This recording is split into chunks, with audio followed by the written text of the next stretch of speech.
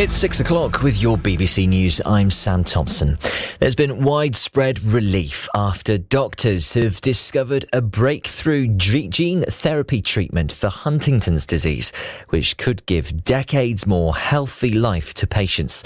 The condition has no cure and is described as a combination of dementia, Parkinson's and motor neurone disease.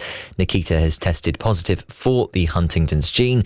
She says the treatment is a relief. My symptoms haven't started to show yet, but, they could show anytime now in the next 10 years. If it doesn't support me, this landing, it's going to help all the next generations, all those younger people that are out there, that have been seeing their loved ones go through similar things. And it's just going to give us all so much more hope. Part of Morpeth has been cordoned off this afternoon after police found a number of suspected unexploded devices. It's understood the Regional Organised Crime Unit found them during a search of a property on Oliver's Hill. A small number of properties in the area were evacuated as a precaution. People living with breast cancer in the North East are set to benefit from a new initiative in Gateshead. The Northern Centre for Breast Research is based at the Queen Elizabeth Hospital and is promising better health outcomes and improved quality of care. It'll focus on improving diagnosis, treatments and broadening access to clinical trials. Dr Simon Lowes is a consultant breast radiologist and director of the centre. As a region, we're underserved, we're underrepresented, and I think as a local breast unit within Gateshead, we're probably even more so underrepresented. And I think just having that level of visibility, even patients knowing that they're in a centre of excellence is important. But then actually be able to build on that and deliver more research obviously is going to be hugely beneficial. Now Newcastle United are about to do something they've not done for decades. Walk out onto a pitch to defend a title. They host League One Bradford City in the Carabao Cup tonight. The Magpies have only scored 3 goals across their 6 matches so far this season, and their 3 away games have all ended 0-0. But boss Eddie Howe says he's confident things are going to improve. We created chances against Barcelona, one of the best teams in Europe. We looked threatening on the night. Yeah, the Bournemouth game was difficult, but I think it always is going there, and I thought we gave a strong performance without the killer touch. But we're working on that all the time, and I back the players that we have to score goals. Well, of course, there will be commentary on Newcastle against Bradford from 7:45 here on BBC Radio Newcastle. Build-up starts with Total Sport coming to you live from St James's Park in just a few moments. But before that, anybody from here knows this already. Here in the North East, we have got some of Britain's best pubs, haven't we? This evening, though, it could become official. 3 establishments here are in the running for prizes at the Great British Pub Awards. The 3 Mile in Gosforth is up for Best Family Pub. Spy Bar in Jesmond's nominated for Best Pub to Watch Sport. And the Tyneside on Gateshead High Street is up for Best Community Pub. Louisa is one of the landlords there and says running a community pub was never really the aim. It's a real homemade kind of job. Lee's from the High Street and he built the pub himself. With the High Street being kind of run down and not many shops open, we kind of got together with all of the other shops and services and got together and think how we can regenerate the High Street and bring people back. Well, best of luck to them. The weather for the North East, clear spells and a few patches of cloud. Could feel a little bit chilly overnight, lows of 3. Tomorrow should be dry and sunny with highs of 16. And that is your BBC Radio Newcastle News. Total Sport North East. Call free 0800 234 6565. BBC Radio Newcastle. So we've had a narrow defeat and a draw against the previous 2 B teams of Barcelona and Bournemouth, so surely a win is due over the Bantams of Bradford. After Champions League and Premier League encounters tonight, it is the EFL Cup which is the focus of our attention. The Magpies' last goal in this competition was a memorable one, scored by a player people are trying to forget.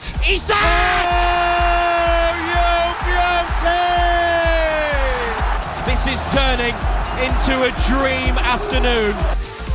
Yes, that day at Wembley in March still lives fresh in the mind, and tonight the Magpies begin their defence of the trophy against the League One leaders. Anyone thinking that it might be an easy ride tonight might do well to remember 2013 when Bradford reached the final as a 4th tier team. Eddie Howe will make changes tonight. What would your team be to get the job done. We'll have the latest from Sunderland too. A clash with Nottingham Forest is next on the agenda for Régis Lebris's team. You'll hear a bit more from fullback Trey Hume tonight, while Sunderland's women are also in League Cup action this evening, as are Newcastle's and Durham's. We'll have reaction to a derby defeat for Gateshead last night. We'll do that at half-time. And, of course, we will update you on a crucial cricket match at Headingley, where Durham are fighting for their Division 1 lives. We're on air until 10 o'clock tonight. Could be a bit later, I guess, if there's penalties. Do get in touch with your opinions on tonight's Total Sport. Total Sport North East. BBC Radio Newcastle. Good evening, I'm Simon Pride. Let me give you the contact details first. 0800 234 6565 is the phone number. Do give us a bell. I would love to get you on the show tonight. We've got Dom and Liam standing by to take your calls. 0800 234 6565. It's free to call that number. If you prefer to send us a message, they will ping up in front of me here at St James's Park. 08000 321 333 on WhatsApp, 81333 on text. Start all your messages with the letters BBC, otherwise we will not receive them. Alongside me here at St James's, as ever, is John Anderson, former Newcastle United fullback. I say as ever, it was Howie last time when we did the Barcelona game, but you know what I mean. You were here for the game anyway, weren't you? I was, yeah. Yes, so good. Well, I think I was, yeah. Yes, it's all a bit of a blur, isn't it? You've been at Bournemouth in the meantime, and then you've swapped with Howie last night, so you're on the show tomorrow. Yeah. I don't know whether we're coming or going. Too much football, Ando, isn't there? There is, yeah. At the moment. Not enough, Razor. That was Razor. You know that though, don't you? He's our Newcastle United commentator. He is here as well, and we'll have a chat about what we might expect this evening in just a moment. Marco Gabbiadini, former Sunderland striker, joins us as well. Hello, Marco. Good evening. And Nick Barnes, our Sunderland commentator, is with us too. Hello, Barnesy. How are you doing? Good evening. That's all the introductions done then. So let's start by looking ahead to tonight's game, Razor. I mean, the fans, everyone really, could do with a good performance and a few goals. Yeah, goal scoring it's an issue, isn't it? You can't hide away from it. Newcastle, they've had some 0-0 draws in the Premier League. All three of the away games have finished goalless. And I think they were pretty happy with the way they defended against Bournemouth. It was a different type of performance, but one where they didn't carry a lot of attacking threat, and they had that against Barcelona. It was definitely there against Liverpool, but at other times this season it hasn't been. And yeah, they are struggling for goals. They're struggling for goal scorers. They didn't create too much at Bournemouth as well, so they have to find solutions. But we talked about this on our show last night, about how maybe there's an element of transition, new players. Obviously, a 27-goal striker from last season out. Nick Voltemade in, early days for him. No Johan Wissa, which is so key, because Wissa is as good as a guarantee of Premier League goals as you would get from the last few seasons, and it would help them ease Voltemade in. They haven't been able to do that. No Anthony Gordon for 3 league games, but he's back from suspension tonight. So there are certainly some mitigating factors. But one hallmark of Eddie Howe's Newcastle United team has been goals, attacking play. They've been really good to watch. Yeah, I think they're just still trying to sort things out this season and really get it going at that end of the pitch. But it hasn't all been terrible as well, which I think is important to point out. It's all about just trying to get that balance right. You know, it's one thing keeping it tight at the back, and we've been very tight at the back when you look at the games that we've played, but you need to score at the other end. Would you prefer it that way around? If they were conceding loads but also scoring a few, would you be more worried than you are now when they're not shipping any but they're not really scoring either? Because you can build on a solid defence, can't you? Well, if you are shipping a few but scoring more. Well, if they're scoring more, that's different, isn't it?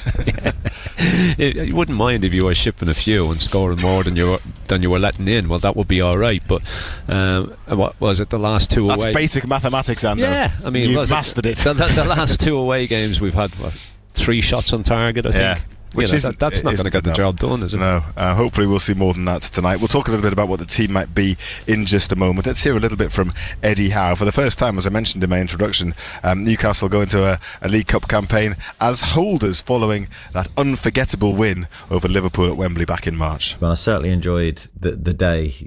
Everything about the day was, for me, one of the best days that I've had in football. It was the performance, the general attitude of the players that day, and the way we handled the occasion was absolutely brilliant. And it was great to experience sort of afterwards the feeling of accomplishing something really special.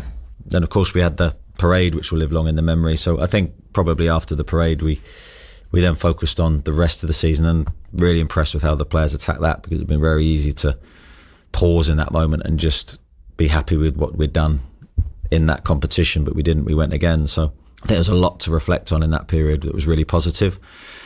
But of course you move on very quickly in football. No one really wants to look back too much. I think it's always about the future and the next game, and we're in the spell now where we're preparing and playing every 2-3 days. We're looking forward to the challenges that await us. Bradford's the next one, and we can't wait for that.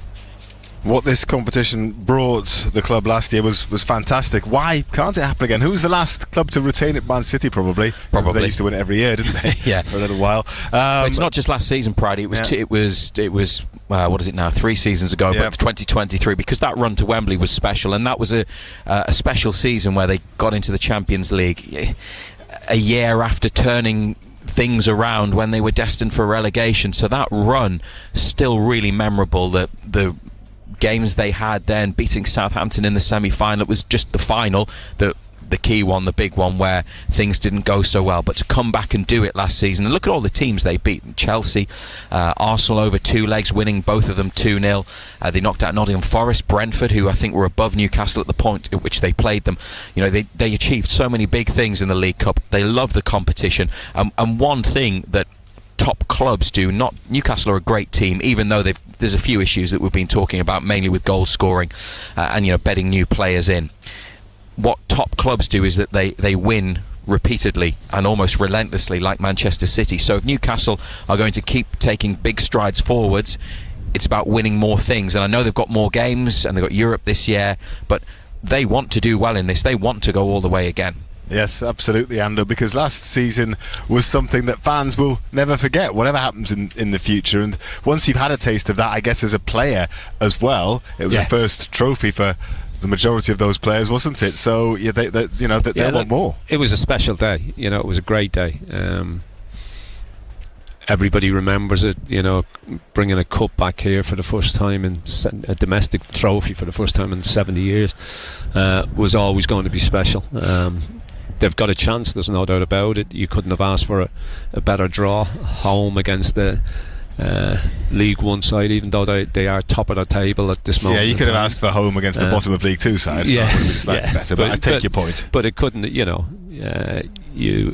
we had to do it the hard way last year. When you look at the draws that we had and the sides that we had to play. It would be great to get back there, but it's the oldest cliche, isn't it? You've just got to take it one game at a time and see where it takes us. There will be changes again tonight. Eddie Howe thinks Newcastle do have the depth, though, to cope with the extra matches that they have to play this season. I think we have a strong squad, and I think the rotations that we made in the games are a reflection of that. I think 2 years ago it got to the stage where we couldn't rotate anybody because we obviously had a lot of injuries, and I think we're just trying to navigate the situation better if we can this time around. But we still want to win games, and we still have to win games. We've still got to be competitive, and I thought the team we picked against Bournemouth was a very strong team, and I thought we performed strongly, albeit without a real goal threat. So the team then, Razor, you've probably got an idea what you think it will be. Ando, it's probably a similar idea. I mean, he made 7 changes, of course, for Bournemouth, so that makes it a little bit trickier, I think, to pick the team tonight, doesn't it? Do you know what game I like? I like the game we play where Ando gives his predicted 11, and then when the team is announced, we check it against what Ando was expecting. So can we play that again? Do you want to do that, Ando? No, not really, because I haven't got a clue what it's going to be. Well, that's the whole fun of it, isn't it? Look at it. I think there will be changes. I didn't thought there'd be changes against Bournemouth at the weekend. Didn't expect 7 though. I don't think a lot of people seen that coming.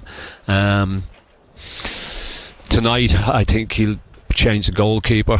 Right, go through the team. So Ramsdale, Ramsdale will play. Yeah. I think Kraft will probably play at right back. Saw him driving in as I came in. He had his window down. He had the look of someone that's going to play tonight. On that basis, I think he's in too. I think that he'll revert back to a back four. Lascelles. I think Lascelles and Botman. Yeah, although two in a week for Botman. Yeah, I mean, they've got Alex Murphy as well, who's been around the first team squad. Could be involved tonight. I don't know. He still could play 3 centre halves. Yeah, I don't think he will. No, okay. No, I don't think he will. Play Lascelles. Left back, I think he'll play Hall again. Because I think he needs to get game time. I mean, midfield could be a night for Joe Linton, who's just back from injury. You've got Willock and Miley, who you think would probably start. Hang on, don't you take over? He's doing his team. You can. I think he'll play. I think he'll rest Tonali. He'll play so young Miley. Yeah. I think he'll play Guimaraes. He'll come back in. And then who the other one will be? That is, Joe Linton's just back. Do they want to take it easy with him, or do they bring him back in and give him an hour or whatnot? Such a shame that Ramsey's not fit, because he'd be getting his opportunity. Yeah, it would have been. Yeah, Asula will play up front. Gordon will play on the left, and probably Alanga. I think Alanga will play. So you don't think the Voltemada will start? You want to start with Asuna and I don't think so. Don't think so. Okay, well, you've just missed out one midfielder. You saying Joe Linton for that final spot then? Yeah, I think so. Okay. Yeah, I think so. Razor, would you agree then?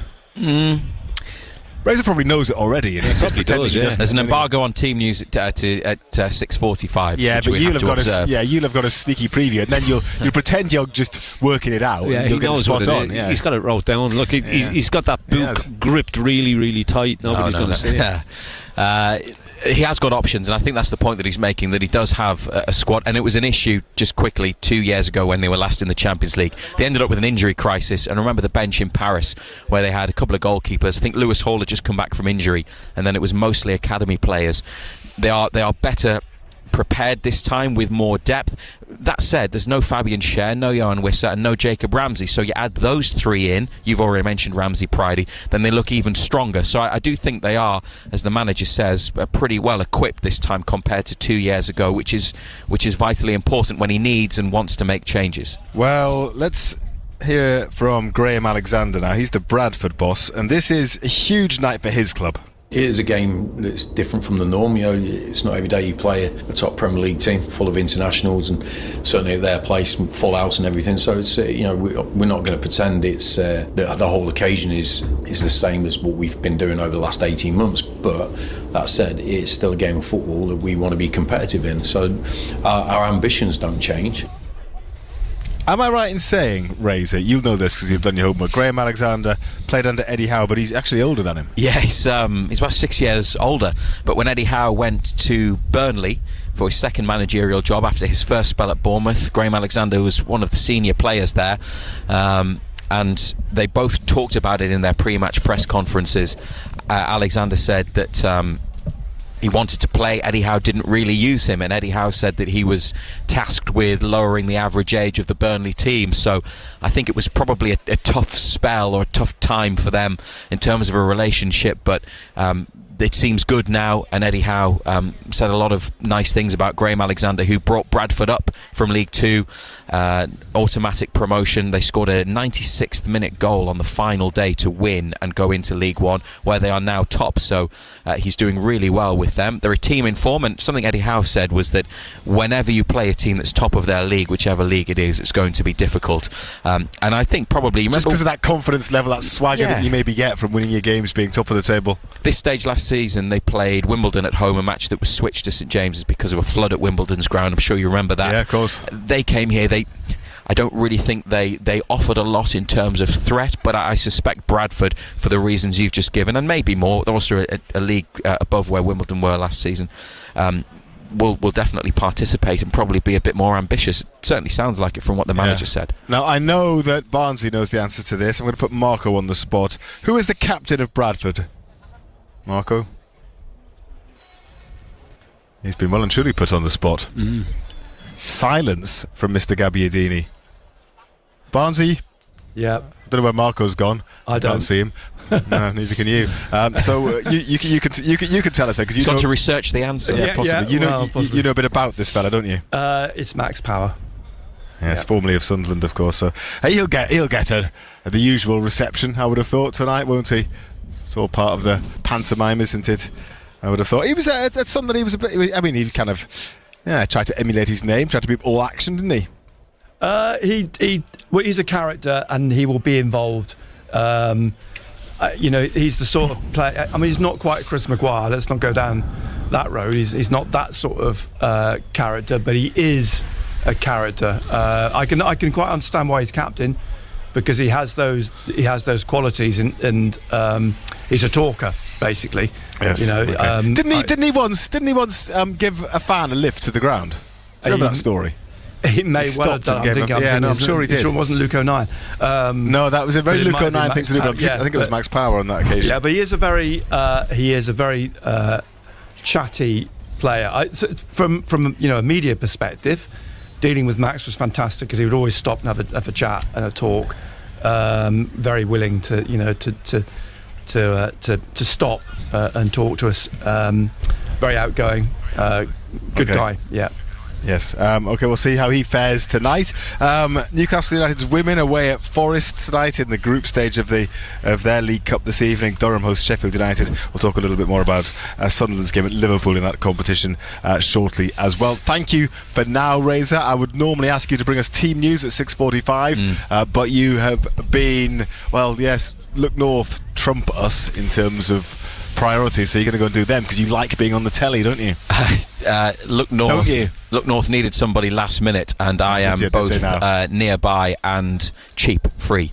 So you'll do the business for I was, I'm doing what I'm told, but Ando can give us the team news, and we can see whether it matches up with yours. Yeah, we'll do that at 6:45. Razor, thank you. We will, of course, speak to you later, Razor, with commentary of the game alongside Ando. It is a 7:45 kickoff tonight. We will talk Sunderland in a moment and update you with that all-important cricket news as well. The time now is 21 minutes past 6. Matt Bailey at breakfast. Hi, it's Matt here, and on the show this morning we gave away tickets to Newcastle United versus Bradford. Yes, get in. That was Dave who won them today. Don't worry, if you're a Newcastle United fan and you want to win more tickets, I've got some to give away ahead of the Arsenal game. Make sure you're listening on Friday. However, we are back tomorrow morning, and I'd like to know your double booking stories. Speaking of football, I've managed to book a visit to Santa's Grotto on the same day as the Sunderland Newcastle United derby. Possibly the worst double booking of all time. Can you beat it? I'll see you tomorrow. Matt Bailey at breakfast. Weekdays from 6. Just ask your smart speaker to play BBC Radio Newcastle. Yes, I've been to a wedding on Derby Day as well. That didn't go down hugely well when people realised the clash there, but it happens. Anyway, Durham's cricketers are taking on Yorkshire at Headingley. These stakes are very, very high. Both teams are in danger of relegation from Division 1 of the County Championship, and Durham, who chose to bat this morning, had a disastrous start to the game. But when I last looked before I headed to St James's Park, they did seem to have recovered a little. Martin Emerson can tell us how things stand at the close of play. Hello, Martin. Yes, a lovely sunny day here, so a good day to bat. Durham chose to bat after winning the toss, and after 4.1 overs was 7 for 2. Alex Lees, the skipper, caught at third slip off the bowling of Matt Milnes for 3 by Finlay Bean. That was a delivery after Milnes had bowled one which cut right back in and went over the stumps, so Lees perhaps in two minds after such a scare, then clipped one to Bean low into the third slip area, and then not long after that, it was just 2 or 3 balls later, Gay did the same thing from the other end. Jack White, the bowler, and Finlay Bean took that catch as well. So Durham 7 for 2. Ben McKinney then made a quick fire 29 before he departed, and they were 51 for 3 before David Beddingham and Will Rhodes staged a bit of a rescue act. They put on 101 for the fourth wicket. Rhodes had got to 50 when he pulled a ball from Don Bess and was caught by James Wharton at short mid-wicket. But Beddingham was very tenacious today, batted all through the day right up into the afternoon, and then on beyond tea and into the evening session, and it looked like he was going to get them well into the bonus point territory. He got them up to 245, 5 runs from a bonus point. When the new ball was introduced, Jack White bowled it. He tried to pull him through the leg side. He got a thick edge off the corner of the bat. It spooled up into the air, shot over the slip cordon, kept going towards the boundary. George Hill at first slip raced after it, threw himself in at the ball and took a cracking catch to dismiss Beddingham on 93. So Durham 5 away from a batting point then, having already known that Hampshire had picked up 3 bowling points for bowling out a rather weakened Surrey side pretty cheaply this morning down in Hampshire. But then an excellent partnership from there. 77 more runs added by the close of the play. 4 good sixes from Ben Rain. He'll resume tomorrow on 87. Matty Potts has 23, and they've put on 77 to take Durham to 322.47. So not a bad day at the end of things. They've got a couple of batting points as well, and anything that can eke out from here in terms of more bonus points will be just that, a bonus. Thank you very much indeed, Martin. So yes, still very much in the balance what's going to happen. Obviously other results as well are very important in terms of who gets relegated ultimately from Division 1 of the County Championship. There'll be commentary tomorrow from 10:30 with Martin by the BBC Sport website and app, and we will of course update you on Total Sport tomorrow evening as well. So to Sunderland, and Marco, having gone absent without leave, is back with us, which is good to hear. You're just avoiding the trivia question, weren't you? Just freshening up. Razor was waffling on, so I was just took a You could have break. done that before the show. Did you know? Did you hear the question that I asked? No. Who's the captain of Bradford? Oh, well, I heard that. Yeah, I only missed this. Yeah, you were talking about Max Power. Yeah, okay. Just checking that you were paying attention. That's all. Of course I was. Yeah. I was only gone a few seconds. Yeah, all right. Oh, right, okay. Just unlucky that I went to that those very few seconds. Yeah, I heard what Nick said. Yeah, I heard Nick. Such as like, yeah, going right through it. Yeah, yeah. Just didn't want to interrupt. Anyway, he was in full flow. Anyway, I've got a double booking story for you. Got a double booking story for you, Bridie, because it involves Bradford City, and you'll remember this well. Because a few years, I think it was 2014, wasn't it? I actually inadvertently saw on the calendar that it was what I thought was a free weekend, so booked a holiday to go away, and it turned out it wasn't a free weekend at all. It was the next round of the FA Cup, which was at Bradford City, and of course you covered the game. It was Gus Poyet in charge. It didn't go well. I picked a good weekend to book a holiday, as it turned out. Yes, they lost. Yes, I kind of saw Gus Poyet off. I very vividly remember after that defeat asking him a few questions, and he was trying to put on a brave face, trying a bit too hard. I remember him just walking off with his hands in his pockets and whistling. But when someone's whistling cheerily or trying to make it sound cheery, and then I think he went and had a press conference when he said he wasn't going to speak to anyone again, and he was out of the job within a week, I think, after that week or so. So yes, I do. I remember that well, Buzz. It was a good one to miss. You're right. Yeah.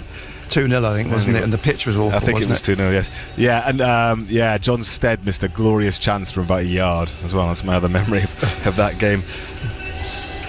5 was because John Stead was playing for Bradford at the time, wasn't he? Yeah. But I think he scored as well. Did he score as well in the game? Anyway, who cares? Well have done, yes. So we're going to hear a bit more from Trey Hume tonight, aren't we? Yes. 5 matches then into his first season in the Premier League. I wonder how he's found it. Yeah, it's definitely been a bit different, probably a lot quicker than obviously the Championship, but I'm trying my best to bed my way in and obviously try and impress, and I think I've done alright so far, so hopefully I can keep going. I think the fact you're still in the team shows you've done alright so far. I mean, Regis has said in the last week or two that the back four, he's trusted you because you've done the job for him. Yeah, like I said, even if it's the whole team or the back four and Robin, we stick together and we work as a unit, and I think that showed over the 5 games. We've been really defensively solid, and that goes throughout the whole team from the front all the way to the back. So it's nice to have that faith, but we need to keep sticking together. Marco, you'll recall plenty of conversations throughout the course of last season when we were kind of casting our minds forward and saying, look, if Sunderland got promoted, which of the current players would be good enough for the Premier League? And I think Trey Hume was one that quite a few people did mention, but not everybody unanimously agreed that he would. But I think he's probably showing that he's more than capable, isn't he, of playing at the top level? Yeah, look, it's a test in the Premier League. We see some incredible athletes, as well as very good footballers, and very powerful players are sort of more de rigueur nowadays, and I think Trey doesn't really fall into that category. He probably more falls into the sort of Andy Robertson category at Liverpool. He's a lean, wiry defender, but who's loves a tackle and likes to get forward and involved in play. and a bit of a all-rounder really. He's pretty dependable in most areas. So.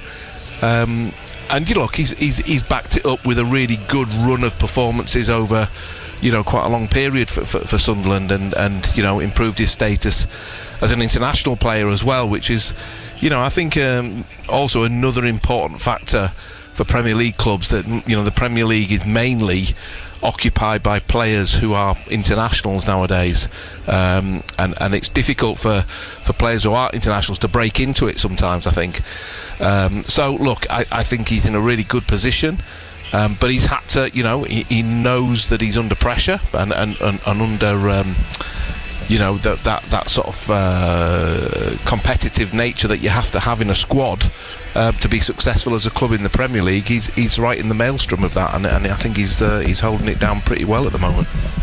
And Barnsley, we've been talking here about Newcastle not really scoring goals, but they have at least got a foundation of not conceding either, and that's similar at Sunderland. Regis Labrise is obviously sort of building from the back, isn't he? And Hume's a big part of that. Yeah, I think it's very much their sort of process, their policy is to make sure they've got an absolutely solid foundation this season to build from the back. The clean sheets against West Ham, of course, and Crystal Palace, and Trey Hume accepts it's the foundation for any of their success this season. I think we know that, because obviously we're not going to go up against most teams and have the ball most of the time, so we need to be defensively solid, and like I said, that starts from the front with the striker and goes out through the whole team, and we have done that fantastically throughout the first 5 games, so we need to keep that going.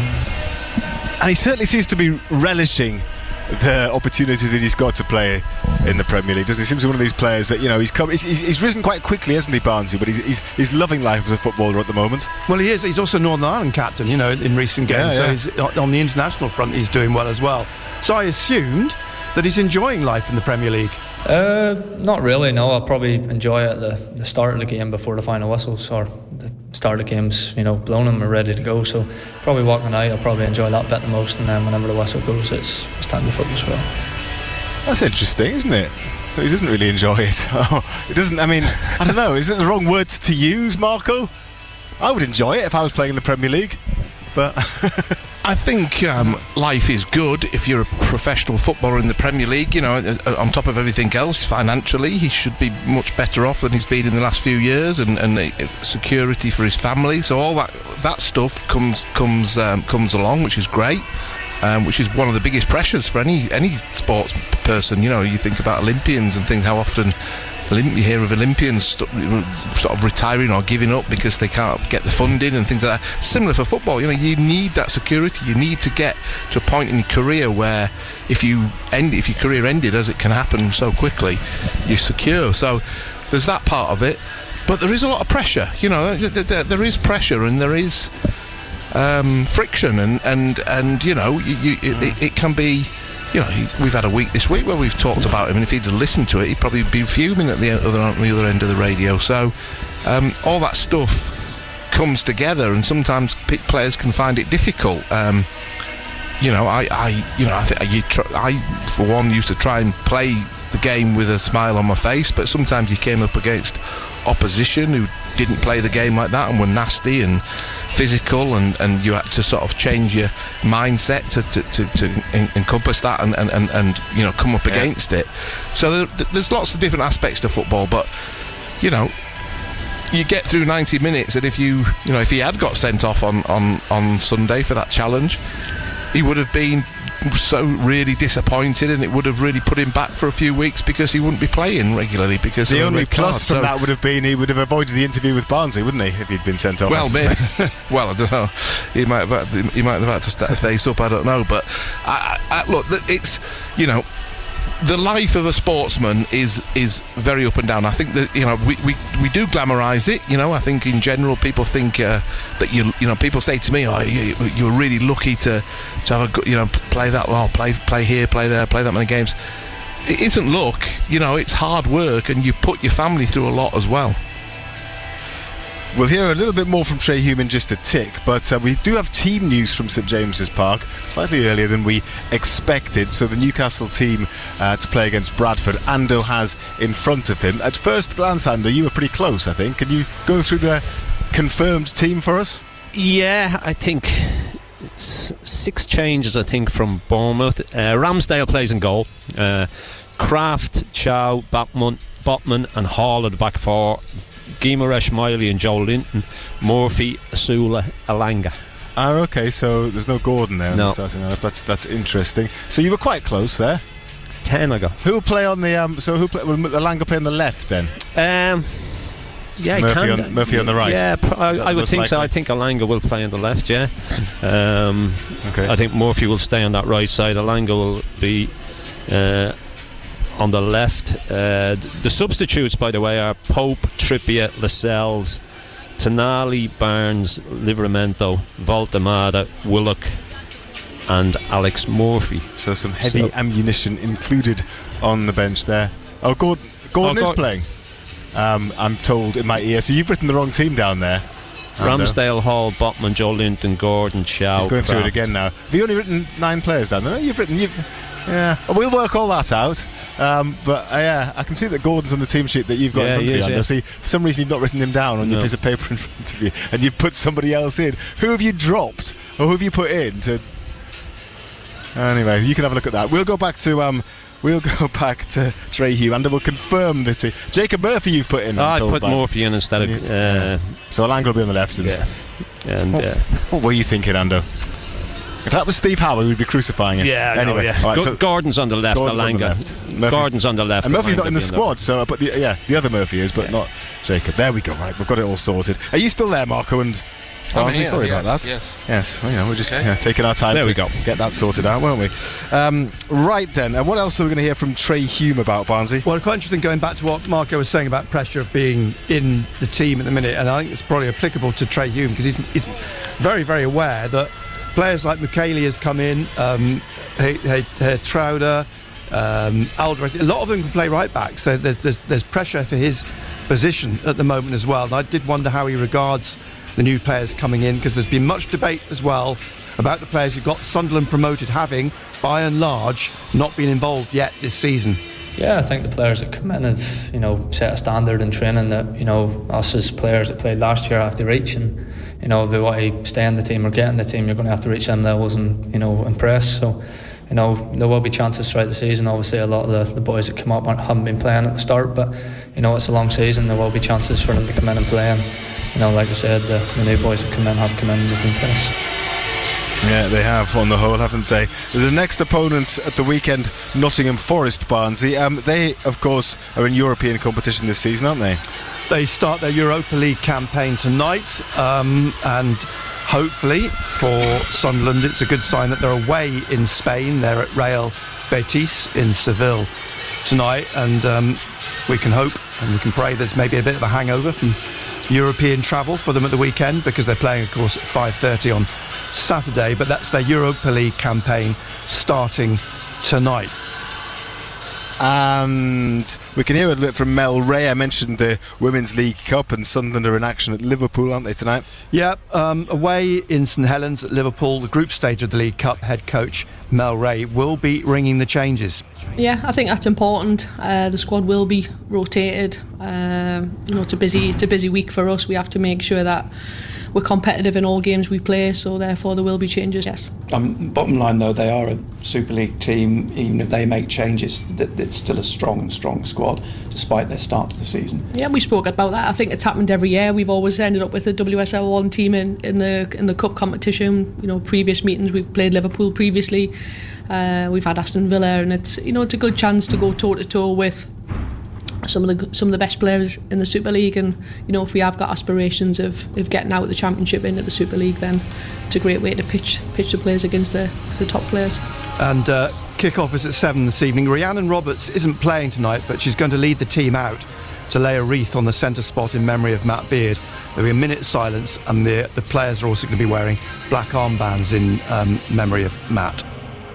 OK, Barnsley, thank you very much indeed. More Sunderland news on the programme tomorrow evening. Barnsley will be speaking to Regis Lebris ahead of that game coming up against Forest at the weekend. And if you'd like to have your say and have a chat to Marco this evening on Sunderland, or talk to Ando about Newcastle and tonight's live match on BBC Radio Newcastle between the Magpies and Bradford City, keep Ando right on the team if you like, give us a call on 0800 234 6565 and keep the messages coming in as well. Do some more of those shortly too. It's just coming up to 20 to 7 now. Total Sport North East. Call free 0800 234 6565. BBC Radio Newcastle. And I think, Ando, it would be a good idea just to go through the team again, just so people are clear as to what it is. Ramsdale and goal, Kraft, Chow, Botman, Hall, Guimaraes, Miley, Joe Linton, Alanga, Asula and Anthony Gordon. Are you sure? Yeah. So it's a strong enough team, it is, you would think, to dispatch Bradford. I haven't seen the Bradford team yet, and I would imagine they'll play a pretty strong side. Let's have a chat to Scott, who is on the line now and is a Newcastle fan. Hello, Scott, how are you doing? Good evening, Friday. How are you doing, mate? Very well, thank you. What are you expecting from tonight, then, now that you know the team? Interesting lineup, yes, as well. Rotation. Bradford have brought a full house. It'll be a good match. Probably KG, I'd imagine, we will edge it, though. I think our defence will be too strong. I think we'll be too strong for two halves against them. But interesting to see Ramsdale in goal and see what he's like for a full 90 minutes. I think that'll be a good shout. Yeah, look, there was always going to be rotation again today. I thought Chow and Botman did well at Bournemouth at the weekend. Kraft needs game time, and Hall needs. It was good to see him back at the weekend at Bournemouth, but I still think he needs more game time. And midfield looks strong. Okay, Tonali's missing, but you've still got your two big hitters in there in Guimaraes and Joe Linton. And you look at that forward line as well. Good chance for Sula, isn't it? Yeah, great chance for him. You look at that forward line, and there's just so much pace in it. Asula runs around, he chases. Alanga's just exceptionally quick. He's unbelievably quick. And Gordon's no slouch either. Gordon puts a lot of pressure on defenders and a lot of pressure on goalkeepers. So it'll be interesting to see how Bradford handled those three boys. But it's a strong side. Doesn't matter which way you look at it. It's a strong 11. Are you there now, John? Yes. I'm down the road in the public house, or I'm frequenting a public house at the moment, but I have actually got a ticket in the Platinum Club, so I'm probably going to come up and say hello to you in a couple of minutes. But I'm going to get a wriggle on, to be honest. So I'm sorry for the background noise. It's actually louder than John's background noise. I love the fact you asked him if he was here. I mean, he's been late in the past, but not this late. No, he's here. Oh, you right next to him, Friday. I didn't know. I'm sat here too. Yes. Yeah. Well, we're here. We always. We can't be going to public houses. No, we could do the show live from a public house. We've done that before now. I'm here just doing sampling. I'm just here doing sampling like that. The atmosphere. You're just been sampling stuff, are you? Have you been taste sampling? Have you? In the time that I've been away from you guys, unfortunately, there's more samples have been brought to our table, though. So I'm going to have to All right, well, we'll let you go in a second. Just one more question for you, Scott. Is it important to fans, you think, that the team puts on a bit of a show tonight, because fans want to be entertained, and they haven't really been this season so far, have they? Well, we're just having a conversation before. Is how deflated is he not? He seems a little bit dejected, sort of thing. I think some of this stuff that's gone on to summer has been a bit off-putting for him, and I think only now, we've had difficult games, you know what I mean, and these difficult draws and the criticism. So yeah, it should be a good chance to lift the roof tonight, but cup games are often a bit flat, the atmosphere. So I'm going to make a hell of a lot of noise. Not when I come to see you guys, but I'm going to make a hell of a lot of noise the rest of the time. Okay, nice. Well, Scott, enjoy the rest of your refreshment and enjoy the match later, and thanks very much indeed for coming on the show this evening. That's Scott. And the number to call is 0800 234 65 4646465 if you do want to come on this evening. Remember, we will be on until 10 o'clock tonight as well, reacting after the game. If it is level at the end of 90 minutes plus any injury time, it'll go straight to penalties. There's no extra time these days in the early stages of the EFL Cup. Let me do a couple of your messages. Brian says Bradford is a potential banana skin under. They are top of the league, they're on a great run, and they're bringing 5,000 fans as well, so this is their cup final. So Brian says he's worried that Newcastle could come unstuck. Everyone has to be up for it, no ifs or buts. Yeah, look, I think the one thing Eddie Howe, since he's been here, all the time he's been here, he's never let complacency creep in. I don't think he would allow that tonight either. And I think it's a big night for certain players, Chow and Botman, Kraft. Opportunity for them to show the manager what they're about. Look, he knows, but they've got to go and they've got to do it. But I just think it's a strong side, Pridey. We thought there'd be changes. There is changes, but you look at it, and it's still a strong side. And this one is from Gaz in Gateshead, who says that daft DJ before. That was Matt from the Breakfast Show. That's what he means there. I like the way that he has described him as that daft DJ without even referencing him by name. Anyway, talking about how he's booked a trip to Santa's Grotto on the same day of the derby. Needn't worry because it's likely to be moved to the following day for telly anyway, says Gaz. Possibility. Which is possible. It might not be though, Gaz. But I was always going to read that out because you called Matt Bailey that daft DJ. So thank you for getting in touch. It could be the 12:30 on a Saturday. Well, yeah, we've been speculating a bit about this. It's likely to be early, isn't it? It will be. Whichever day it is, it'll be early. It's not going to be a 4:30 or a no. 5:30 one on a Saturday, is it? And they do. And it definitely won't be 8 o'clock on a Saturday night. It definitely won't. Just imagine. It won't go to a Monday night either at 8 o'clock. So it's probably going to be midday. It could be the early one on a Saturday, or it could be they might make an early slot on a Sunday because that's been done in the past. Yeah. But time will tell. There'll be discussions. I think the Sky TV and Northumbria Police will be the two main parties, Marco, in those discussions. For that weekend, Keep that weekend free, basically, yes. Yeah. Indeed. It's for the best, isn't it? Thanks to everybody who has got in touch this evening. It is Newcastle United against Bradford City in the EFL Cup tonight, 7:45 kickoff. Let's have a chat to Bob, who is a Sunderland supporter and who's on the line now. Rob, sorry, not Bob, but Rob.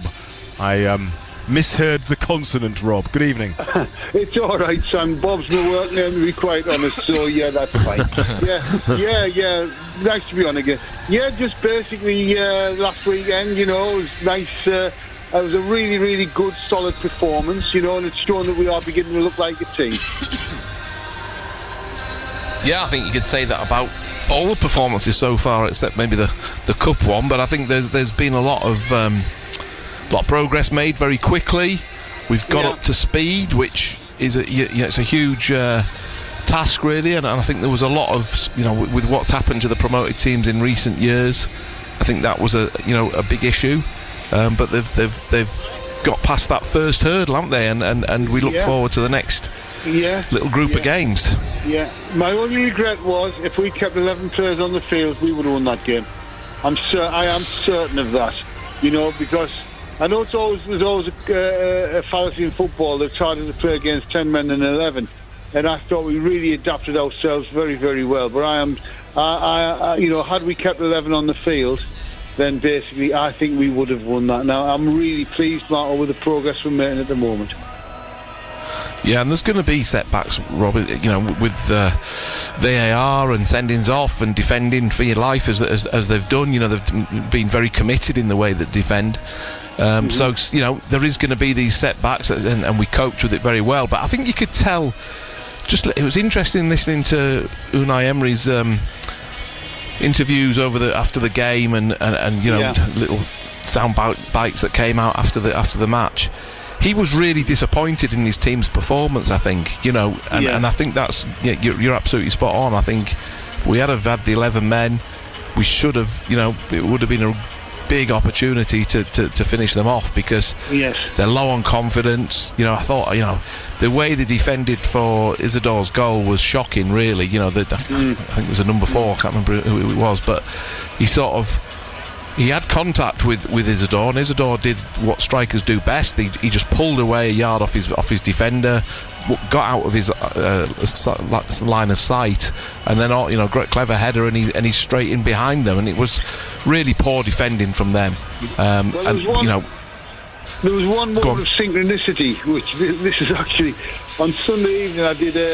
I was on social media on one of the BBC websites, and there was talk about this tackle by Hume on Rodgers, and I said, "Oh, don't worry, he was just humed." And then, of course, I'm listening to the montage, because I haven't heard the commentary, obviously, I'm in the ground. And I was listening to montage on Monday on the way back from the office, and of course, Benno and Nick said being humed. That was a lovely bit of synchronicity. Yes. But it was just a damn good tackle. That's what it was, and I don't know what he's getting himself upset about. Well, I thought we have talked about this a lot. I thought it was pretty lucky not to go to, for a check. But one of them situations. Okay, we got away with one, and maybe it will be in a few weeks' time we won't get away with one. Exactly.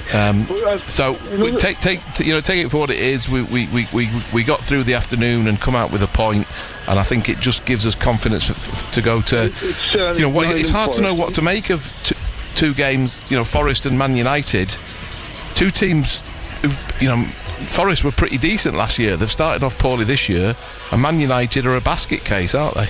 They are at the moment. You don't know which Man United's going to turn up. We'll either go there and win well, or we'll get beat heavily. And Nottingham Forest, the game I'm looking forward to. And also, of course, there are options. I was just reading something, this evening about the options that Regis might have for the weekend. There's about several different options to replace Ronaldo, and the same goes with DR. I'm sad that he's going to be out of December, but in a perverse way, I wonder if this will affect him going to AFCON, so we might still see the best of him around about Christmas in early January, but time will no doubt tell. But there's certainly lots of possibilities to play in Ronaldo's place on Saturday. Indeed, yeah. So he's going to have to big relief for the manager to have that. Yeah. But he's got that size of squad now, Rob. Thank you very much indeed. I'm sure, Marco, it's something that we will. Okay, speak to you later, and all the best. I'm sure it's something that we will. Cheers, Rob. Debate as we approach the weekend. Who's going to play in that position? But there is one obvious choice, really, Marco, isn't there?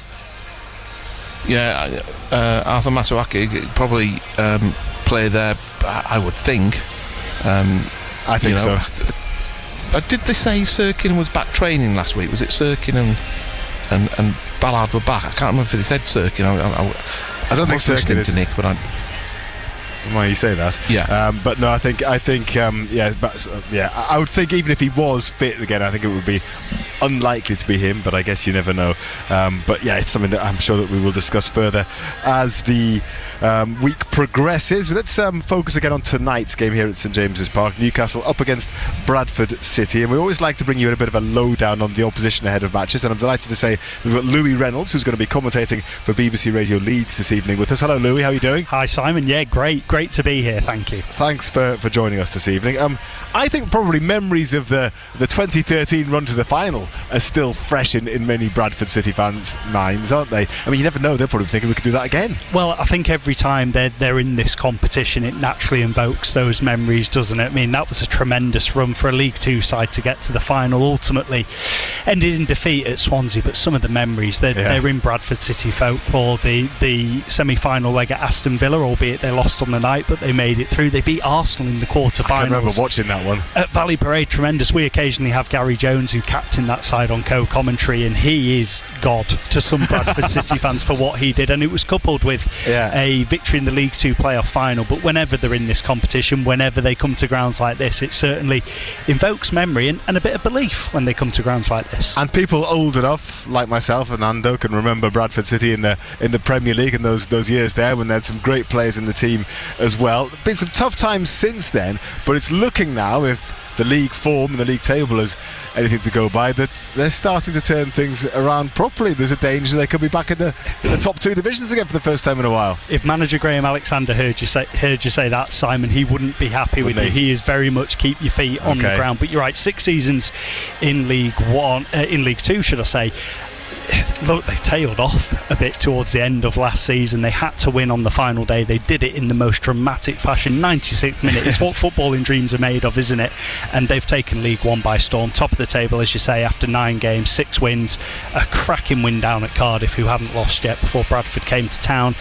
And I think Bradford City fans, after the time in the basement division, they're just enjoying the ride. And this kind of game and occasion this evening is the cherry on top of the cake at the moment. Yeah, look, I mean, it's probably. I know they were in that final against Swansea, but this is probably like a cup final for them as well coming here. You know, they'll have the backing of nearly 5,000 supporters as well. Full house here tonight.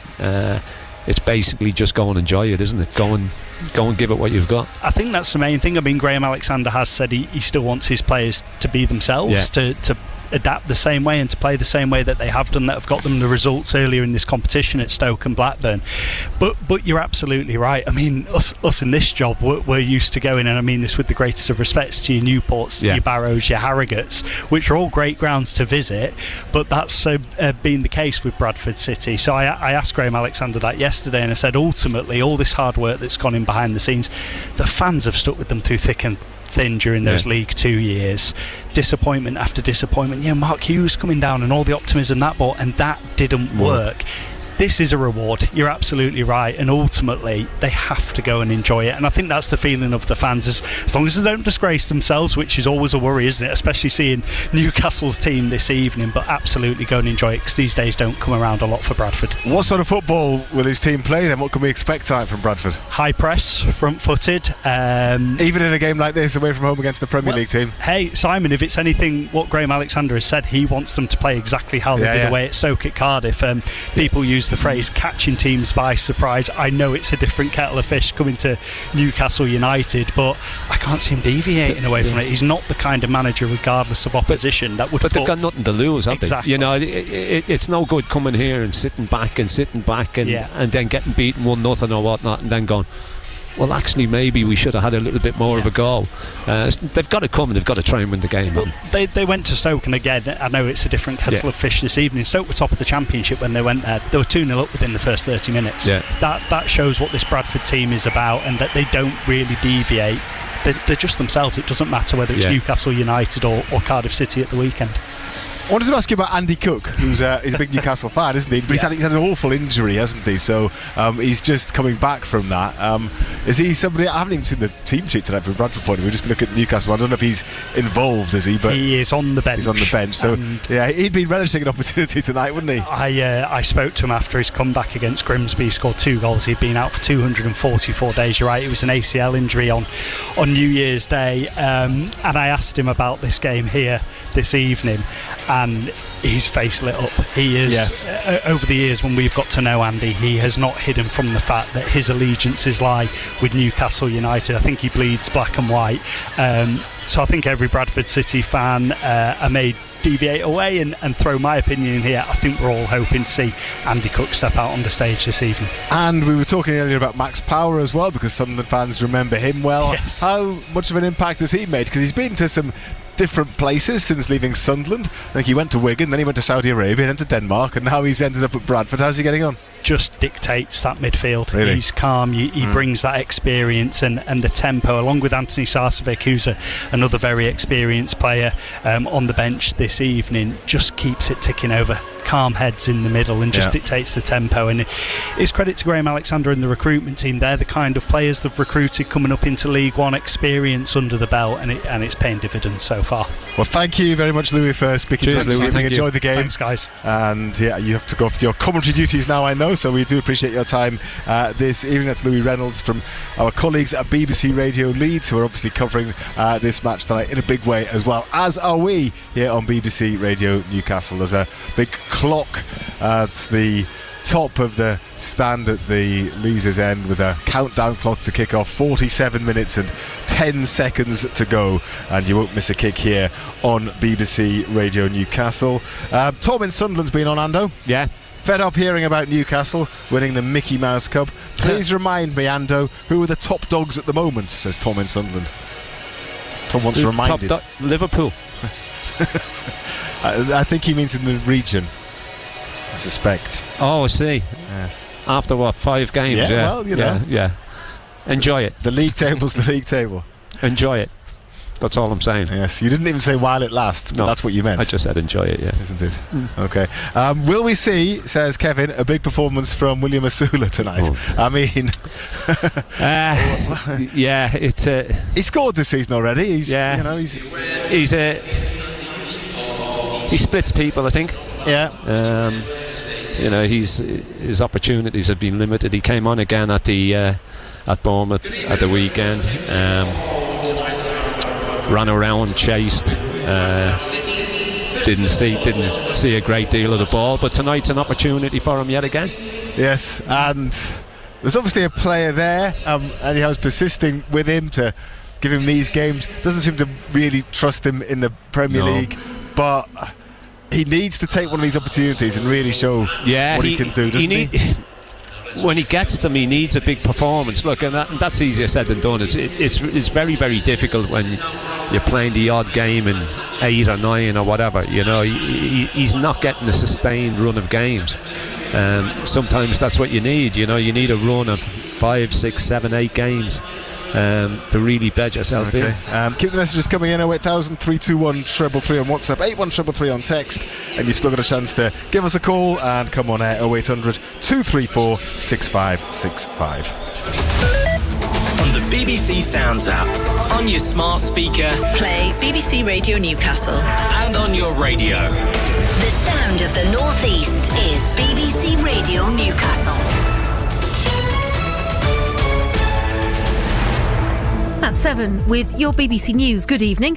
I'm Anna Murray. The BBC understands that a planned announcement by the Prime Minister at Labour's conference about the expansion of high-speed rail in northern England has been shelved.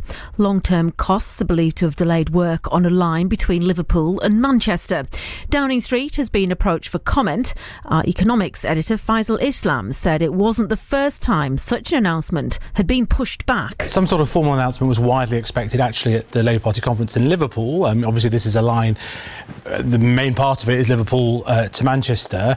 That isn't the first time that some expectations have been dashed as to an announcement. So question marks about the government's commitment to big infrastructure investments.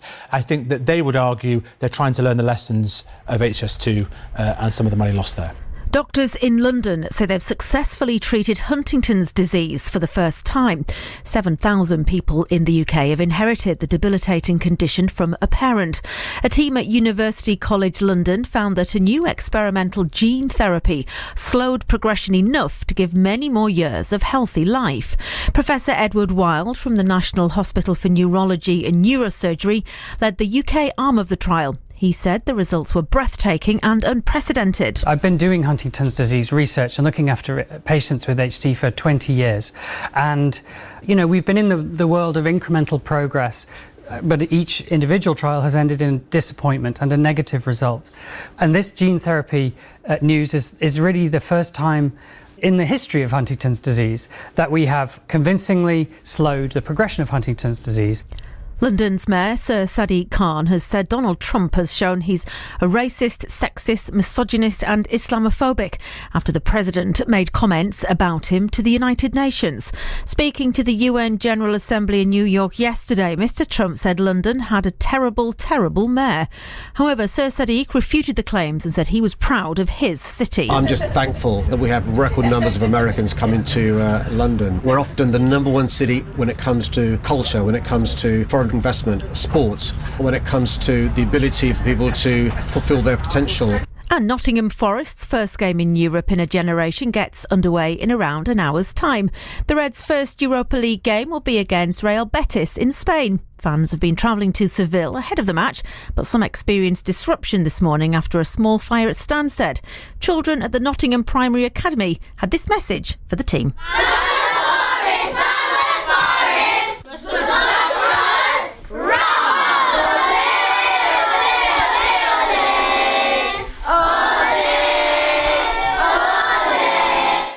No idea what they're saying, but let's wish them luck. Much more online. It's coming up to 3 minutes past 7. Total Sport North East. Call free 0800 234 6565. BBC Radio Newcastle. We are at St James's Park this evening. It's an EFL Cup night. Newcastle United are at home to Bradford City. We've just been hearing all about Bradford and what they might offer this evening. Let's just get a reminder of the Newcastle team news this evening. Here's Razor. Yes, 7 changes for Eddie Howe, a bit like on Sunday at Bournemouth when he made 7. Tonight, there's debut for Aaron Ramsdale in goal. It's Kraft, Chow, Botman and Hall at the back. Bruno, Miley, Joelinton in midfield. The front three, Elanga, Gordon and Osula. And here's the Newcastle bench. Pope, Trippier, Lascelles, Tonali, Barnes, Livramento, Voltemada, Willock, Alex Murphy, no Jacob Murphy or Dan Burn tonight. Thank you, although Jacob Murphy was in Ando's team, but we'll gloss over that. The team that he announced earlier for some reason. Wasn't he, Ando? He was. Yes, but he's now been left. He would have been again. at my team. 0800 234 6565. Any thoughts on that team and how the game might go tonight against Graham Alexander's Bradford City side, a side captained by the former Sunderland midfielder Max Power. We'll be talking Sunderland again tonight as well, looking ahead to that game against Nottingham Forest at the weekend. So if you want to have a chat with Marco, we would love to hear from you. The Bradford players just jogging out of the tunnel now and applauding those fans who have already made their way inside the ground. We are very much focusing on tonight's game here, but we'll also round up everything else which has been going on. We'll keep you up to date with what's been happening at the cricket as well, around all that up at half-time, and some reaction to after Gateshead's defeat in a derby against Hartlepool in the National League last night. We'll do that at half-time as well. That is all to come, but you can have your say now by either calling us or sending us a message. Let me give you the numbers that you can use to message us at any time throughout the course of the evening. WhatsApp 08000 321 333. Start your message BBC as you must do if you text us on 81333. Total Sport North East. BBC Radio Newcastle. I suspect I might get a different number out of 10 here when I ask you both this question, but how excited out of 10 are you both for the Ryder Cup, which starts I'm looking Friday? forward to it. How much out of 10, Ando? 11. 11 out of 10. What about you, Marco? Oh, I'd say about 4. Oh, that's not bad for golf for you, I would say. But I'll be interested. I will, but I won't be sat watching it for hour upon hour of.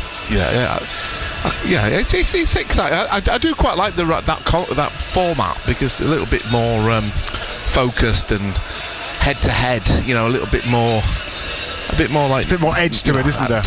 Yeah, like tennis. I love tennis because of that head-to-head battle every game. And I think this sort of replicates that a little bit. Yes, and I know that I've got respect for them as sportsmen, but it's not my cup of tea. I know that you are excited as you would be about Newcastle versus Arsenal on Sunday. However, I think you're probably wishing that the scheduling had been a bit different. I wish I'd have been 2 o'clock. And then you could have. I wish I'd have been 12 o'clock actually. Yes, but look, I just think the Ryder Cup, I think it's going to be.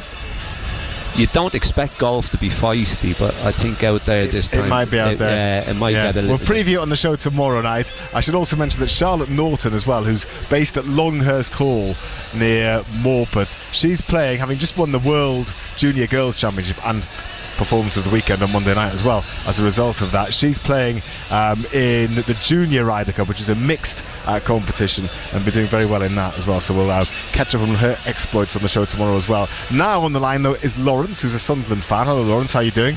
Hi Mark. I know that tackle by Tree, it was fine, man.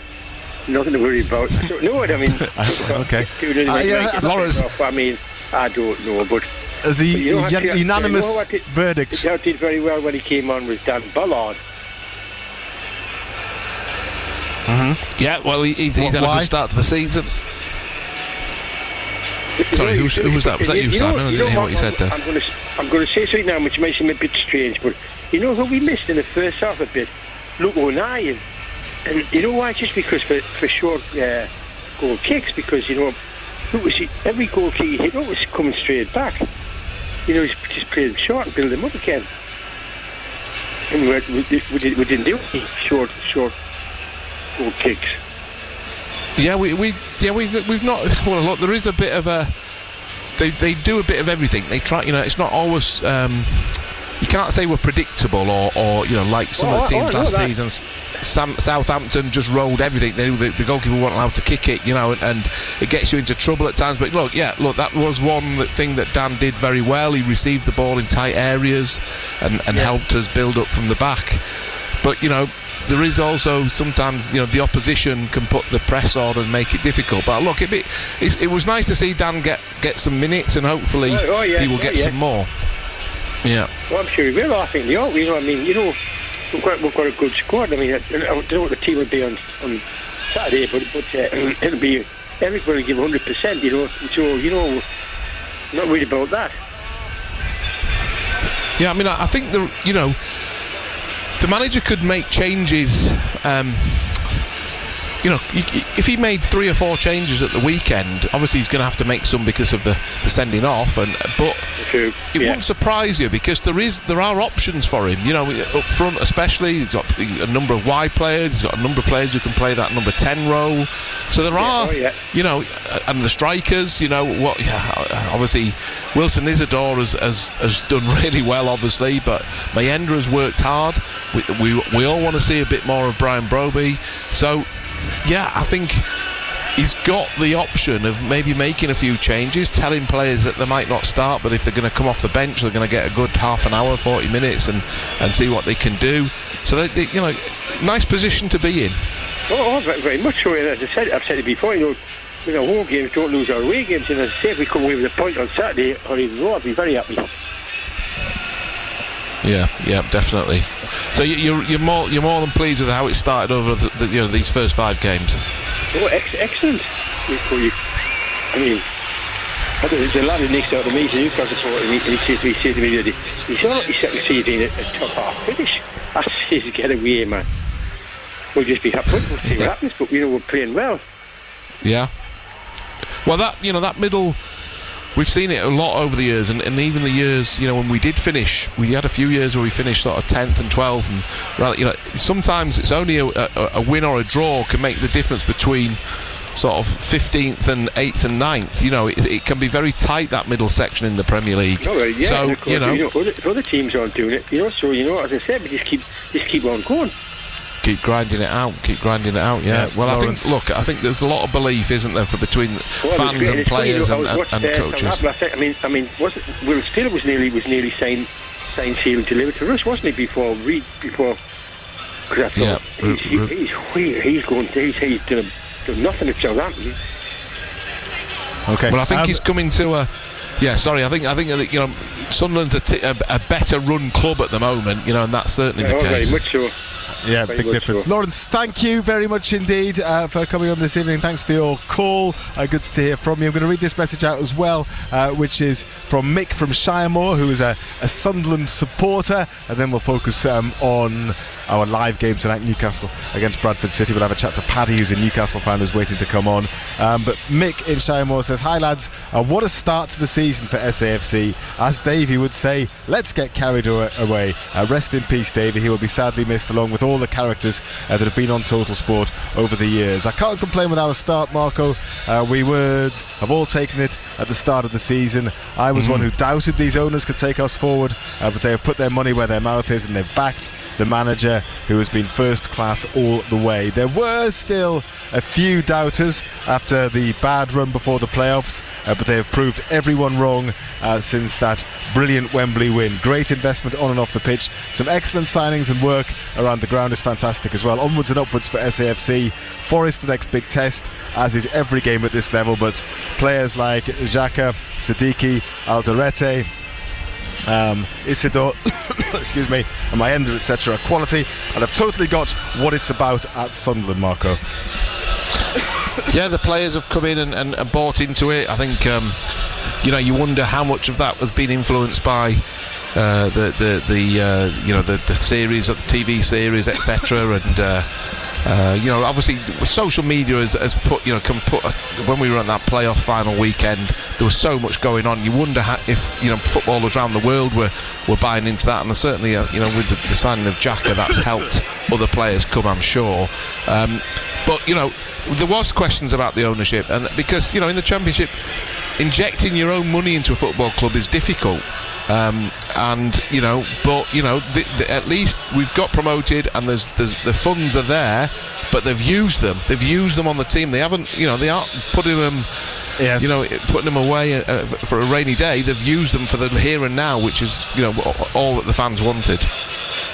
And Mick goes on to say, we are a different beast altogether now, and on Hume's tackle it was fantastic, got the ball, and good to see the ref take it for what it was, a full contact tackle, but fair in that he got the ball fast first and took the man second, says Mick. How are the lads? Marco, because we're going to focus on tonight's match from now on, we will let you go. We will dismiss you for the evening, but you'll be back have a lovely evening. The show tomorrow. Good stuff. Cheers, Marco. Thank you very much. Yeah, that's we'll speak to you soon. Gabbiadini, former Sunderland striker. Waiting on the line to have a chat to us is Newcastle fan Paddy. Evening, Paddy. Hiya, Simon. Hiya, John. You all right? How are you doing? Hey, Paddy. Yeah, good. Thank you. Yeah, good to speak to you. I haven't been on for a while. Just been busy.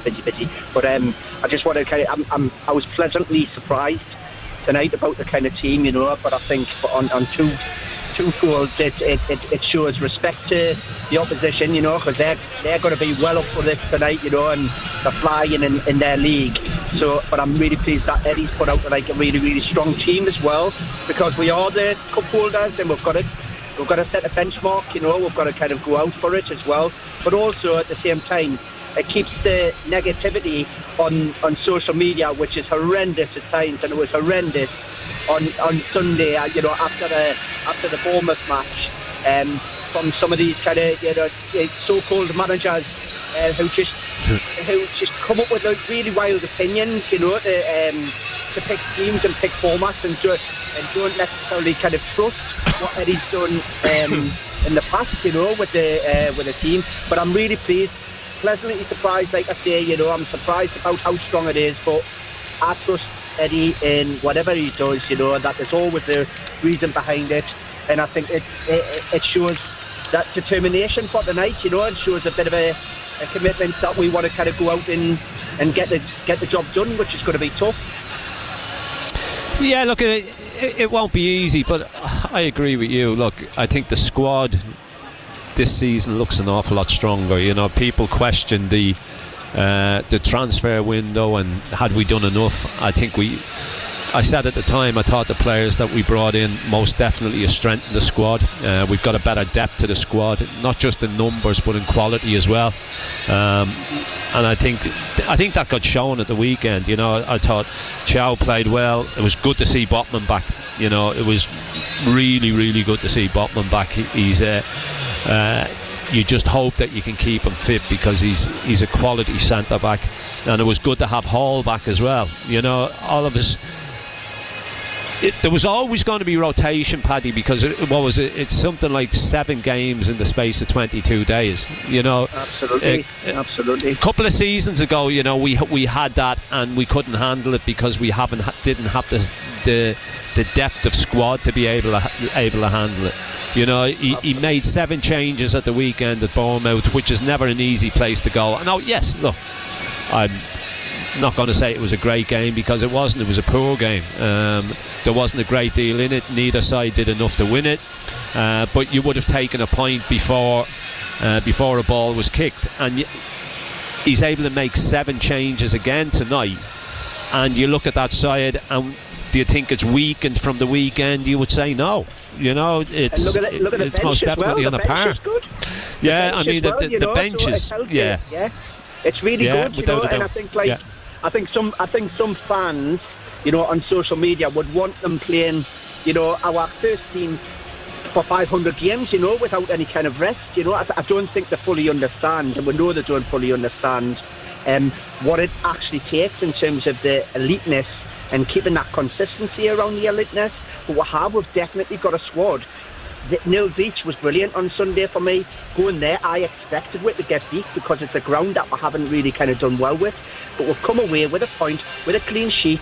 Yes, there's things to kind of work on, but we're still there. We're still in it. We've still got points on the board away from home, So, and that's the way to look at it. Is you draw your ones away, you win your ones at home. In reality, that puts you in the kind of mix for the Champions League places again, So, and that's where we want to be.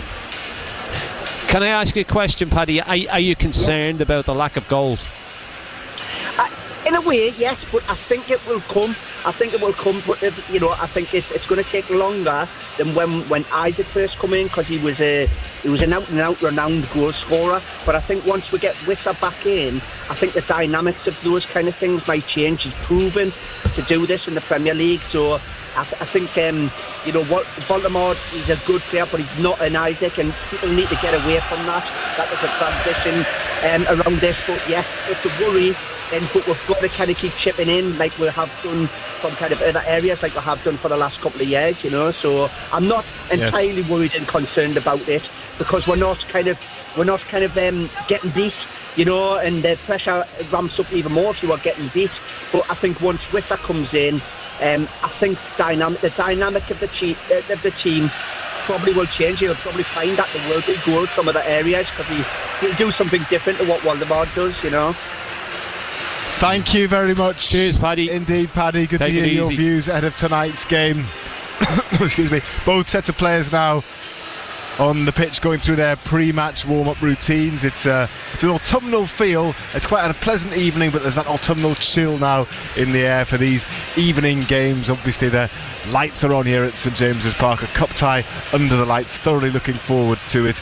Kick-off is in just over 25 minutes' time. So we've got time to have a chat to Tom, who's a Newcastle fan and is on the line now. Hello there, Tom. How are you doing? Hello, Bridie. Hello, John. How are you doing? Hey, Tom. What's going to happen tonight, Tom? I tell you what, Friday, I was in Manchester 4 hours ago. I've just driven up the M6 across the 69, got home, had my tea, jumped in the car with my son, and we're just walking up now. We've just come across by the Spring Bridge, and we're just gone up another steep stairs towards the castle. That is a great effort. Yeah, that's a good effort. Yeah. I'm sure you stuck to the speed limits all the way, didn't you, Tom? Oh, of course I did. 85, isn't it? Tom. No, 70, sorry. 70 mile an hour, that's the one. Yes, that's right. Let me go back to my original question then. What's going to happen? Because you've made a big effort to get here tonight. Hopefully the players will put in the same level of commitment. Yeah, I'm very pleased with the team. We've got a big, strong team out. I think we've got to play to Will Asula's strengths, John and Simon. I think we've got to get the ball in and cross it in for the lad. Give him something to go at, because he hasn't shown his real value, I think. He's a big, strong boy. Put the crosses in, get it to him. You've Gordon on one side, they'll angle on the other. So, yeah, it's a good recipe there for a good game and a good result, Yeah, look at it. I think you look at that front three and you look at the pace that's there. Asula, Langa, Gordon. They would frighten Premier League defences. Not being disrespectful to Bradford, who are having a great season, top of their league. But I don't think they will have faced anybody with the pace of those three up front so far this season. And he's made 7 changes to the weekend, but it hasn't weakened the side at all. You bring Gamaris back in, you bring Joe Linton back in, Gordon back in. You're talking about quality there. So it's nice to have that. It's nice to be able to do that. So does it feel to you that Newcastle do have a squad now that can compete? I think so. Not just two fronts if you had the Champions League, but also more than that, and include the domestic cups as well. Yeah, look at I said earlier on, that 2 years ago we weren't able to cope because yes, we had a squad, but we didn't have the depth of squad or the quality of squad to be able to cope with what we did 2 years ago. I think this year we've got that quality. I think this summer transfer window's been good. When you look at what we've brought in, it's added quality to the squad. And look, you've got to remember, there's Wissa's out. Ramsey's out. They are two who would be involved as well. So they add that little bit more quality to the squad as well. Anything else you'd like to add, Tom? Yeah, I think Freddie, it's just a shame that Wissa's out, because would have dovetailed really, really well in the last few games, you know. The one would have jumped in, one would have jumped out. But hopefully, young Willis Shula grabs his chance tonight and shows, what he's made of. Yeah, look, I think it's an opportunity for him. I said earlier. I feel like we've had this conversation too many times, though, and he's never quite taken it. Look, I think it's difficult for him when he's only getting a game here, a game there. Yeah. You need a run of games. Yeah. Will he get a run of games? Difficult to see. You don't see him getting the run of games. So when he does get his opportunity, it's hugely important that he goes out and makes an impression. Yeah, 100%, John. I hope he does tonight. Cheers for a 3-1 victory anyway. All right, cheers, Tom. Victory. Okay, thank you very much indeed, Tom. Remember that we will be on air until 10 o'clock tonight. It's a 7:45 kickoff. If it does go to penalties, well, they will take place straight after the 90 minutes is over. There's no extra time. Let's hope it doesn't need to go to penalties. So we'll be on air until 10 o'clock, so you can react afterwards and send us messages during the game as well. I can read a couple out at half-time. And also at half-time tonight, I will bring you some reaction to a defeat for Gateshead last night by Hartlepool, round up all the other action that's been going on as well. The Bradford City fans, they're starting now to make themselves heard, as are some of the home fans too in response. But it's a big night, we've already said, for the Bradford fans as well as the team. I mean, 5,000 of them, it's not too far to come, Ando. And I guess when you start the league as well as they have, you want to get tickets for any old match. Yeah. And when it's a match, someone like this, at a Premier League ground, and they've got a chance to go and see their team hopefully put on a good performance against the Champions League side, well, it's going to be a big day for you, isn't it? Yeah, I don't think there's any pressure on Bradford, to be quite honest. As we said earlier on, it's probably like their cup final. They can go and express themselves, go and enjoy it as much as they possibly can. We're expected to win. We're expected to go and beat them. We're the holders of the cup. You don't want to be going out at the first hurdle, that's for sure. But you couldn't have asked for a better draw, to be quite honest, Bridie. It's something we spoke about earlier on.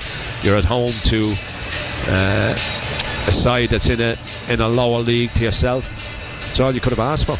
We had a chat to Louis from BBC Radio Leeds, who's commentating on the match tonight, about how Bradford will approach it, and he did say that Graham Alexander won't be compromising his approach at all, which does mean a high press and quite an aggressive style. Do you think Newcastle will thrive on that, or do you think that might actually cause them a few problems? I think if Bradford are look, Louis said they won't change their approach, but I think if they go too gung-ho, I think that plays straight into our hands because of the pace of the three front boys. Because all you do then is you go over the top, you get the ball in behind them, and with the pace that they've got, they'll cause them all sorts of problems. So they're going to have to find a balancing act, aren't they? Yeah. Bradford this evening. But Newcastle with a strong side would be well fancied to do what they need to do tonight. But as we know, it isn't always as straightforward as that. Kick-off here at St James's Park is 20 minutes away, or just under. So Razor and Ando will take you up to that kick-off next. Matt Bailey at breakfast. Hi, it's Matt here, and on the show this morning we gave away tickets to Newcastle United versus Bradford. Yeah, get in. That was Dave who won them today. Don't worry, if you're a Newcastle United fan and you want to win more tickets, I've got some to give away ahead of the Arsenal game. Make sure you're listening on Friday. However, we are back tomorrow morning, and I'd like to know your double booking stories. Speaking of football, I've managed to book a visit to Santa's Grotto on the same day as the Sunderland Newcastle United derby. Possibly the worst double booking of all time. Can you beat it? I'll see you tomorrow. Matt Bailey at breakfast. Weekdays from 6. Just ask your smart speaker to play BBC Radio Newcastle. Total Sport Northeast. The EFL Cup. BBC Radio Newcastle.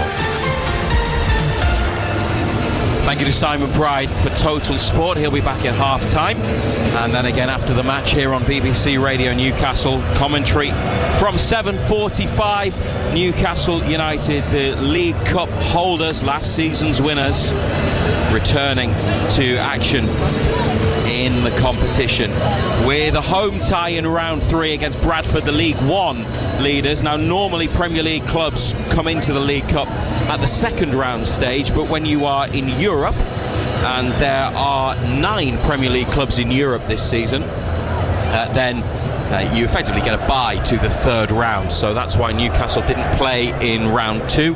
It was the same 2 years ago when they were last in the Champions League.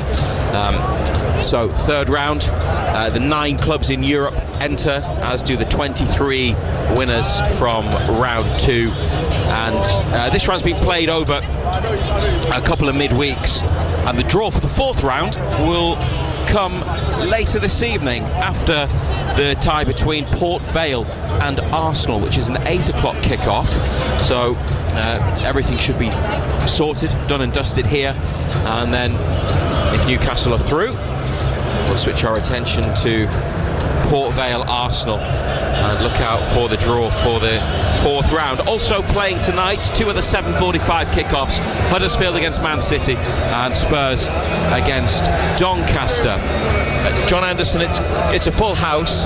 Bradford have brought about 5,000, which I'm sure will add to the atmosphere, but it has a very, very different feel to last Thursday and Barcelona. Oh, God, yeah. Obviously, things are a lot more sedate, relaxed, lots of changes, just the off-pitch feel. But you could say it's no less important because Newcastle want to do it all again in the League Cup. It's a hugely significant competition for them. Yeah, look, it's a competition that's been good to us in the years that Eddie Howe has been here. Got the 2 cup finals. We've, of course, we're the reigning holders of this cup competition. So it's a competition that's been kind to us, and you get through this tonight, and all of a sudden you've got another opportunity. There's possibilities. We will have to wait and see. But you're right about there's not the same hype about this as there was last Thursday night, and you wouldn't expect it to be. It's not being disrespectful to the League Cup, but it's not the Champions League, is it? But it's a competition that's there to be won. It's not that long ago, Ando, because you witnessed far more of this than I did, that this competition almost didn't matter. It was they would regularly go out in, or certainly it feels like in the early rounds, and post takeover it's been different. Runners up, quarter finalists at Chelsea went out on penalties painfully, should have won, should have been through. Probably would have won it that season as well if you think about the way that the competition panned out. You'll never know, but after the quarter-finals, and then obviously last year. So that's why I say it's really significant. It's become that, hasn't it? They've taken it really seriously, and it's been an opportunity for them. Wembley twice, and finally some silverware. It was very different even just 4 or 5 years ago. Yeah, look, as I said earlier, it's a competition that's been kind to us. 2 cup finals, we've won it. So Eddie Howe does take this competition seriously. He sees it as an opportunity, as a big opportunity of winning silverware. Of course, that's what we did last year, but it's and you couldn't have I said to Pridey earlier, Rosie, you couldn't have asked for a better draw. Yes, Bradford may be top of their league, but they're in a totally different league to us. You're at home to them, and that's all you ask. It's different to last season. When you look at the sides we had to beat to get to Wembley last season, it wasn't the easiest run. It was difficult. There was a lot of quality sides in there, but hopefully we can get this done tonight. BBC Radio Newcastle live at St James's Park. Warm-ups are finished. The substitutes are the final Newcastle players out on the pitch, ending with some shooting practice, and the starting 11 are back inside the changing room with Eddie Howe, and this is the team that he has selected tonight. A debut in goal, competitive debut for Aaron Ramsdale. Emil Kraft is in at right back. Malik Chow, Sven Botman and Lewis Hall are the other defenders, so it's a back 4. They've reverted to a back 4, having played with 3 centre-halves at Bournemouth. Midfield 3 of Bruno, Miley and Joe Linton, and the front 3 is Elanga, Gordon, who is now free from suspension, and Osula. on the bench. Pope, Trippier, Lascelles, who may consider himself unlucky not to start, or will certainly be disappointed, especially after he made an appearance as a late sub on Sunday. Tonali, Barnes, Livramento are also on the bench, as are Voltemada, Willock and Alex Murphy. No Jacob Murphy tonight, and no Dan Burn either. 7 changes again, and does that show that even though centre forward they're still figuring things out and they've got Jan Wisser to come back, that there is some depth to Eddie Howe's group again, of players. something we said to Pridey earlier on. 2 years ago we didn't have the quality and depth to be able to cope. I think this time round, some people moaned about the transfer window, saying there wasn't enough done, but I think it's been shown when you see what's been brought in, that brought 6 in, but it's not just numbers, it's the quality that's been brought in as well. And all of a sudden there is a quality to this squad, there is depth. The thing was, a couple of seasons back, Eddie Howe was very reliant on 13, 14 players that he had total trust in.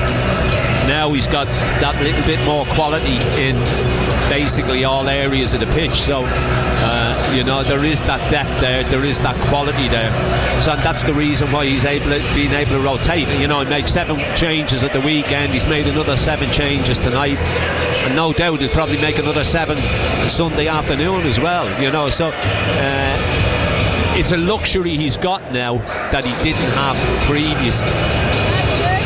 Match tonight will be refereed by Thomas Kirk. It's his first senior Newcastle United fixture. A Football League referee. Mark Scholes and Andrew Fox are the assistants. 4th official is Anthony Backhouse. And a reminder, there is no VAR in the League Cup. It doesn't come in until the semi-finals. Ridiculous. Yeah. It's a crazy. I mean, if you've got it, why not use it? Yeah. It's a ridiculous situation. If you're not going to use it in these early rounds, don't use it at all. What is the sense of waiting to the semi-final to bring it in? Yeah. Stupid. I'm sure there'll be plenty who agree with that point of view. We'll hear the pre-match thoughts of Eddie Howe shortly, but let's hear from his opposite number tonight, Graham Alexander, the Bradford boss, because despite being 6 years older than Eddie Howe, Graham Alexander actually played under him at Burnley. Captain at the club, and I'd played regular for the previous 20 years, and there's one time really the period that I didn't start a game, so it was a really, really difficult period for me. I don't think I helped Eddie, to be honest, because I was the captain, but I was fighting to be in the team. I don't think I handled that whole period very well from my perspective. I don't think we were the best of friends at that particular time. When I did leave, and then when I got my first job as a manager, one of the first people that sent me a really nice message was Eddie. We've been in contact since then, not regular, but over the last few years. I think he's a top manager. Yeah, he's proven that. He doesn't have to prove it anymore. I don't have to speak about what he is. His record speaks for itself. The job he did at Bournemouth was phenomenal, and he's at an absolute top club now, and winning trophies and taking him to the Champions League. Graham Alexander of Bradford City, experienced manager. He's had a number of Football League clubs. Took them to promotion in his first full season, and they were promoted to League One by scoring in the 96th minute on the final day to grab the final automatic promotion place. So dramatic climb out of League Two into League One, and what a start they've made. They are top of League One after 9 matches. They replaced Cardiff at the Summit after beating them in Wales on Saturday by 3 goals to 1. So seems like a good time to be a Bradford City fan. They've been in either League One or League Two since 2004, so a long time in the lower leagues, but they're going well. This is their team tonight. Sam Walker is the goalkeeper. Matthew Pennington, one of 3 centre-halves. You may remember him from Everton. He once scored at Anfield in the Premier League in a Merseyside derby, but as usual, Everton ended up on the losing team. Neil Byrne in the centre of defence, experienced defender who had a season at Gateshead 2017-18 in the National League. And Kieran Kelly, It's a 3-4-3. Brad Halliday, who began his career at Middlesbrough, on the right. Ibu Toure on the left. The former Sunderland player Max Power in the centre of the park alongside Tommy Lee, one of their goal scorers at Cardiff. And the front three, Bobby Poynton, Bradford-born academy graduate. Nick Powell, you might remember his big move to Manchester United from Crewe at the start of his career. He's 31 now. And Stephen Humphreys is up front. He is a striker they signed on a free from Barnsley in the summer.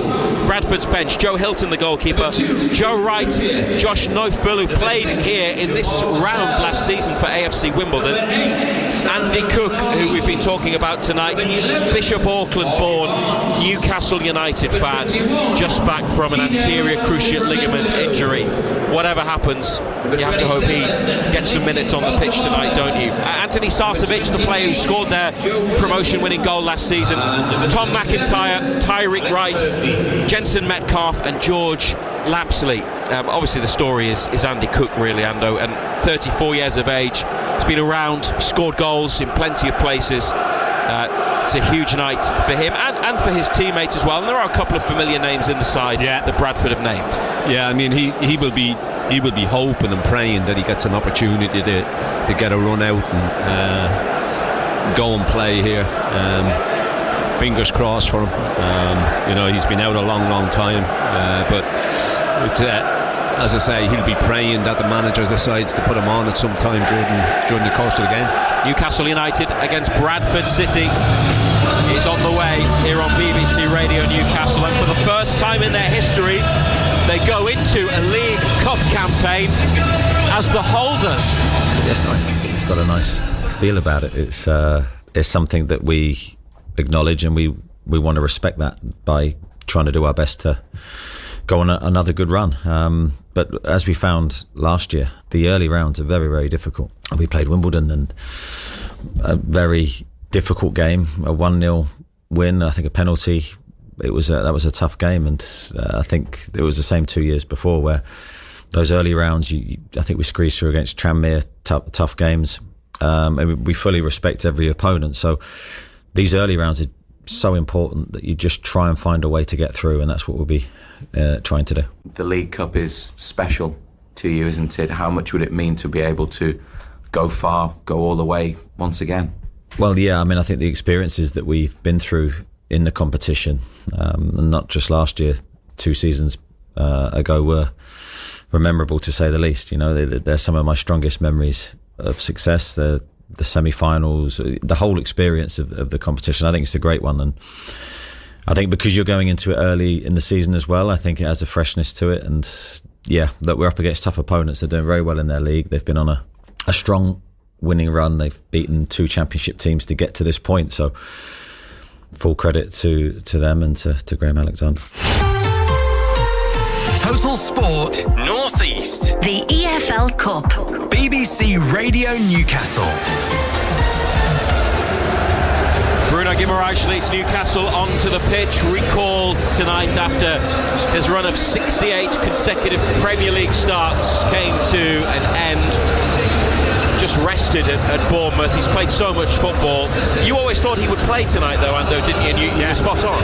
Yeah, he got rested at the weekend, but I always felt that he would get that. He would come back in tonight, and same with Joe Linton, because he had a tough campaign, didn't he? He was away playing for Brazil. He played at altitude.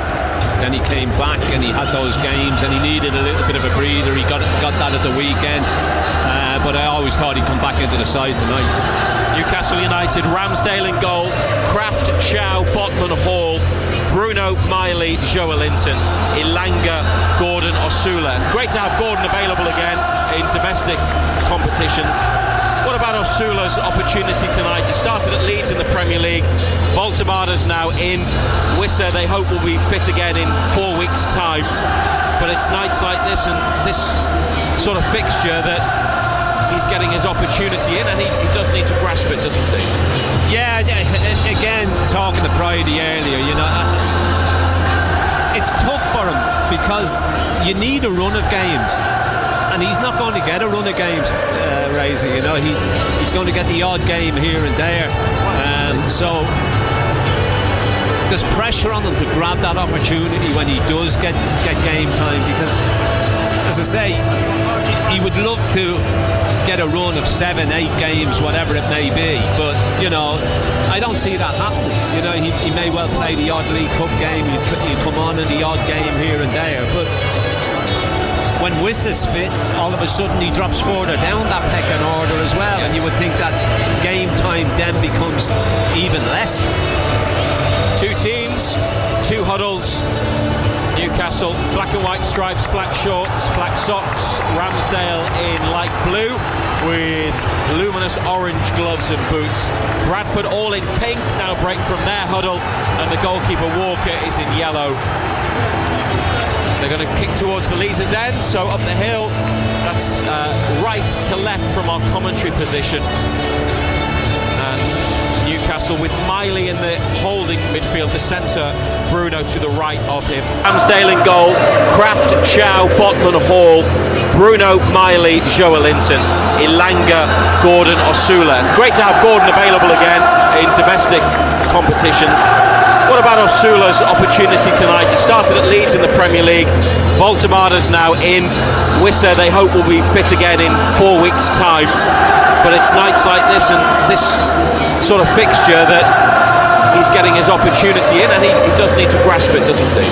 Yeah, and again, talking to Bridie earlier, you know, it's tough for him because you need a run of games, and he's not going to get a run of games, Razor. You know, he's going to get the odd game here and there, so there's pressure on him to grab that opportunity when he does get game time, because, as I say, he would love to get a run of 7-8 games, whatever it may be, but you know, I don't see that happening. You know, he may well play the odd League Cup game, he'll come on in the odd game here and there, but when Wiss is fit, all of a sudden he drops further down that pecking order as well, and you would think that game time then becomes even less.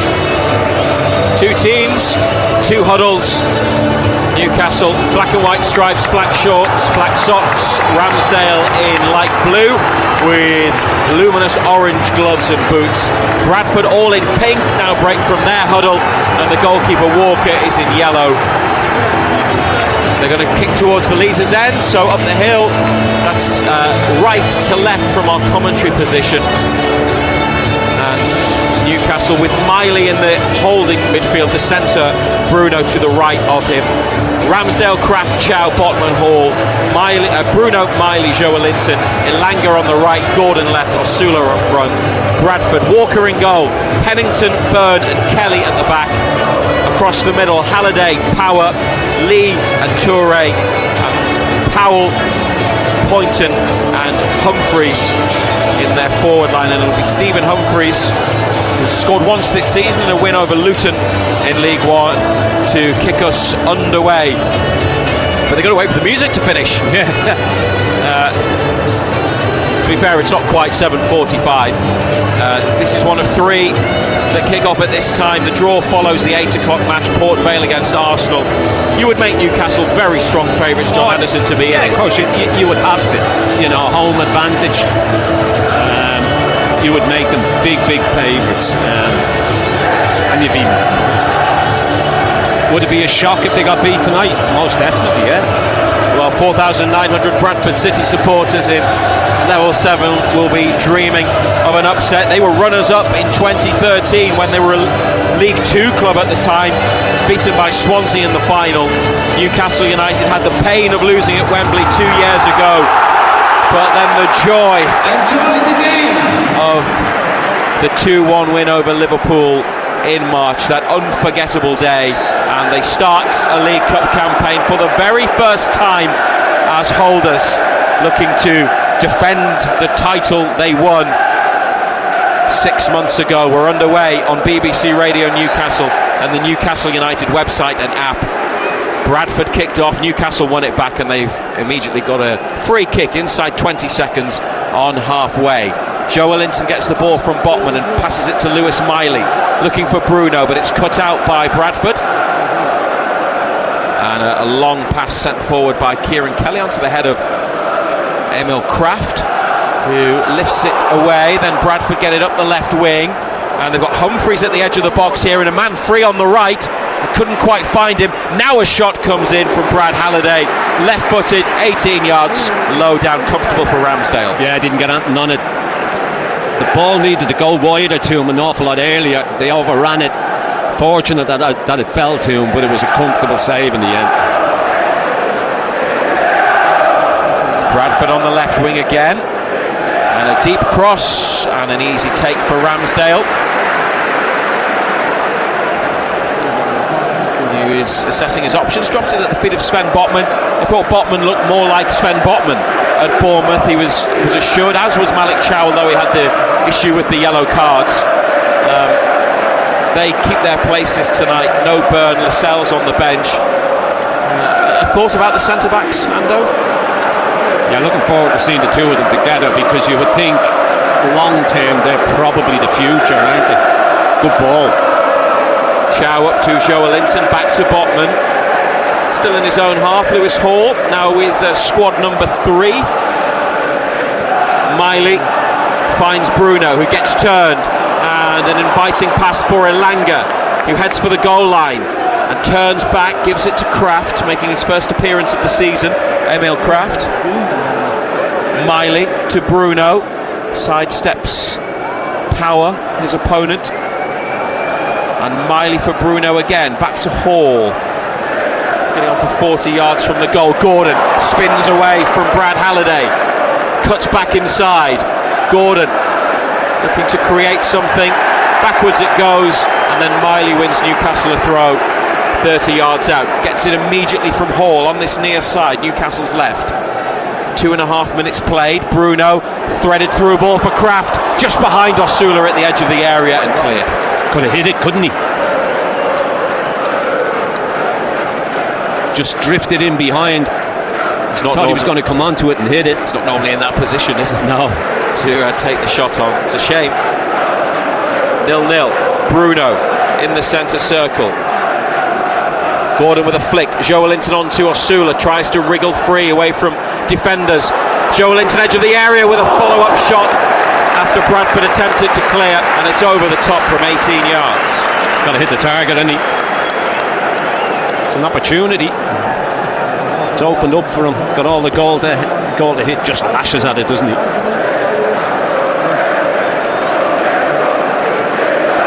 Yeah, Bradford made a block, then tried to get it forwards. Gordon sent it back straight to Joelinton, who hit it first time, but too high.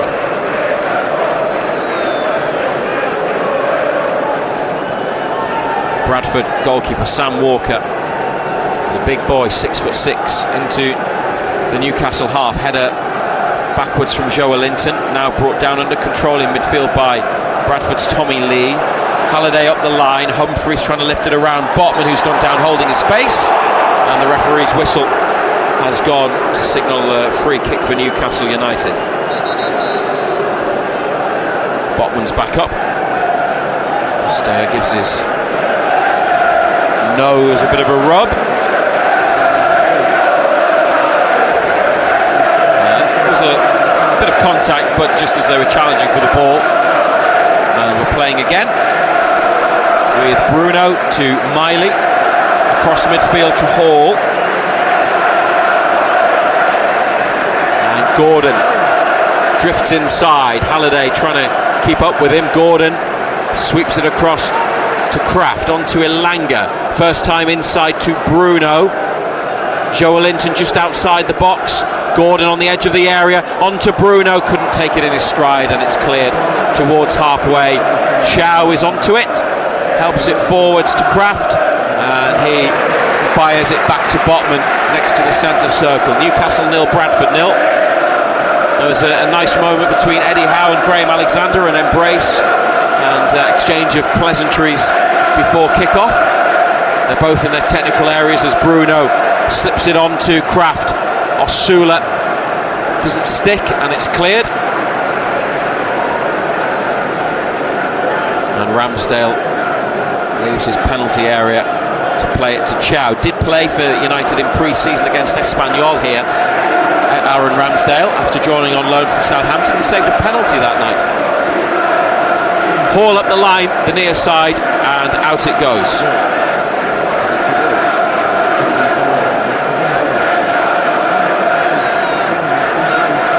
Hall looking for someone to throw it to. It's back down the line to Botman. Takes a touch inside to Ramsdale. Controls to the outside of his right boot and pushes it on to Chow. He clips it over to Hall, and Gordon drops in. Gordon taken down by Nick Powell's outstretched leg. Free kick quickly taken. Miley to Gordon. Shifts inside and whips it around the corner to Bruno. Header on from Kraft, wide to Elanga. Chance to run it. Ibu Toure, and he does and beats him. And the second challenge comes in. Elanga is down and sent rolling over. Free kick awarded near to the corner on the right. Elanga obviously felt the force of that. He's yet to get up, and the assistant flagged and the referee blew the whistle. Yeah, it's just that pace, isn't it? So quick. Just knocked it past. Lad comes sliding in, just catches him. It was Kelly.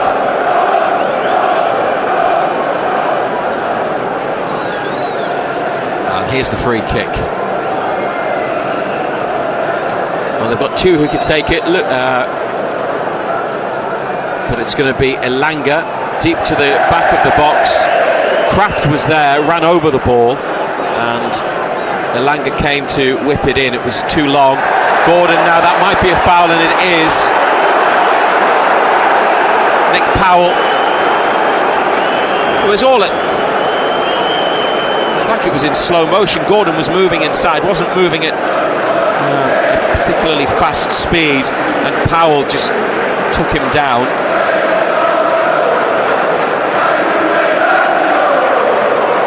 Referee saw that the ball had run to Lewis Miley with his back to goal, but free kick. Is this too wide for a shot? No, just outside the box. No.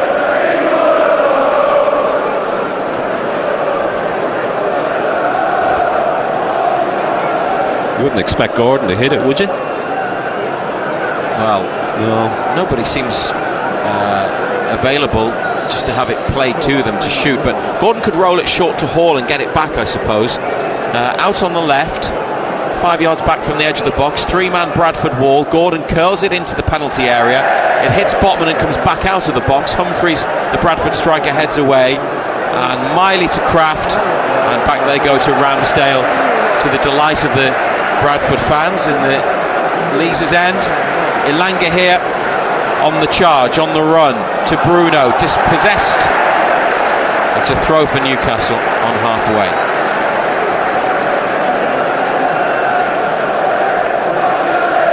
Miley to Chow. And Botman forwards from the edge of the penalty area. Gordon. Another challenge in.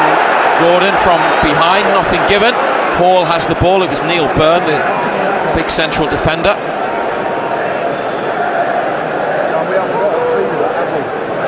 It's Kraft towards Bruno. His touches let him down there, and Newcastle have surrendered possession. Max Power, the captain, after a couple of seasons at Sunderland in League One, he went to Saudi Arabia and then Denmark.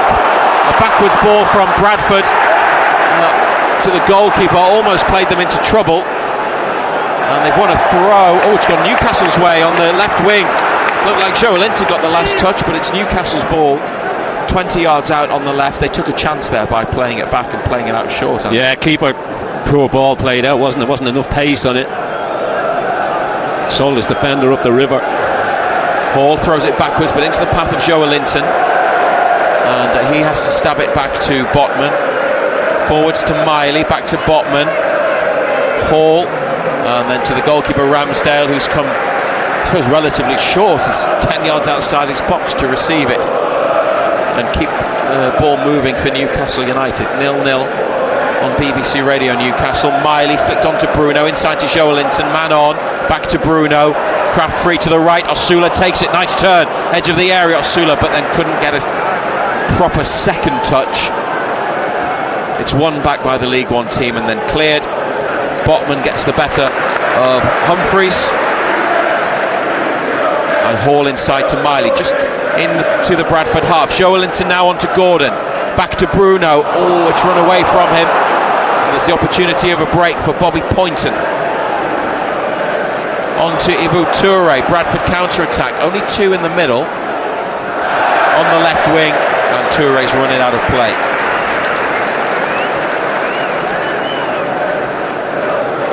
Yeah, 12th minute, and didn't have any support with him, did he? And they had one early attack that saw Ramsdale make a comfortable save. They couldn't make anything count there. Kraft's throw to Elanga, lifted back to the edge of the box. Botman, first time into the feet of Hall.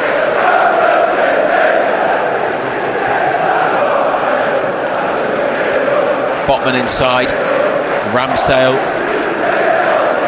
walks it into the D. Very, very assured and comfortable when he's got the ball at his feet. Aaron Ramsdale actively seeks it out, doesn't he? Bruno, back to him from Joelinton, being pulled. Bruno by Tommy Lee, who decided to play on and chip the ball over Ramsdale and into the net. Finish. Long after the whistle went. Yeah. You can say he scored at St James's Park, can't he? No, doesn't know. Well, he put the ball in the net. Hall's won it back for Joelinton, forwards, but straight to the Bradford defence. Burn away. Chow, the covering defender, with the header.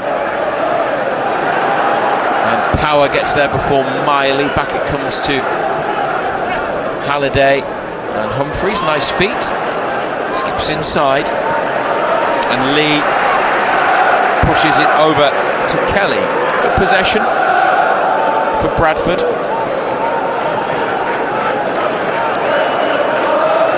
And they're going to have to use their goalkeeper now, Sam Walker. Osula closes down, Walker away, long ball. They were a Premier League club. If you are a younger listener, you may not remember Bradford. 1999 to 2001, 2 seasons in the Premier League.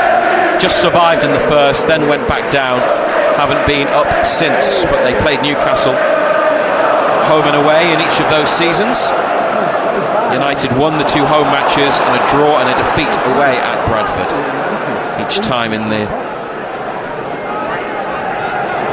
2 seasons. Now Newcastle across midfield. Botman couldn't hold it. Bradford want a free kick. They still go, they still attack, and they get the shot away, which Ramsdale has to dive and push behind. Bobby Poynton took the effort on. They were calling for a free kick after a recovery challenge on the edge of the box, but referee Thomas Kirk played the advantage, and Ramsdale into an important save low down for a Bradford corner. Yeah, Botman took a chance, didn't he, and it didn't come off. And they broke. Referee did well actually, because he gave them the advantage. There was a foul. Don't think it was going in actually. Their shot might have just been going wide, but Ramsdale wasn't taking any chances. There was a deflection on the shot and it was low down. The challenge that could have been the free kick was ahead of the D, so not quite on the edge of the box, but that was their direction of travel. And the referee's gone to check that the ball is actually on the corner quadrant. Tommy Lee, the player who just chipped it into the net after the whistle went, interacting with the referee again. 15th minute, corner kick to defend. Lee always picked out. Halliday free at the back of the box, brought down, then the cross. Ramsdale diving, pushes it away. That could have been a big moment for Bradford City, and they've lost it on the far side. Newcastle throw Elanga. No time to waste, straight to Gordon, now back to Kraft. And up the line from Kraft, but straight out.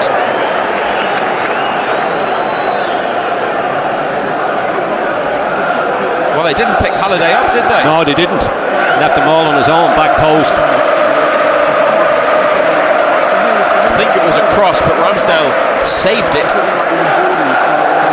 Scored it again, the goalkeeper. Pass back to him from Chow from on the right. And now Botman out to Hall. Up towards Gordon.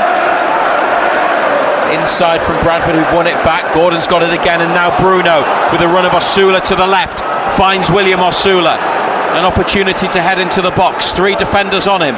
Osula holds it up and still holds it left hand side. Passes it to Bruno. Move back wide left for Hall. He sends in the cross. Flicked away. Miley down for Kraft. It's 1-0 to Spurs against Doncaster. João Palhinha. Bruno 30 yards out. 0-0. Hall back inside to the skipper. On to Joelinton, laid off to Miley. He's got room, he can hit it.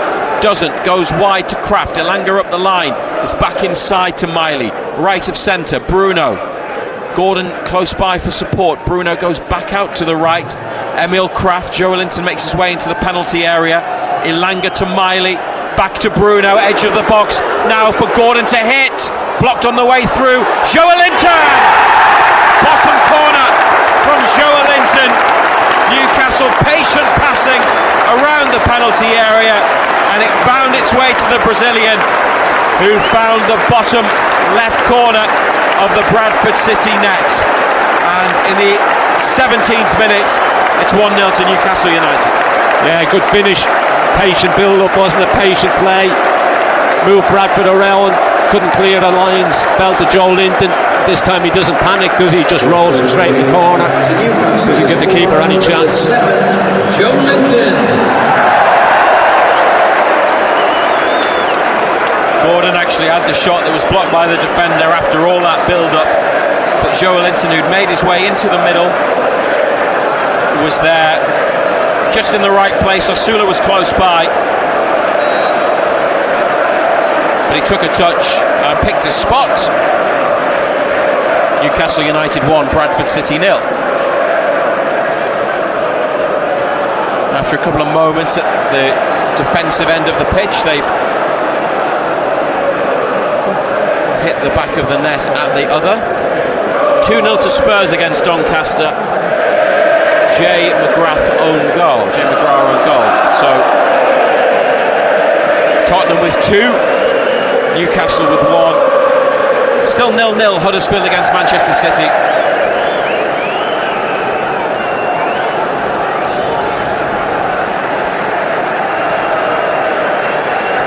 All of them looking to avoid an upset. Joelinton to Miley. Room and runners. Bruno through for Osula. William Osula! That's his big moment, and he takes it. Slipped in by the pass, one-on-one with the keeper right hand side of the penalty box, and William Osula is Newcastle's leading goal scorer this season with 2 after the one he got against Liverpool. Followed it up tonight, right-footed finish, and in the space of 2 minutes they have delivered 2 goals to open up a lead over Bradford City. On BBC Radio Newcastle, it's Newcastle United 2, Bradford City 0. Yeah, Bradford just cut very square, when they ball in behind, he uses his pace, gets onto it, can't finish, just strokes it past the goalkeeper. He gets in there. Pleased for him, which you have to be. You want to see him do well in matches like this, and you said earlier that he knows his third choice, but if he's on the pitch and he gets chances, that's all he can do. You can only take them. Yeah, that's all he can do. Manchester City have now scored at Huddersfield. Phil Foden with it for City. But good position to be in. 20 minutes, 2-0 up. Yeah, it's a long way back for Bradford now, isn't it? 2 goals in the space of a couple of minutes. Gordon looking for Hall with an angled ball inside, and it's cleared. Chow forwards from halfway. Bradford had only lost once in the league this season. now they are 2-0 down. Newcastle want more goals. Miley to Joelinton. Gordon in space on the left. It doesn't come. Joelinton to Miley, round the corner for Osula, and runs into a defender. And Joelinton with a trip.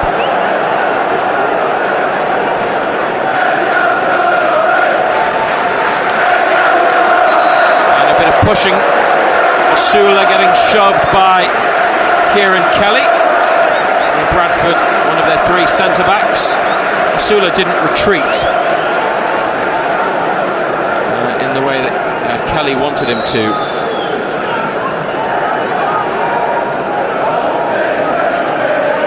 Goalkeeper's going to take the free kick 10 yards up from the box. Botman with a climb and a header out to the near side. Gordon plays it against a Bradford opponent. Comes back to him and he fires one into the box for Ramsdale, who's taking control of matters. And measured short pass to Chow, lifted over to Hall. Gordon up the line, gets it inside to Joelinton. Lovely flick for Gordon. Brilliant Newcastle play, and Elanga onto this in a flash on the left wing. Osula in the centre. Elanga for Anthony Gordon, and a shot that goes wide. Was there a deflection? Yes. It's a corner on the right. Just got away from him a bit, didn't it? Good build-up as well. The pace of those 3 is frightening. Gordon's touch just wasn't there, just got away from him. They've taken the corner, and then it's sent in from about 20 yards out from Miley after it was played back. Headed away by Bradford, and then Toure, the left wing back, right wing back, playing it off a black and white shirt for a throw. What does this do for Bradford's game plan, whatever it was? Because we saw that they were not here to sit in and defend and park the bus, to use that phrase. But they're 2-0 down now, midway through the first half. Difficult for them now, isn't it? You know, stick or twist, really. Do they come out and become even more open? Because the one thing they don't want to do is get absolutely battered. BBC Radio Newcastle, and it's Joelinton and Osula with goals to give Newcastle a lead that you would say is comfortable, and one they're looking to add to. Gordon on the halfway line. Osula made the run in behind, but Gordon holds possession. Wanted some movement in midfield. They've now got it with Miley in the centre circle, and it's curled over to the right wing to Elanga, looking to run. He drifts inside, challenge comes in, no foul, and Bradford come away with the ball. Oh dear. But they pass it straight to Miley and inside to Joelinton. Bruno back to Joelinton, Bruno again, looking for Joelinton once more, but it doesn't quite reach him. Max Power's got it. Under pressure from Gordon, just keeps his team in possession. Power is 32 years of age now, plenty of experience, and Powell, similarly 31, towards the edge of the box, but intercepted by Botman. 2-0 Newcastle, and now a goal for Arsenal, 1-0 up at Port Vale through Eberechi Eze. So the 4 Premier League teams are winning tonight. Newcastle, Spurs, Man City, Arsenal. Lewis Hall, more important minutes for him after his return, start of the season from the foot injury that saw him miss the last 3 months of last season. He's played the ball inside, then being caught after passing it by Byrne. Elanga edge of the area, meanwhile. William Osula with another chance, and an important save by the boot of goalkeeper Sam Walker. It's a Newcastle corner on the left. Hall is back up. Didn't see what happened, exactly what contact it was, but he hit the deck as United went on the attack and almost scored a third goal. Yeah, I didn't see it. Follow the ball. Again, they get in, they just open Bradford up. Decent save by the keeper with his legs.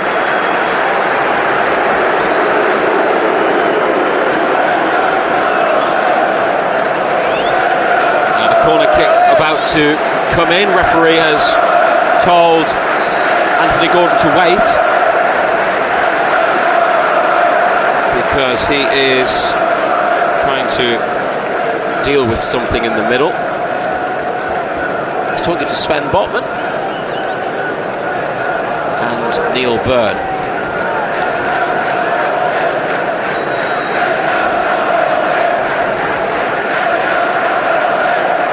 Gordon runs towards the ball, then stops, walks back, puts two arms in the air, comes forwards, and now delivers into the 6-yard box. It's away. Bruno flicks it down to Elanga.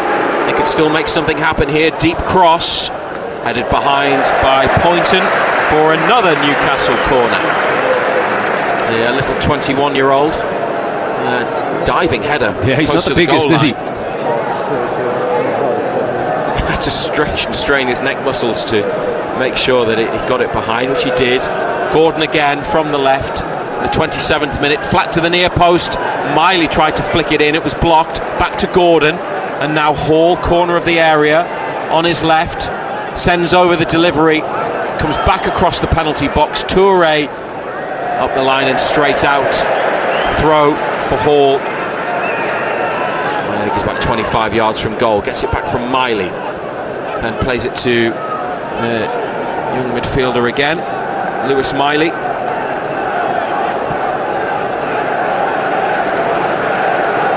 Ramsdale, middle of Newcastle's half, on to Chow. Langa's on halfway, has to come back with it. Oh, it's a risky ball and it's intercepted by Bradford, who then lost it and then won it back on the far side. Poynton with a turn, 3 black and white shirts with him. I tell you what, he's done really well there, under pressure. He spun one way then the other, found a teammate, in comes the cross. Ramsdale and Botman combine to get it clear. Osula holds it up, gives it to Elanga, and then Elanga is brought down as he tries to go on the outside.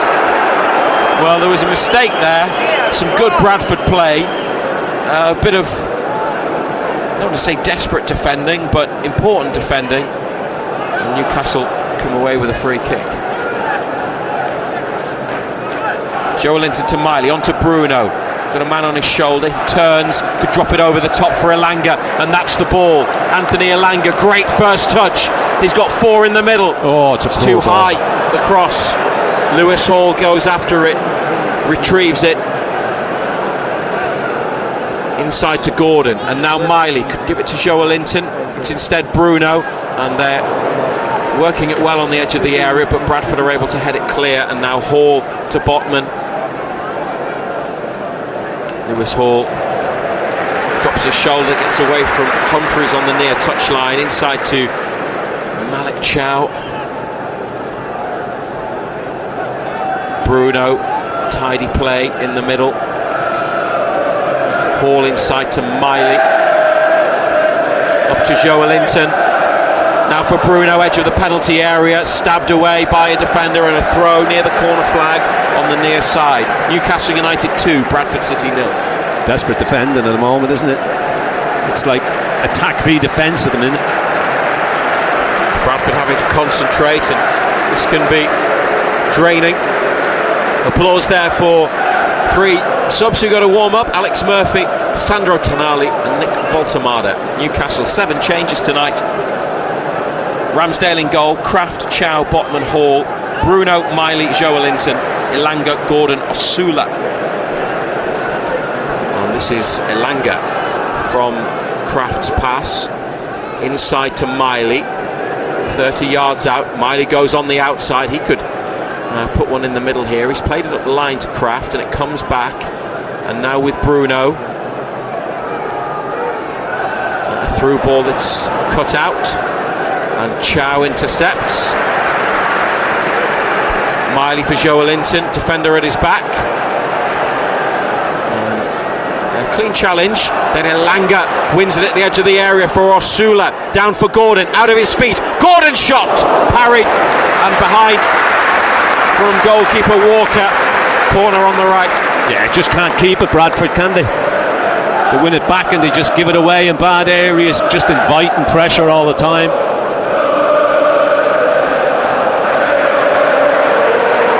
Premier League versus League One, and Newcastle well on top after half an hour. Chow, Botman, Bruno, Osula, Gordon, Joelinton all in the box, and as Elanga too. He makes a run away, and the corner is sent in by Miley, but it's behind everybody, and Bradford get it clear. Beyond halfway, it's gone for a throw.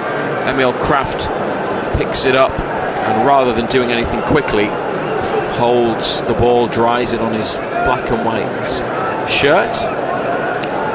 Still a fairly pleasant night for the time of year.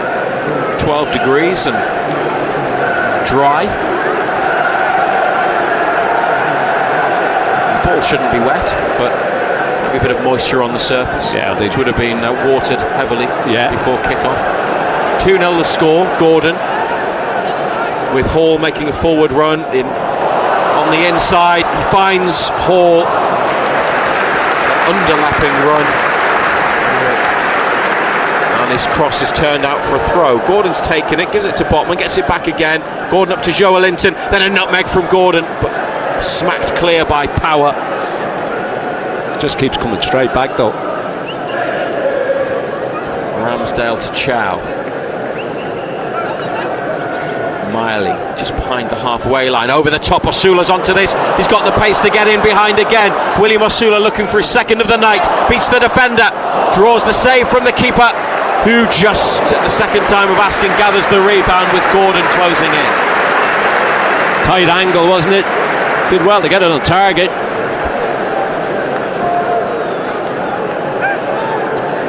He got the first touch. Osula took it wide, the defender caught up with him, then he beat him and found space for the shot, but it was tight, wasn't it, Andoan? Keeper made the save. He needs some treatment now. Sam Walker is down in the box. Maybe this is could this be a tactical foul like Newcastle? Graham Alexander played under Eddie Howe. Trying to run the clock now. Their entire outfield contingent are on the near side now with a water bottle and instructions from the manager. Newcastle taking up this opportunity, the break in play, as a chance to discuss the performance. Bruno talking to William Osula. This is Anthony Gordon. Joelinton has got his arm round Osula. Eddie Howe now has word. Osula's getting it from all angles. Scored a goal. I think he's played badly at all, but they always demand a lot from the striker, and they want more from him. 34th minute, and it's been very comfortable, hasn't it? Lead 2-0. Yeah, it's been very comfortable. If you were to use one word to sum it up, you would use comfortable. Yeah. I mean, 2 goals in the space of a couple of minutes really kills Bradford as well. You just feel it's a long way back for them. You can see the gulf in class. They may be top of League One, but there's just a huge gulf in class there at the moment. Joelinton on 17, Osula on 19. Without reply. So 2-0. And the goalkeeper's all right.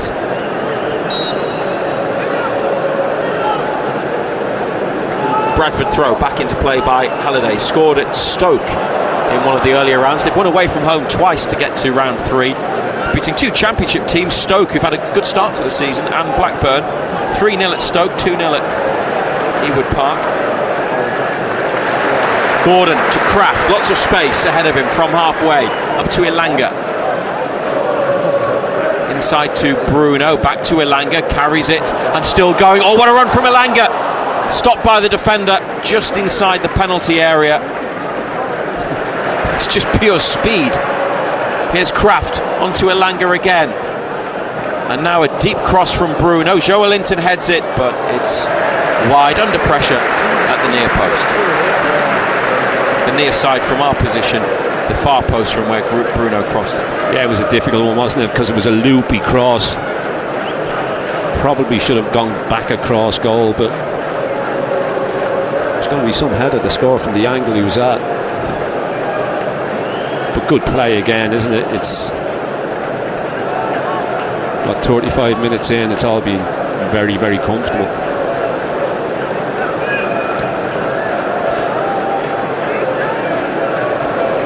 Botman climbs well to win a header, and then there's another aerial challenge with Botman. Chow has the ball, back it goes to Ramsdale, accurate pass to the feet of Kraft, and wants it in behind for Elanga, almost cut out by Kelly, but he has conceded a throw.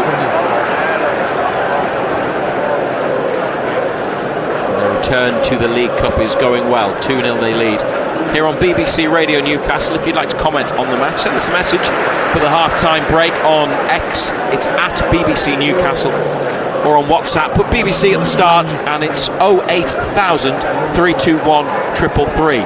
Joelinton to Bruno, edge of the area. Bruno's curling shot. You could see where he was trying to put it, and that's the top corner, but it ended up in the fans behind the goal. He doesn't put his foot through it, does he? He scoops a lot of his shots. They just scoop straight up in the air. Oh. Bradford play it short from the back, then give it to the goalkeeper, who decides enough is enough, and long into Newcastle's half. Throw now from Kraft. They've left Bruno all alone. 3 in the centre and lifted forward. Elanga brings it down, gets tackled by midfielder Tommy Lee, who was chasing back, trying to help his defenders. Driven up to halfway, flicked on, but Botman is there, and now Lewis Hall up to the feet of Osula. Well, it was slightly away from Osula, and the Bradford defence have it. Now Halliday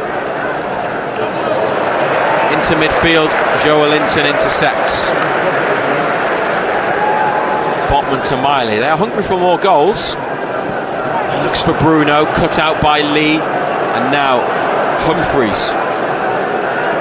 Close to the edge of the penalty area, plays it against the heels of Poynton, and was trying to get it out to the wide area to Ibu Toure, but he hit his own man. Joelinton to Hall. Gordon goes wide and then makes the run up the line, and Hall clips it into space for Gordon to collect, and now to run in the area. Gordon on the outside.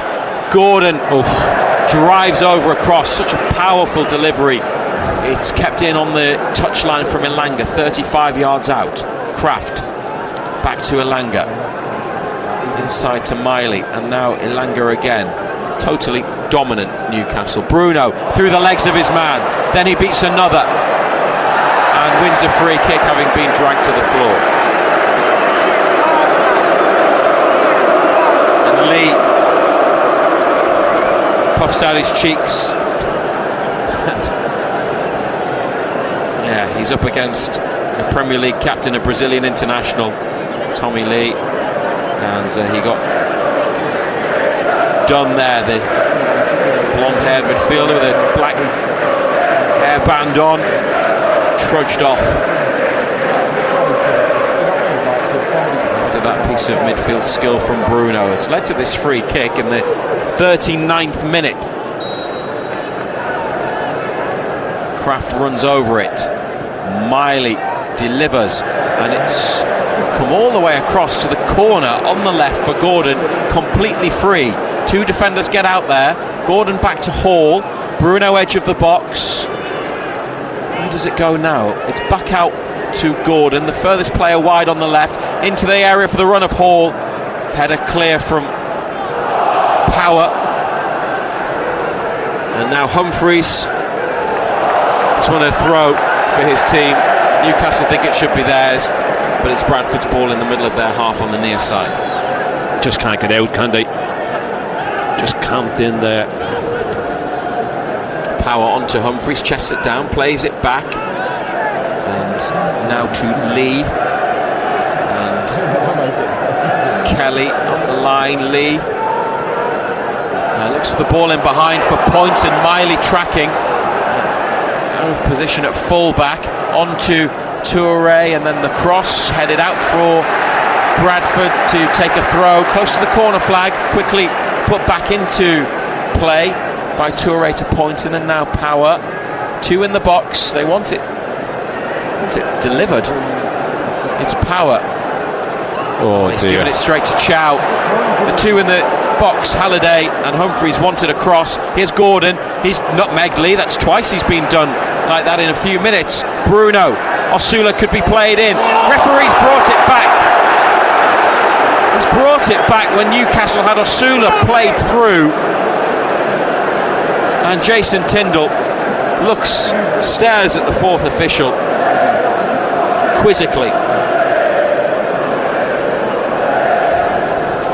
There's no doubting it was a foul on Gordon, but Bruno had it, and then he let Bruno take a couple of touches, and he played it to Osula, who would have been away. Well,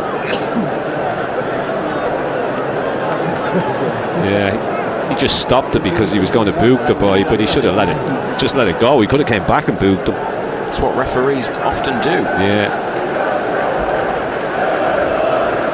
Joelinton to Miley. Osula close to the edge of the box. He's won a free kick. Now the challenge came in after he controlled the ball. He's down, and so is Halliday for Bradford.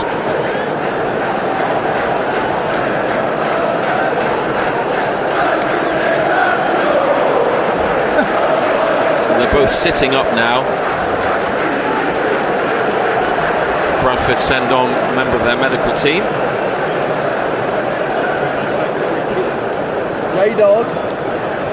Osula lifts himself up. Newcastle United lead by 2-0. If you've got a moment at half-time, you can text us as well. Put BBC at the start. The number's 81333. 81333. Start your text messages with BBC. Or if you want to WhatsApp us, again, put BBC at the front of your message, then a space, and the WhatsApp number, which you can save to your phone, 08000 321 333. That's 08000 321 333 on WhatsApp with BBC at the start of your message, please, or we won't receive it. Bradford are going to have to defend with 10 players because Halliday has needed treatment and has gone off the pitch. The free kick. Is that about 30 yards? Probably. Long way out the hit. Bruno and Hall left of centre. Hall runs to the ball, then stops. Then runs onto it, drags it back for Bruno. He's going to hit this one. Well, he did put his foot through the ball that time, but it was rising and went over the top centre of the goal. Yeah, better strike, wasn't it? But as you say, always rising high over the top of the crossbar.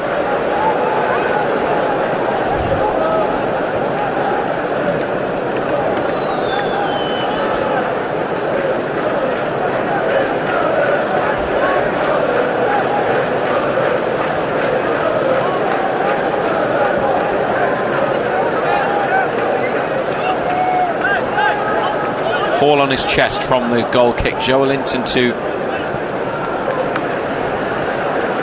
Lewis Miley, still only 19, turned 19 in June. Miley made his 50th appearance for Newcastle. What an achievement by the age of 19 in the match at Bournemouth on Sunday. 2-0 up. Joelinton and Osula with 2 goals in 2 minutes earlier in this first half. You listen to BBC Radio Newcastle. Chow from right to left to Hall. A long way back from halfway, but on his way forwards with it now. Gordon on the touchline. Taken down by Byrne. You could see that coming from before Gordon received the ball. Burns come to close him down again. Gordon has drifted back into the Newcastle half. Bruno now to Chow, who's very assured, isn't he? Yeah, he's comfortable on the ball, isn't he? Up to Kraft, who had come inside, couldn't hold it though, couldn't control. Bradford away, a rare foray forwards. Bruno recovers possession. Chow, who just very much at ease, isn't he? 4 minutes minimum additional time at the end of the first half. 4 minutes. Bruno for Elanga. And Elanga took it away on the outside from Ibu Toure, the Gambian international left wing back, but then it hit Elanga and went out for this Bradford throw.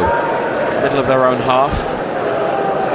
Goes backwards. Osula close to winning it. Now goes to chase down a ball back to Kelly in the centre of defence, and it's a good, really accurate ball for Halliday, who's back on after treatment, high up on the right wing. Plays it off Hall. Bradford City win a corner on the near side. Good switch of play, wasn't it? Newcastle got a new set-piece coach, Martin Mark. We've talked about him a few times, but it's Jason Tyndall who tends to take the lead on the touchline during set-pieces. He's at the corner of the technical area, and Mark is by the tunnel.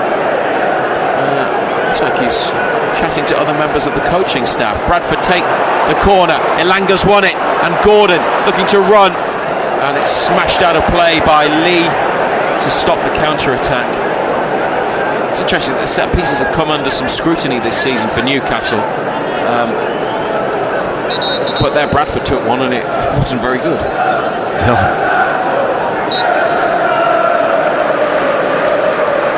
But set pieces, it's not just attacking, it's defending. They are working on United with the new coach, who is an appointment from the summer. Elanga, they're on the right wing now. We've played 2 minutes of the minimum 4. Bruno, that's a nice ball through a gap to Miley. Over to Lewis Hall, chance to get a third before half-time. Bradford with lots of bodies back. Anthony Gordon maybe will take a couple on, instead rolls it forwards for Joe Linton. He's out on the left in the box, tries to chip it into Hall, it hit the defender, and some hopeful appeals from some supporters for handball.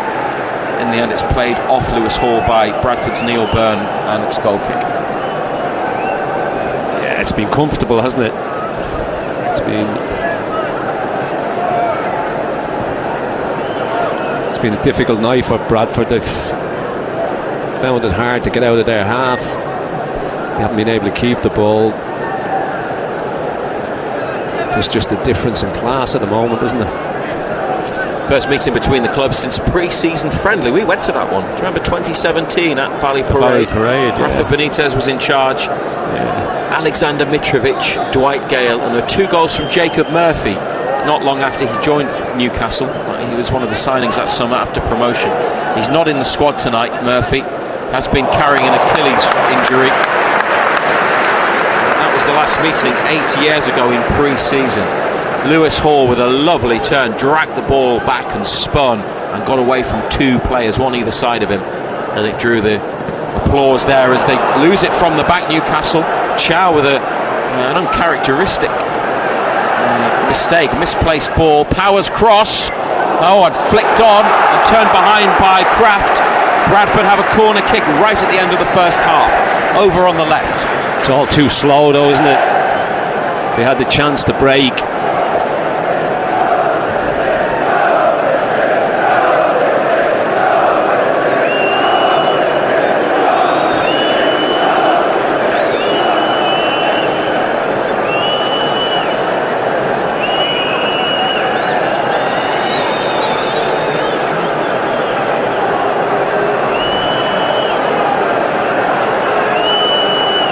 Ramsdale, about a yard off his line, no one on either post, right-footed in swinging corner. Joe Linton got his head to the ball. It's gone back out for what should be another corner kick, but the referee says no time to take it. 30 seconds over the minimum 4 that were added. Goals from Joe Linton in the 17th minute and William Osula in the 19th give Newcastle a 2-0 lead at half-time over their opponents from League One, and it's that word again, John Anderson, comfortable. Very.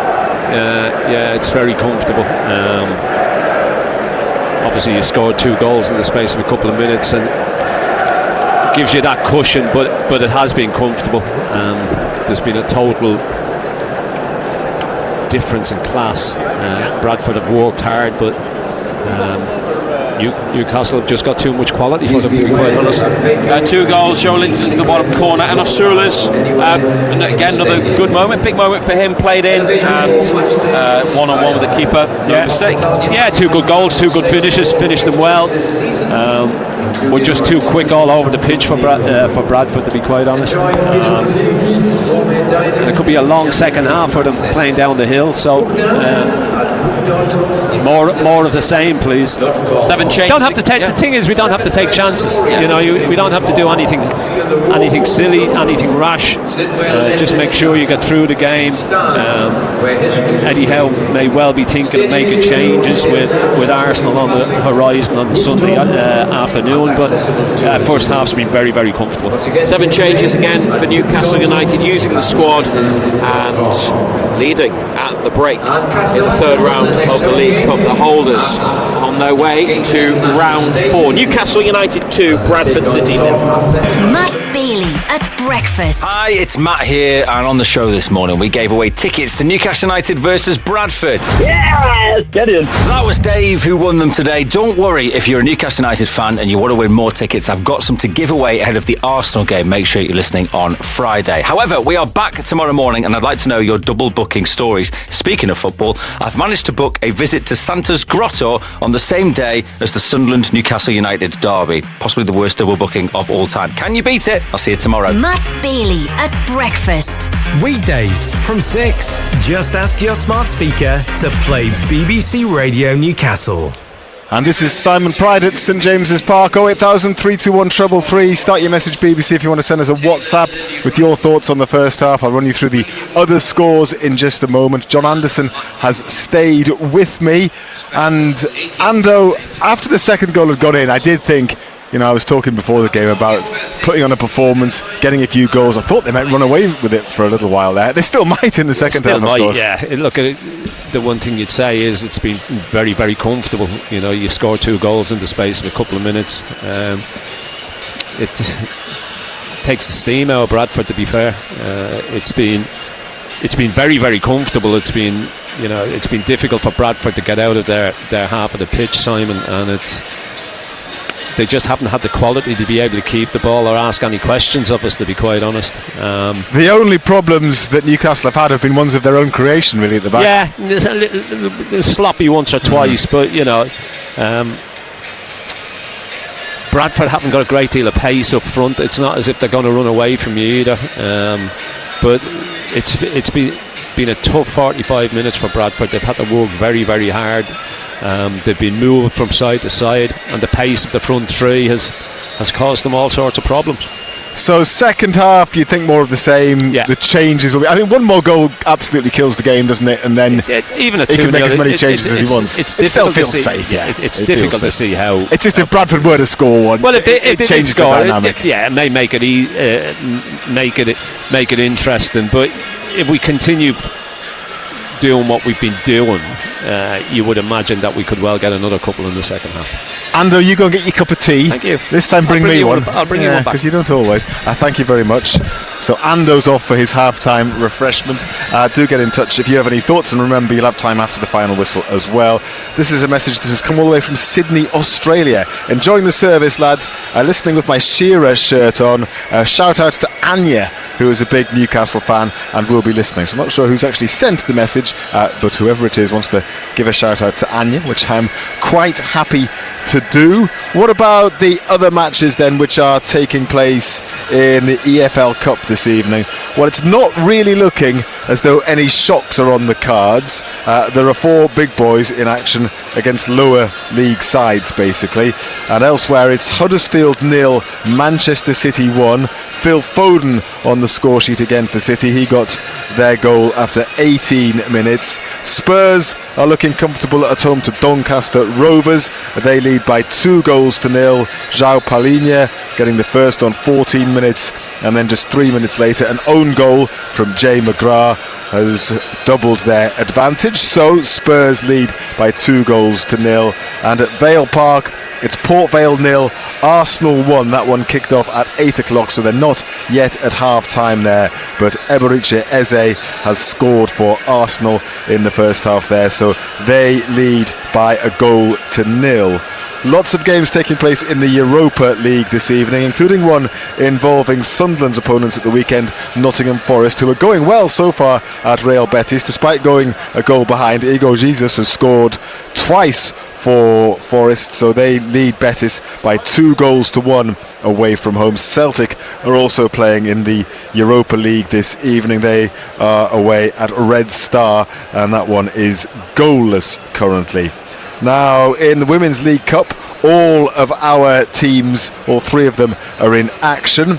It's Durham 1, Sheffield United 1, and that one is coming towards the end, just about 10 minutes left of that one, and Durham went behind before an own goal got them level just before half time. And it's also drawing to a close at Liverpool Sunderland, and Sunderland are being well beaten there by 4-0. It was 3-0 at half time, so Sunderland are on their way to defeat this evening. Newcastle United are away at Forest, and it's half time in that one, and it is goalless. So that's you up to date with everything else which is going on in terms of the other football, and of course I'll give you all the full-time scores as well when this match here has ended. We'll give you the story of the day's cricket in a moment, but a bit more football for you first, because Gateshead suffered a Derby defeat last night, a very disappointing result for them, their 5th defeat in 6 games. Hartlepool left at International Stadium with a 1-0 win. However, one positive was midfielder Jacob Butterfield, who had a brief spell as joint interim manager with Greg Ollie last season, you might remember. He started his first league game since last November after finally recovering from a very troublesome knee injury. And he had a chat to BBC Radio Newcastle's Colin White after the game. Great to be back playing, definitely. You know, that's what I've done my whole life, you know. Dedicated my life to the game, to try to be a footballer, to be as good as I can be. So, you know, when you're injured for a long time, basically a full season out, you know, sort of across 2. Yeah, great to be back on the pitch. Felt good. Still got to find that sharpness, that real rhythm. But no, great to be back on the pitch. Disappointed to lose the game, obviously. You know, we're going through it at the minute.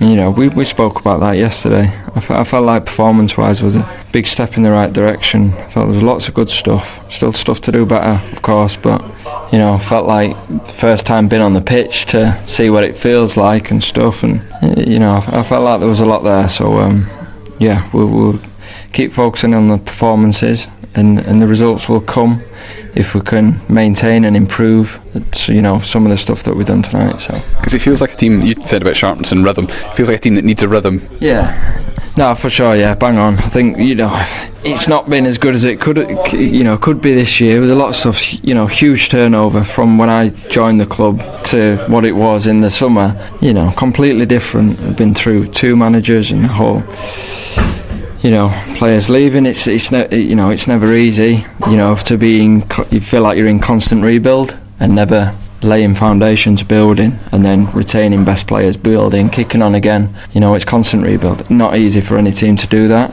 I feel like we've managed to put a good squad together, really good, and then the injuries come, and then I'm, you know, slightly longer coming back.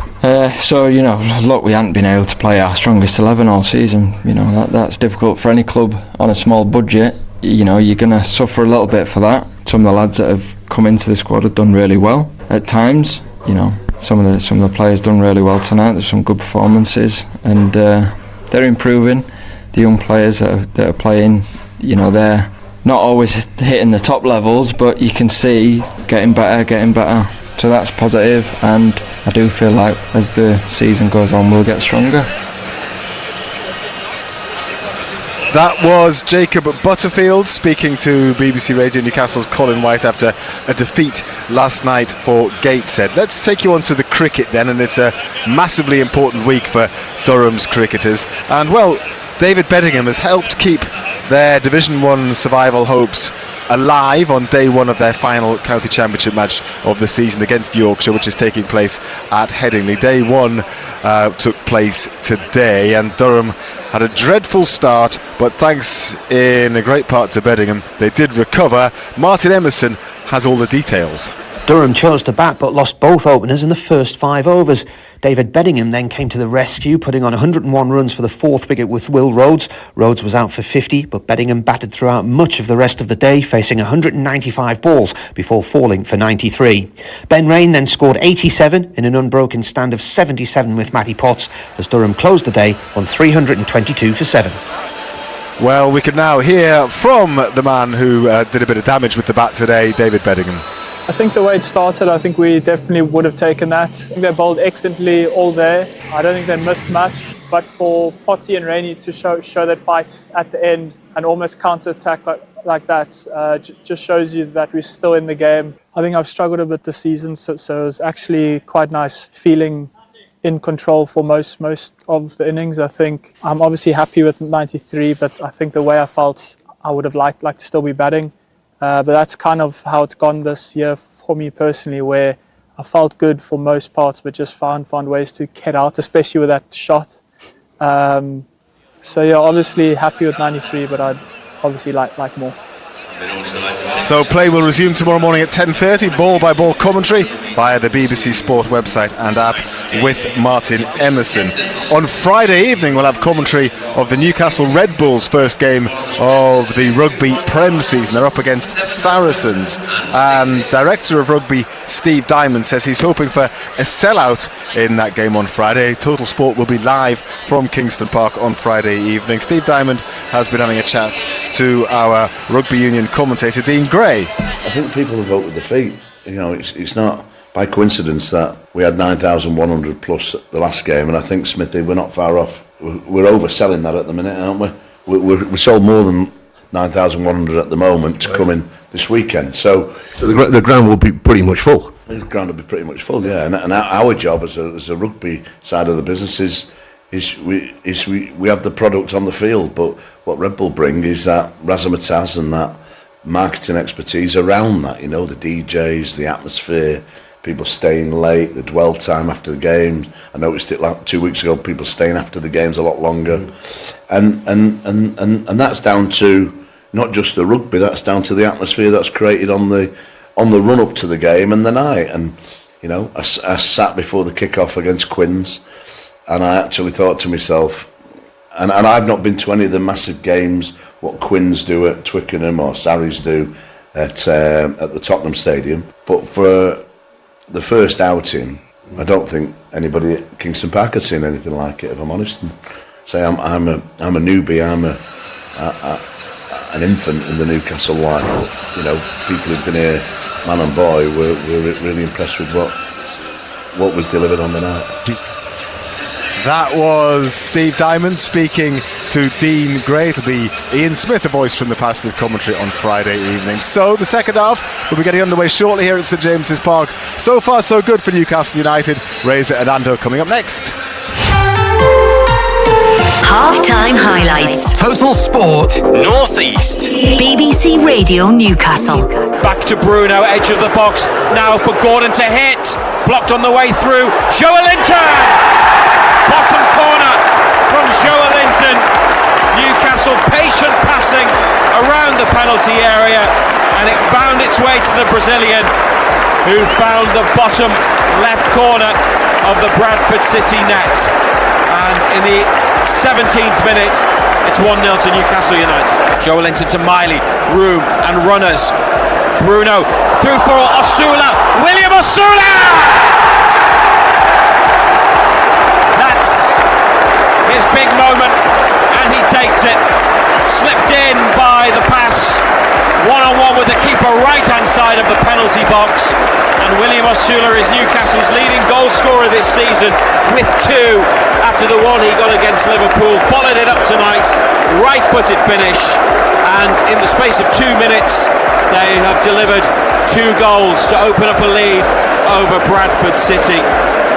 On BBC Radio Newcastle, it's Newcastle United 2, Bradford City 0.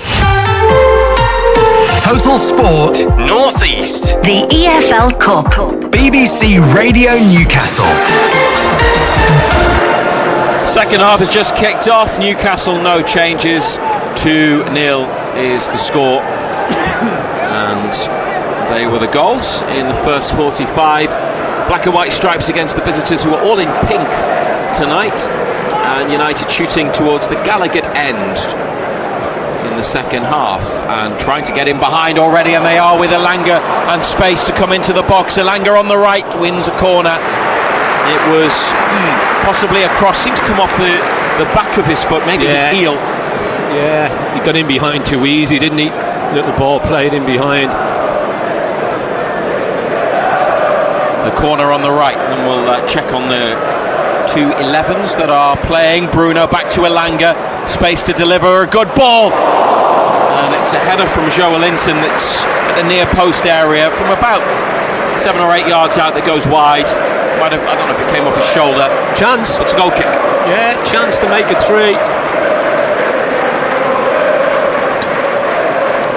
Bradford change at half-time. Newcastle, no changes. Ramsdale, Kraft, Chow, Botman, Hall, Bruno, Miley, Joe Linton, Elanga and Gordon in the wide positions. Osula up front.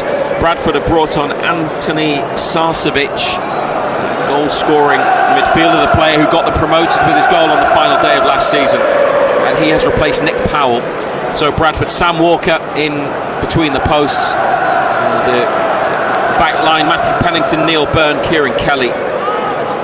4 across the middle, Brad Halliday, Max Power, Tommy Lee, who's on the ball now, facing his own goal, and Ibu Toure and Anthony Sarcevic. Bobby Poynton either side of Stephen Humphreys in attack. Joe Linton with a header from the Bradford ball forwards. Emil Kraft to Aaron Ramsdale. Back to Kraft in the corner, turns up the line. Joe Linton's pass inside towards Elanga, and it's intercepted. United on the bench tonight, very well stocked in reserve. Pope, Trippier, Lascelles, Tonali, Barnes, Livramento, Voltemada, Willock, Alex Murphy. Bradford bench, Hilton the goalkeeper, Wright, Neufville, Cook, the Bishop Auckland born striker, who's a big Newcastle, big Alan Shearer fan in particular. McIntyre, Wright, Metcalf and Lapsley. Sven Botman to Joe Linton, looking for Lewis Miley. Almost got away from him, but he pushes it back to Ramsdale in the D. Now on to Chow. What's the mission for the second half, John Anderson, in terms of... Just keep doing what they're doing. But also in terms of players' minutes and thinking ahead to Sunday. Yeah, I think that'll be in Eddie Howe's mind as well. He would probably like a third goal, an early third goal, and then he can make the changes. He can take 1 or 2 off, rest their legs up for important league game on Sunday against Arsenal. That's a match you'll be able to hear live right here on BBC Radio Newcastle, as every Newcastle United match is 4:30 on Sunday for the Arsenal game. Ramsdale, former Arsenal player. Chow to Kraft from the pass out from goalkeeper Ramsdale. Quick one up the line, Kelly sliding, stretching, just diverted it out. Behind him was Elanga, ready to run.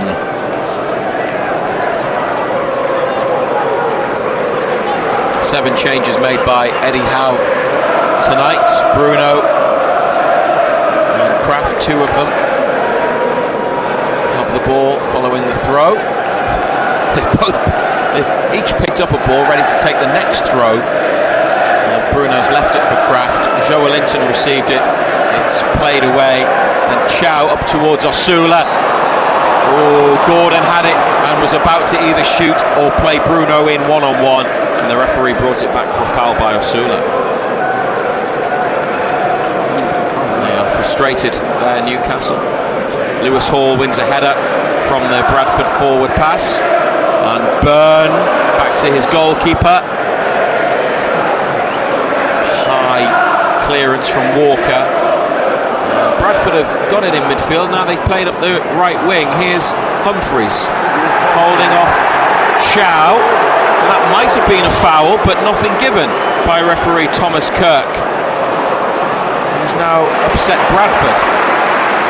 Osula helping it on to Gordon, and William Osula stayed out wide left as Gordon comes into the centre. Bruno onto Kraft and inside to Gordon. Anthony Gordon shot, goalkeeper spills and gathers before anybody can get to the rebound. Yeah, he got a little bit fortunate, the keeper. That could have got away from him.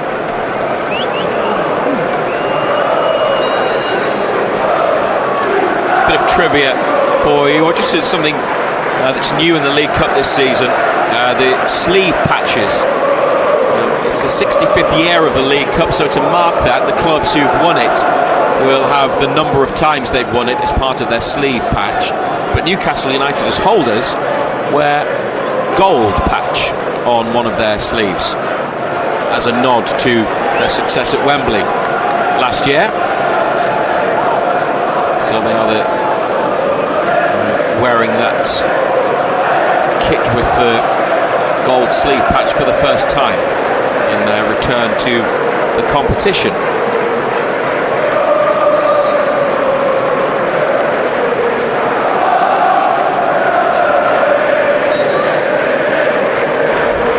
Tino Livramento is instructed to warm up. 52nd minute, 2-0 the score. Kieran Trippier goes to join him up the touchline. Here's Emil Kraft, he's overrun it. Ibu Toure for Bradford inside and then back outside into space for Point, and Kraft goes to close down. Pointed on the outside. Oh, that's a great ball in. Great ball in to the far post, and Humphreys with the header straight at Ramsdale. But Poynton's had a couple of moments where he's looked dangerous and he got room and delivered a terrific ball. It's the best moment of the game for them, isn't it? Comfortable for Ramsdale in the end. Comfortable save, but they haven't had too many. That's probably been the highlight of it so far for them. Kraft back to Chow. Harvey Barnes warming up as well for United. Subs wearing blue bibs. Gordon. Sula makes what looked like a decent run out to the left and then behind the defender. Ball didn't come. Hall back to Botman and Miley on the halfway line, being pursued there by Sarcevic, who's got 3 goals this season. Got a penalty scored in the win at Cardiff on Saturday. Elanga inside to Gordon, and Gordon gets away from the defender and inside now to Bruno. Plenty of bodies back. Good ball outside of the right boot from Bruno onto Joe Linton, then Hall's overlap and a flick. Oh, that would have been a glorious goal. Bruno Guimaraes outside of the right boot, flicked it towards the near top corner and it clipped the angle. So close. Yeah, good move again, wasn't it? They just can't live with the pace. Hall makes that overlap. Good little ball, hits the outside of the post. Graham Alexander, Bradford's manager, was asked about the differences between the Football League, League One and the Premier League, and he said it's speed of thought and action as well, and there, like you said, Newcastle just too quick in what they do. Yeah, everything they've done's just been quicker than Bradford. Bradford they've worked hard, they've chased, but they just haven't got the quality that we've got. They're a club with very committed and passionate supporters who are still making a lot of noise, but the first half goals from Joe Linton and then William Osula have Newcastle in a 2-0 lead. And it's gone out off Gordon on the far side.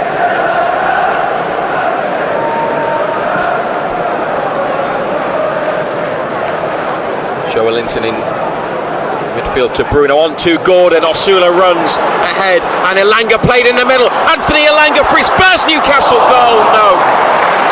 Saved at the near post by Sam Walker, who should score though, shouldn't he? And kept himself big. It's going to be a corner kick. Should score though. Little ball played in. Just too quick. That's a big chance. Initially got a nudge from the defender, but he was able to take control of the ball, and as he got closer to the goal line, was going further away from the post, the keeper came out and made the block. Elanga takes the corner, back to Bruno, corner of the area, back up the line for Elanga, first time cross, Joe Linton heads it back into the middle, Botman, Chow trying to make something of it and turn, and it's away, and there's a free kick given away by William Osula.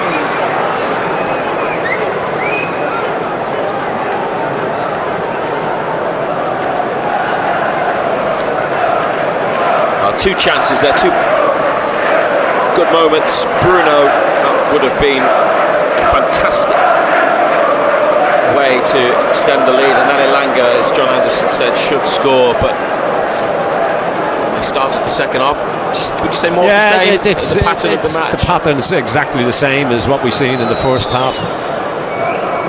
It's just at will, isn't it? Bradford might have an opportunity here on the right edge of the area. Here's Toure in the box, and he goes for the near top corner. It didn't bend in towards goal. It's wide. That's the difference. It's well carried and set up, but the shot off. The difference, though, isn't it? It's rushed. Comes off the outside of his left boot. It's always drifting wide. Not a decent moment for them, though.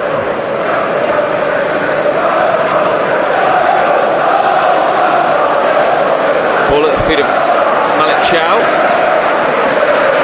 2 starts, 2 substitute appearances for the German. In a Newcastle shirt. He's given it to Ramsdale, who had drifted over to the left side of the penalty box. Botman with the ball, now Joe Linton and Miley on the turn, deep in midfield to Bruno. Over to Kraft, Elanga up the line, Kraft on the inside towards Gordon, who turns, got Hall free and picks out Lewis Hall. It was nicely done by Gordon and others, and Kraft on it again. It could come wide right to Elanga, and it does. Level with the box. Elanga inside to Kraft in the area, tries to move it just a couple of yards inside to Bruno, but it's blocked, and then a Bradford clearance stopped by Elanga, and it's a goal kick.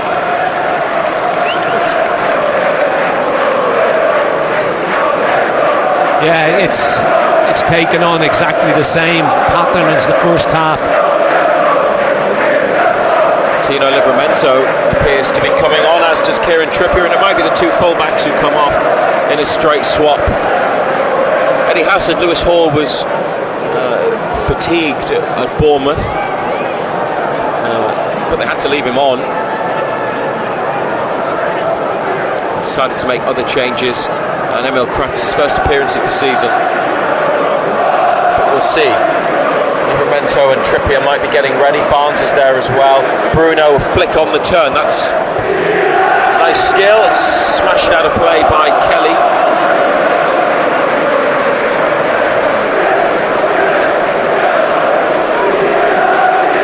Throw taken, and Chow to Kraft and back again. Livramento ready to come on. Bradford are going to make changes too. Newcastle lead by 2-0. Chow into midfield to Joe Linton, who lets it run. Osula makes the move to the right. Joe Linton into the middle through the legs of his man Bruno to Elanga in the penalty area. Elanga, Kraft on the outside, takes a touch, back to Bruno, then Elanga again, and now Kraft are moving it, trying to move the Bradford defence, working the ball. Miley to Bruno, forced away from the box, up to Kraft on the touchline. Elanga to Miley, Kraft again, inside to Elanga, on to Miley, who could turn, gives it to Gordon, and Elanga, lots of little touches, short passes. They try to create the third goal. Elanga to Gordon, through for Miley, they're in. Lewis Miley turns in the box, hangs up across, Joe Linton comes and heads it wide. Another chance. Kieran Trippier on for Emil Kraft in the first change, and the second change is Tino Livramento introduced in place of Lewis Hall, who's on his way over. So 60 minutes for Kraft and Hall, and Trippier and Livramento are brought on by Eddie Howe. And this is a nice moment for Bradford. Andy Cook, 34 years of age, from Bishop Auckland, sustained an ACL injury, anterior cruciate ligament in his knee, the serious one. He's just back. He scored twice on his return. He's a Newcastle United fan, big Newcastle fan, and a huge player for Bradford. Got 15 goals last season before his injury. He's coming on in one of 3 changes, and they're taking Kieran Kelly off.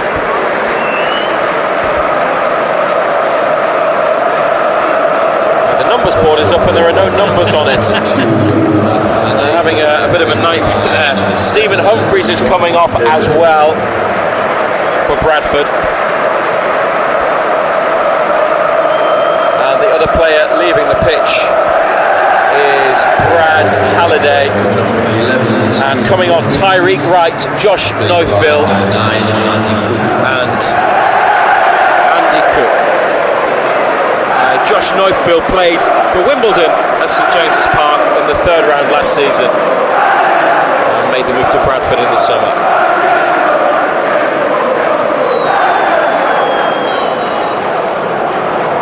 Goal kick over to the near side, and Toure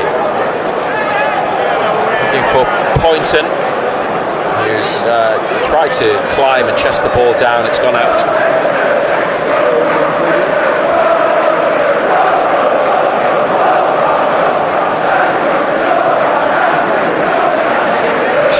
To Trippier. 63 minutes.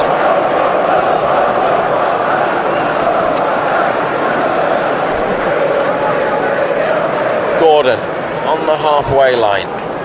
Joelinton to Livramento, straight into the action. Livramento overhit through ball for Osula into the hands of the keeper. They were applauded by the coaching staff for that move, but it might well have led to the 3rd goal. Bradford long ball up the pitch, and Cook is offside.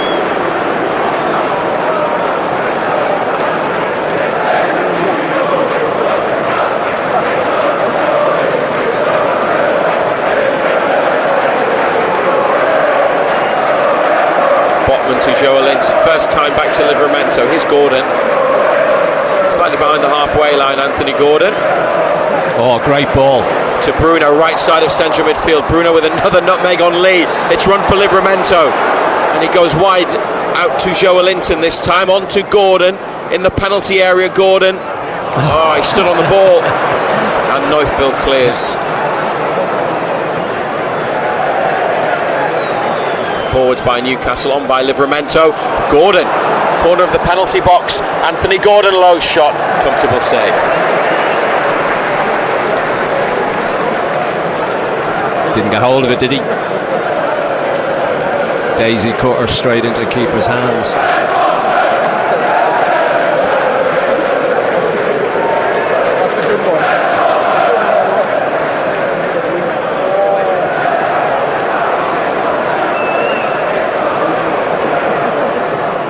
Neufville up the line. And Sarcevic gets it back. Close to the goal line, but Sven Botman stands up and uses his size to win the challenge, and the ball is actually behind for a goal kick. Trippier to Elanga. Middle of their half. Barnes and Baltamada on a warm-up. Joelinton to Elanga, and they've got space here on the left. Quickly moved on to Gordon. Bradford get players back. Gordon straight to a pink shirt, and Neufville tries to run Lewis Miley but can't. And here's Gordon, he wants to go up the other end, and he's on his way. Anthony Gordon inside, sends in the cross. Osula! Oh no! Osula, it went back the way it came rather than towards the goal. What a ball that is.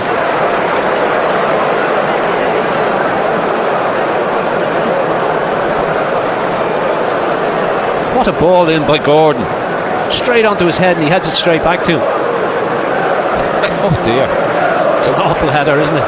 Went out well wide for a goal kick. That's a shame. He could have had his second of the night, Osula.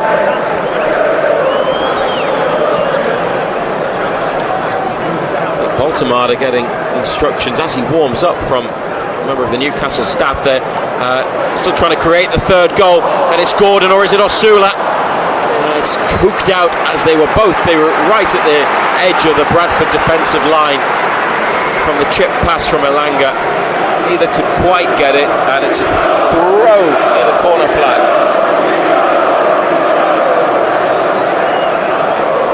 25 minutes remaining on BBC Radio Newcastle. We'll be with you till 10 tonight. We'll try to bring you a post-match interview if we get it in time. When it's a Premier League fixture, there are lots of post-match interviews for the managers to do, but not so much for the early rounds of the League Cup, so we might get to speak to Eddie Howe quite soon after the final whistle, and you can hear that on BBC Radio Newcastle. If not, search for Newcastle United podcast on BBC Sounds. Miley on the right, back to Trippier. 2-0 the score. Joe Linton and Osula in the first half. Trippier back to Botman. Total Sport will return tomorrow night at 6 for a more considered look at the match. All the latest from Newcastle and from Sunderland. You can have your say as well. Total Sport North East on BBC Radio Newcastle and BBC Sounds every weeknight from 6, or catch up on any show you've missed at any time through the BBC Sounds app. We are going to see Nick Voltemada.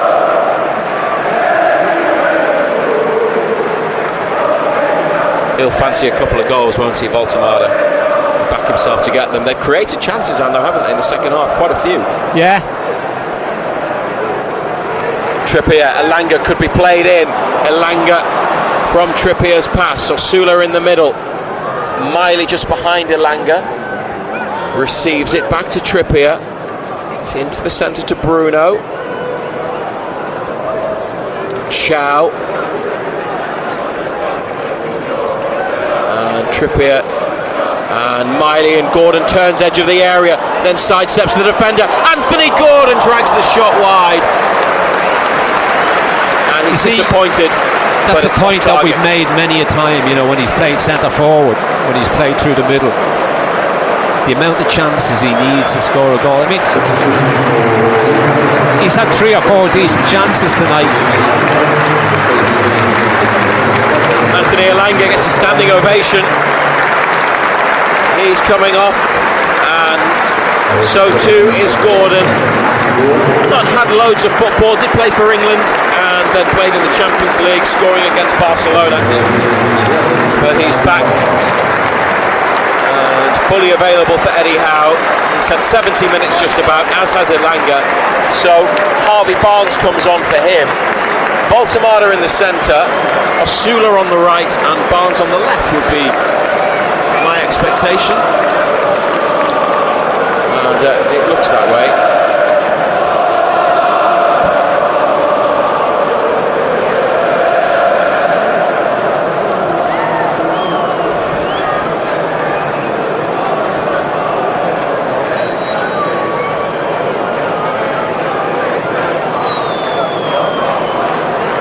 Any other League Cup ties?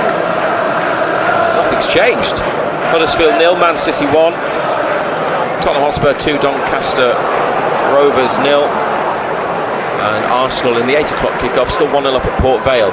Osula now on the right wing, receives it from Trippier, facing his own goal, places it inside to Bruno. Now Trippier drags it back and up the line, but it's gone out. Lee with a quick throw to Poynton, controls it, and his cross into the middle is volleyed clear by Chow.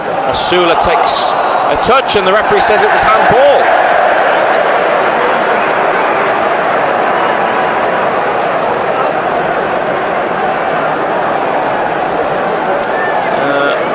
Handball, left in line probably with the side of the penalty area, 30 yards out. It's finished his goal well, William Osula. He's had some good moments and some frustrating ones like that. Every Newcastle player is defending. It's a one-man wall. It's Harvey Barnes, Bruno with a Bradford player on the edge of the area as it's lifted in. Voltemada's header. It's on the far side with Toure.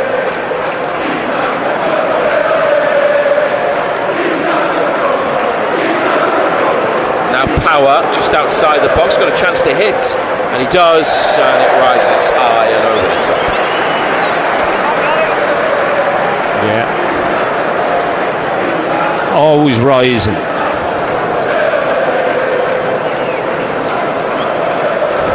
Aaron Ramsdale out to Malik Chow.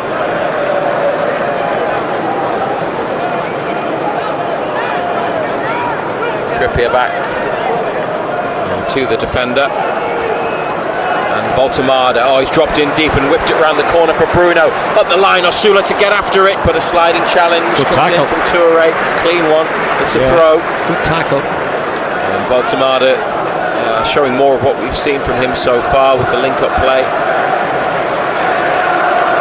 Bruno and Trippier here, man on for Bruno, back to Chow.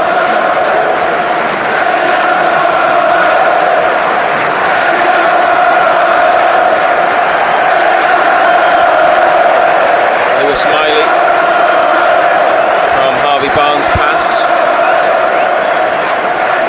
and Miley on it again, behind the halfway line on the far side. Newcastle lead 2-0. Chow, Osula drops in to get it, plays it forwards to Trippier, who lets it roam with a step over. Osula chases, and Voltemade goes to close down the keeper. Header from Joelinton in midfield. Power heads it back.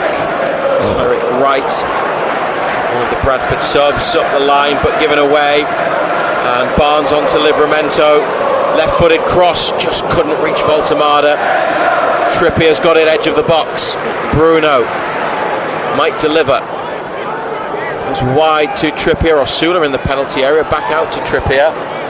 Then to Bruno, and inside to Miley. He's stretching and he's caught his man. Free kick given against Lewis Miley for that challenge. Yeah, he was just stretching, wasn't he? Just caught him on the top of the foot. 73 minutes. The League Cup final, by the way, Sunday the 22nd of March at Wembley. That's the same weekend as the derby at St James's Park. So just one to keep an eye on. They'll have a big game that weekend. It's a long way ahead. Sunderland not in the League Cup.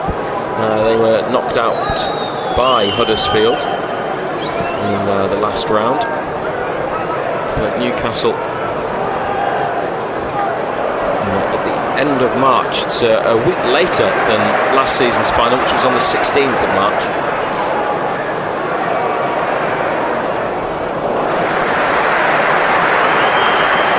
Plan ahead for fixtures, and just worth penciling that one in. You never know. And they're looking good for round 4. Draw made after the 8 o'clock kickoff. Port Vale Arsenal. So it's coming up tonight. Bradford back to the keeper, and Walker with a long pass out to the right, and Tyrick Wright tries to head it on, but it's gone for a throw.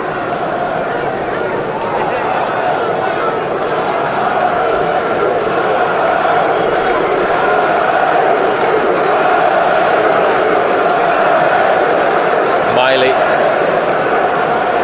to Chow, and Trippier. That's another touch of the ball. Over to Botman. Sven Botman, 2 starts, Sando in a few days. Yeah. And hang on, here's Bruno. Come back to that thought about Botman. Into the penalty area on the left, back to goal. Bruno could lay it off. It's Joelinton, surely 3, yeah! Joelinton, second of the night, set up by Bruno. And scored in the first half, he scored in the second. 75 minutes, Newcastle United 3, Bradford City 0. Yeah, just too easy, isn't it? Just too easy.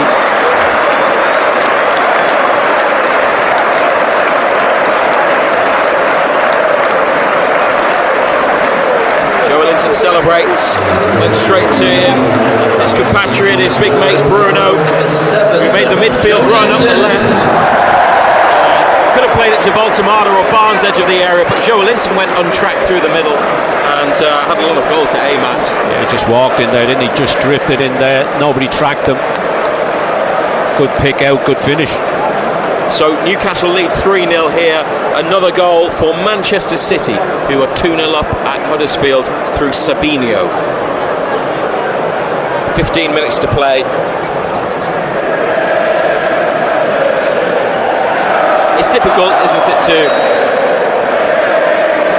hang on, referee's blown his whistle as Bradford are about to kick off. There's a problem somewhere, and I don't know what it is. Thomas Kirk is walking over to the near side. I think he's saying that is it his headset? Is there a problem with communication, or something's not right? Bruno's come to the referee, who's on the near side of the pitch. Bruno picks up a water bottle.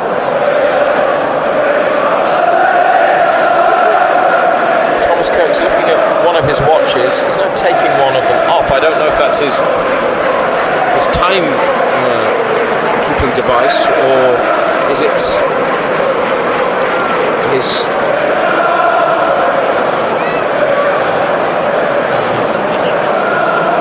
goal line technology.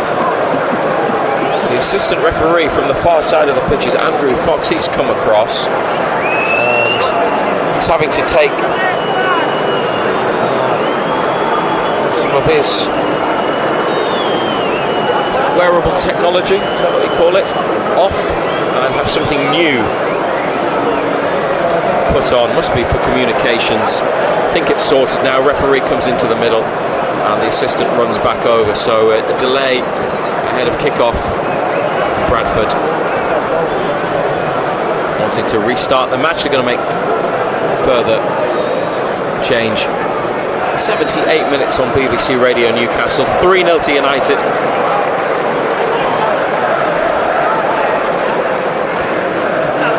Tyreek Wright. They've lost it. William Osula charging forward. Osula's got so much pace. He slipped it through for Baltimore in the penalty area. He picks out Joelinton. Unselfish to Bruno, and it's saved. Joelinton might well have gone for goal and gone for his hat-trick, but they worked it across to Bruno. Barnes was in there as well, and Bruno's shot with the outside of his right foot is saved. Osula was taken down outside the box after he played it. Hang on, Bradford having an attack here, and it's Neufville. His cross is stopped by Newcastle. Miley's clearance is blocked. Oh, what a goal! What a goal! Andy Cook has scored. The Newcastle United fan, on as a substitute after they tried to clear and it was blocked, has hit one, cracked it off the underside of the bar and in. What a proud moment for the 34-year-old. The black and white in the pink of Bradford tonight. A Bradford City hero has scored at St James's Park, the home of the club that he supports.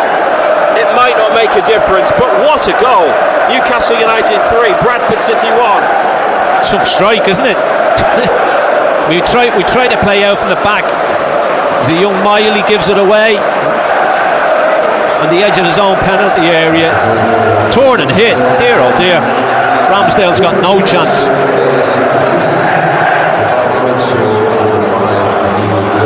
Some strike. Oh, they've taken off defender Neil Byrne and replaced him with Tom McIntyre, who's on loan from Portsmouth. Should have been 4-0 though, just before. Yeah, should have scored, shouldn't he? Yeah.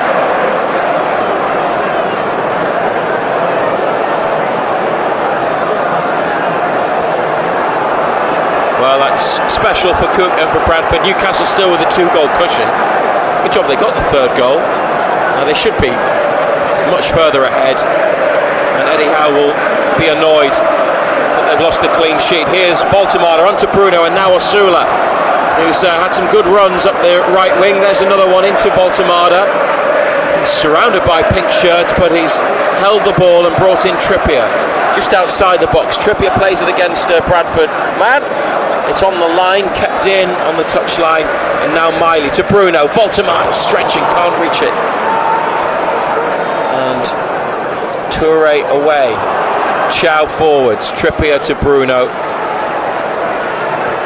And Chow back to Botman. Livramento could have it, and it's sent over to the far side for the fullback. Joelinton to Barnes. Livramento carrying on his forward run. Barnes to Joelinton on the left wing. Livramento in the box, outnumbered, and it's cleared. Up to Cook. Botman at his back. No foul. Play on. Chow to Trippier on the halfway line. Miley gets it in between Bradford players. Voltemada brings it back, gives it to Miley. To the right to Trippier, and now Bruno. Inside to Voltemada, back to Bruno. Miley to Trippier. Voltemada tries to lay it off. Can't do so. And max power for Bradford. Here is Neufville. Challenged by Joelinton. They both get back up. Bradford keep possession. Away fans are dreaming. Back in it at 3-1, potentially. If they can make anything of this, then they will be back in it. Ibu Toure doesn't cross, goes up the line to Tyreek Wright. He sends it in. Oh, missed by Chow and put out by Botman.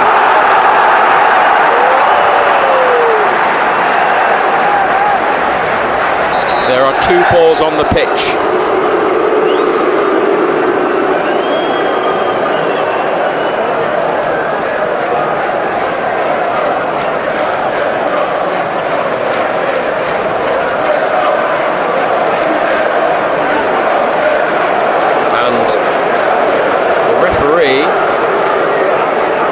Up one of the 2 balls, and he will just drop it into space next to the Bradford left wing back Ibu Toure. Back to Max Power. Wright's header pointed on his chest, then on the outside of Trippier. Wright with a chance to deliver a cross. He's gone down under a challenge. Offside. The flag is up, and Newcastle probably would have given away a free kick right on the corner of the box next to the goal line. Yeah, they'd be happy with that flag went up. 7.5 minutes of the 90 remaining on BBC Radio Newcastle. Should the unlikely happen and Bradford get 2 more goals and take it to 3-3, we're straight to penalties. No extra time.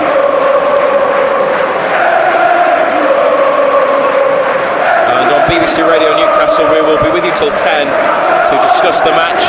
Send us a text message, 81333, start it with BBC. Voltemada to Bruno, lots of runners. Livramento, now Barnes is offside in the middle. Livramento's cross, Barnes is there, and it's wide. And the flag comes up anyway. He looked a mile off, didn't he? I'm not sure Osula was coming in back post, but I don't know if he would have reached it.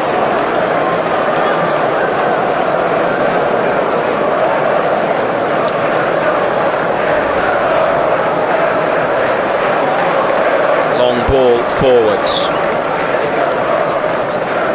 Aaron Ramsdale's got it. Arsenal at home on Sunday, and on Friday morning, BBC Radio Newcastle's breakfast show with Matt Bailey. We'll have tickets to give away to that match. A pair of home tickets for Newcastle Arsenal. Listen to Matt Bailey at breakfast on BBC Radio Newcastle. Here go United, looking for a fourth with Barnes curling a shot wide from just inside the area. Another chance.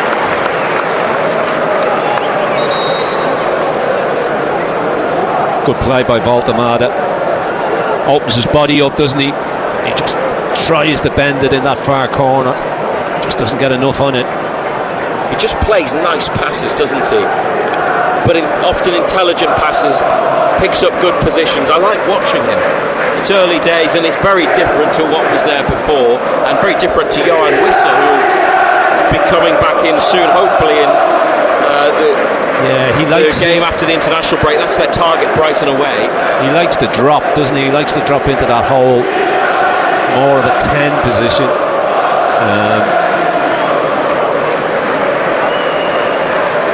Held up again. What's going on? We're going to be here till midnight with the referees. Yeah, there is somebody helping the assistant. It's again the assistant on the far side with his headset. There's a band around his left bicep, but it's like a sleeve. There's a pocket, and that's where they put the receiver for the communications, and the wire is fed up into the earpiece. And I don't know if it came loose or it wasn't working again, but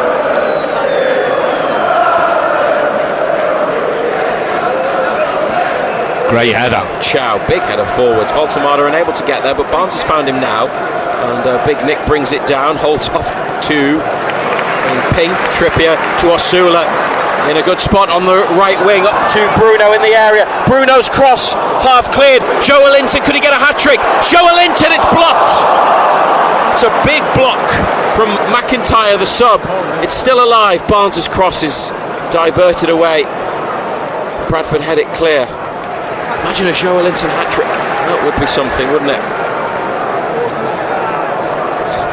He scores more goals from midfield than when he played as a centre-forward, hasn't he?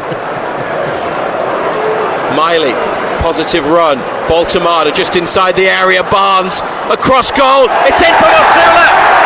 William Osula's got his second of the night. Joelinton with 2, and now Osula.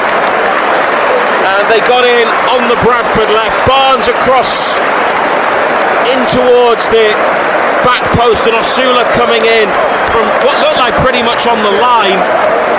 Lifted it into the top of the net. Barnes took the keeper out with his pass. Walker couldn't get there. Osula did. I think he's done well since going out wide right. And he has his second goal tonight, his third of the season. Top scorer again. Newcastle United 4, Bradford City 1, 88th minute. Yeah, good play again. They just moved it left. Great little ball across goal by Barnes. Wright doesn't react to it though, and Osula's got an easy tap in at the back post. 2 for him on the night.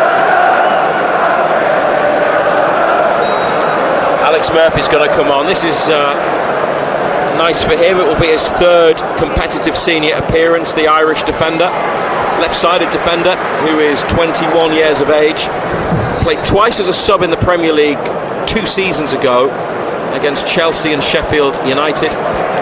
And now Alex Murphy on for Sven Botman, who just gets a breather, doesn't appear to be injured. And standing ovation for Botman, a real crowd favourite. A fully fit Sven Botman is a major strength, isn't it, for Eddie Howe and Newcastle? Oh, he's a top player. You want to keep him fit, of course you do. You know, thought he played well at Bournemouth at the weekend, and he hasn't really broke sweat tonight, to be quite honest. Murphy's gone in at centre back next to Chow. He played quite a lot in pre-season at full back and at centre back. Had a loan spell in League One, where Bradford now play, with Bolton second half of last year. Voltemada to Bruno. There's lots of movement up ahead, options, possibilities. Barnes trying to get in, it's blocked. Livramento takes charge. Then Barnes and Livramento getting one another's way. Bradford, everybody bar Cook behind the ball. Bruno as Voltemada drops in. And Voltemada has it. Miley wide to Trippier on this near side. Could they get a hat-trick goal for either Osula or Joelinton, or will Voltemada get one? Nice turn. Voltemada linking up edge of the area with Bruno after he turned and fed the skipper. Almost got it feet, hasn't he, for such a big man? He's quite graceful, isn't he, in the way that he moves. Glides, doesn't he? Not clumsy. No. Or any, I don't know, or awkward in any. I think he'd be awkward definitely to mark, but he's always in control and measured with the ball. Final 30 seconds of the 90 minutes. 4-1 Newcastle United. Round 4 draw later tonight. Barnes to Livramento. See if they can get a fifth. They should have had one by now. Voltemada backing in the box, holds it.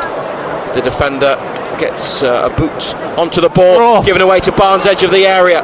Trippier, will he hit it? No. Osula inside the box, twisting, turning, threatening to do something. Miley, 6 minutes minimum additional time. Joelinton for Livramento, and forwards off Voltemada into the hands of the keeper.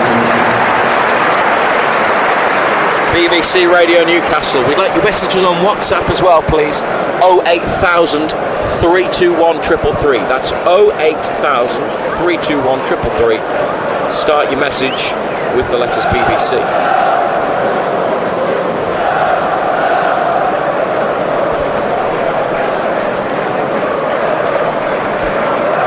It's at Newcastle's defensive end of the pitch with Chow and Alex Murphy.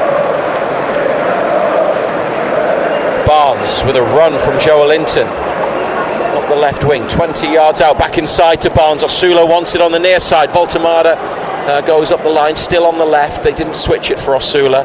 Voltemada's carried it and passed it back to Miley. Now Trippier, Bruno, and it's come for Osula, but Bruno says no, leave it for him. So skipper's got it in the corner, back up the line to Trippier.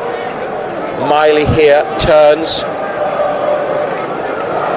and it's a short pass to Kieran Trippier near to the touchline, back inside for Miley and Chow. Murphy is infield, gets it next to the centre spot. 4-1 up. Barnes running at Neufville, comes back to Murphy, inside to Chow and Trippier and Osula wide. William Osula gets it, good skill, gets away from two. Very nice feet from Osula, and they've kept possession. Trippier to Bruno, who's shown good skill to get away from Cook. Voltemada back to Bruno, still Bruno in the area. Bruno, is there a finish? Oh, almost got the shot off left-footed. It was great ability, but just wide. Yeah, they want the final whistle, don't they, Bradford? They just want to pack up and get out of here. 4-1, but it could have been an awful lot more. Oh, he's so close, Bruno, with that one. Terrific skill. Another four around him. He got it through the legs of one of them and just across goal and wide. He could still get a fifth. There's 3 minutes and 20 seconds remaining. I don't think Bradford were pleased to see 6 minutes on the numbers board, were they? Alex Murphy heads away after Bradford head on. Collected now by the visitors, who've got Blackpool at home next, managed by Steve Bruce. Blackpool, third bottom of League One. Again. Barnes, Livramento, second half sub, but he's always got plenty of energy. He's got loads left, having entered midway through the second period. He moves over to the right to Trippier, into the path of Osula, tries to find some space, turns back to Trippier, 30 yards out, inside to Chow. Forward ball to Bruno, neatly taken down. Voltemada wants it, Bruno sidesteps the defender. Voltemada looked to play it back to Bruno, who'd continued moving on into the box, and it's away. 4-1 Newcastle lead. Manchester City are through, as expected. 2-0 win at Huddersfield.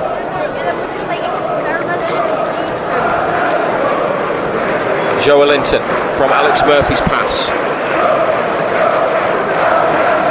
2 minutes to go. Miley for Trippier. Osula's got space. The ball comes to Danish forward. Back to Trippier. Scooped into the box to Bruno. Helped across the penalty area to Barnes. Well taken down by Barnes. At full stretch, had to get up high, chest it. Now Cook, stopped by Alex Murphy, up the line from the young defender's pass. Bradford send it away again. Murphy then towards Joelinton. He's done well twice there defensively. On to Barnes, and they've increased the speed here. Harvey Barnes wants a goal, and his shot is blocked after he carried it to the edge of the box and took it on. Tottenham Hotspur lead 3-0 against Doncaster. Brennan Johnson, the goal scorer.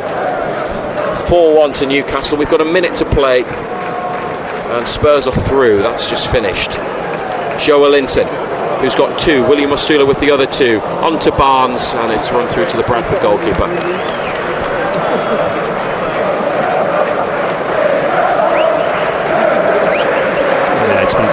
comfortable, hasn't it? Miley with a header. It's on halfway with Bradford. And Power, Baltamada on his shoulder. 30 seconds remaining. This is BBC Radio Newcastle. And, John Anderson will have a chat with Simon Pride, who will be here in a few minutes after the final whistle. It's a throw for the away team.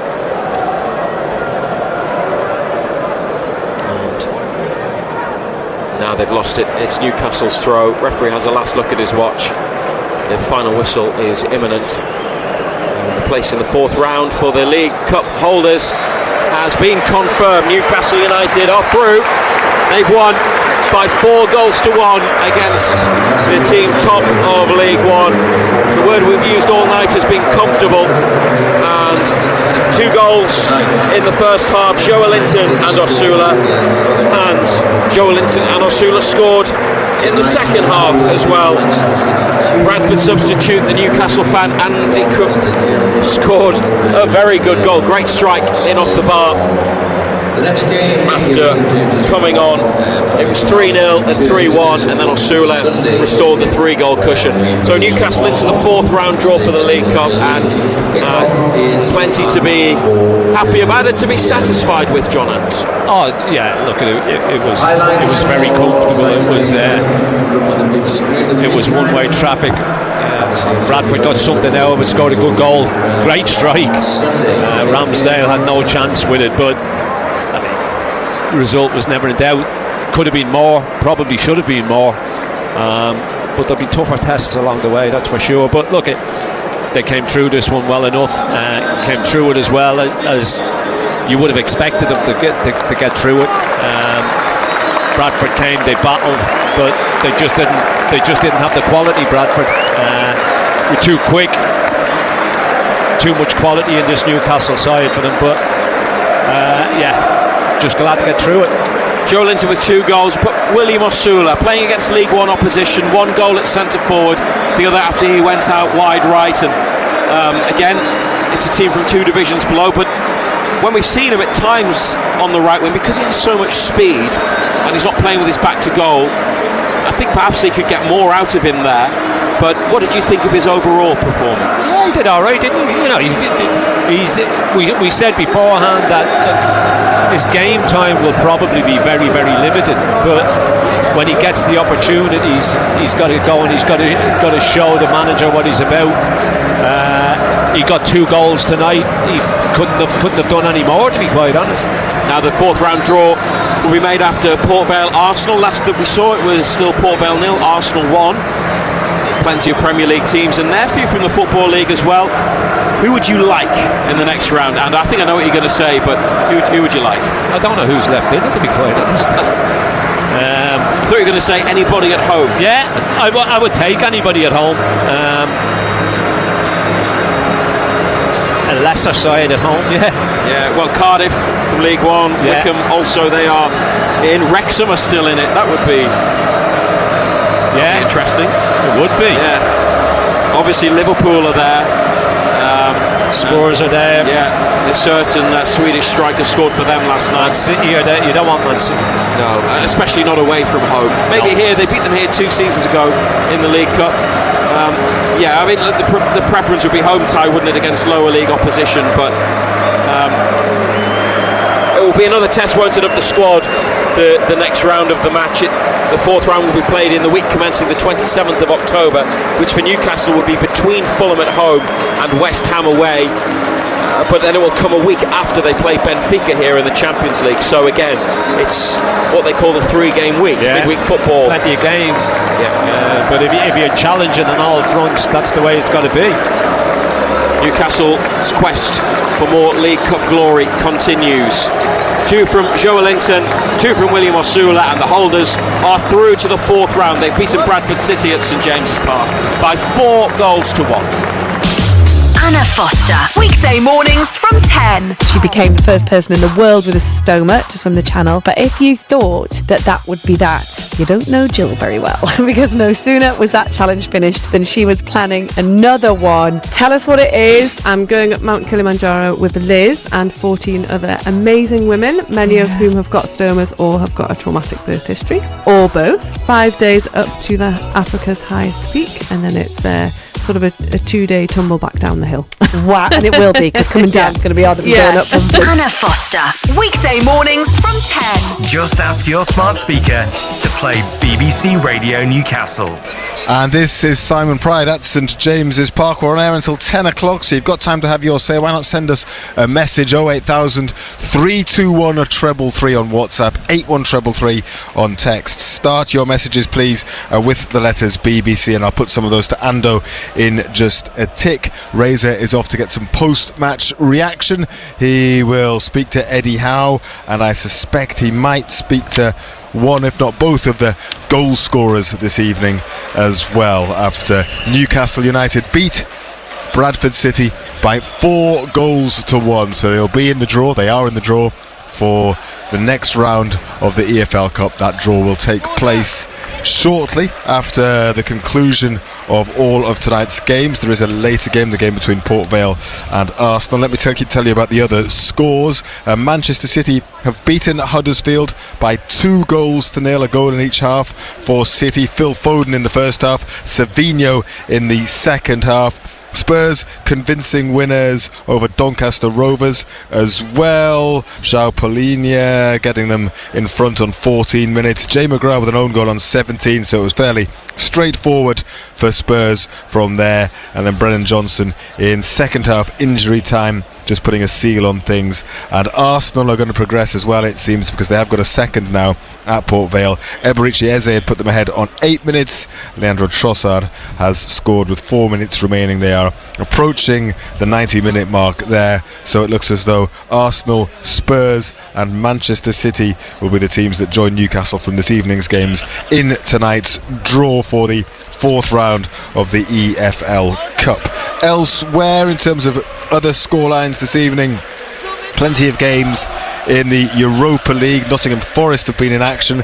They lead at Real Betis by 2-1, and actually Betis have scored as I say that, so it's 2-2 in that game. Now Anthony has scored for Real Betis.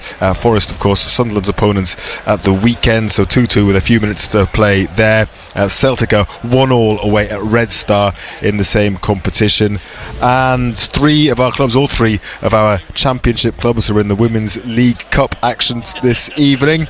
And Newcastle have been beaten by Nottingham Forest by 2-1, despite going ahead through Beth Lumsden. They conceded 2 goals in quick succession straight after they'd scored, and Forest won by 2-1. This is a group stage, remember, so it doesn't mean that they are eliminated.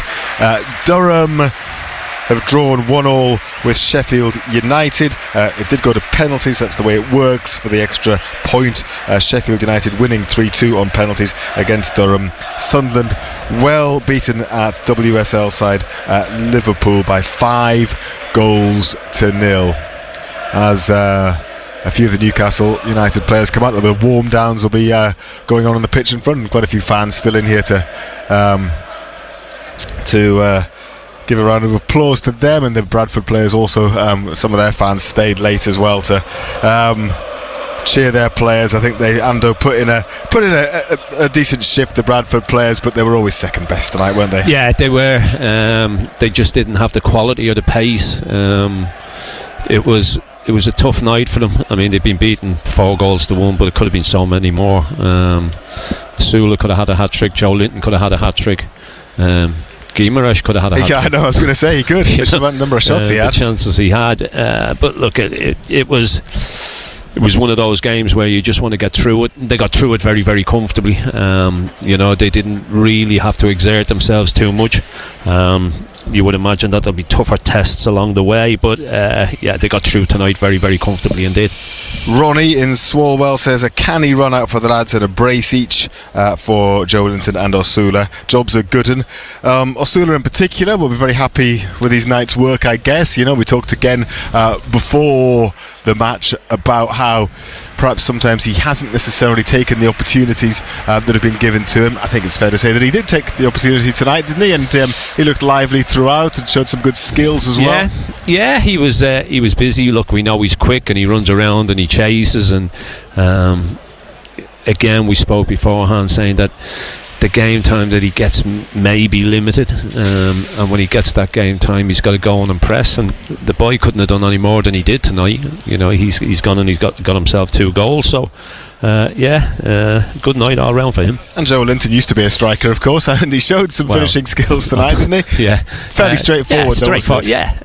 You know, he could have had a hat-trick as well, you know, but nice for him to get 2 goals. It's nice for midfield players to get goals, because we don't score enough goals from midfield, to be quite honest. You know, he got himself in there, got in the end of stuff, but it was it was a comfortable night all round, Simon. You know, I think Eddie Howe will be delighted that everybody's got through it. There doesn't seem to be any knocks, and they can prepare now for Arsenal on Sunday afternoon. Just looking down my notes there, Anthony Gordon was another who had several attempts as well, so he could have scored a few too. So it was what Newcastle needed. I said this at the beginning of the show. You know, Newcastle fans could do with a dominant display. They could do with a few goals to cheer, and it's good to get into a habit of scoring goals no matter the opposition. So I think everything that you could possibly have wanted from tonight. I know they conceded one, but at least that was a Newcastle fan that scored it, I guess. Yeah, I mean, look, I suppose if you want to have a little bit of a moan, you could say they should have scored more. You know, they had the opportunities to really put Bradford to the sword. They didn't take them, but all in all, it was just a very, very comfortable night. John in Albuquerque says he's calling for a worldwide ban on what he calls pinky uniforms in football. I don't mind the pink. Do you, Ando? It's all right. Never really thought about it, to be quite honest. Doesn't bother you then? Okay. No. But John in Albuquerque, right. Thanks for listening over Doesn't in Albuquerque. like the pink kits. He does not like the pink kits. Right. Alan from Hartlepool wants to know why we call Malik Chow, because that's his name, even though it's spelled Thiaw. That is how it's pronounced, Alan. So that's what we're going to call him. Alan says he keeps getting confused, thinking that Newcastle have signed a new player. However, that is the way it is. So yeah, keep the messages coming in. 08000 321 333. Start your WhatsApps with the letters BBC, and you can text 81333. I might have time to put a couple more to Ando before we go off air this evening. But it was a good start to the campaign in the trophy that they're defending, Ando. My next question to you, because the draw is going to be made fairly shortly. Who would you like in the next round? And I know exactly how you're going to answer that question. Anybody at home? Yes. Those 3 words I knew were coming next. Not really anybody at home.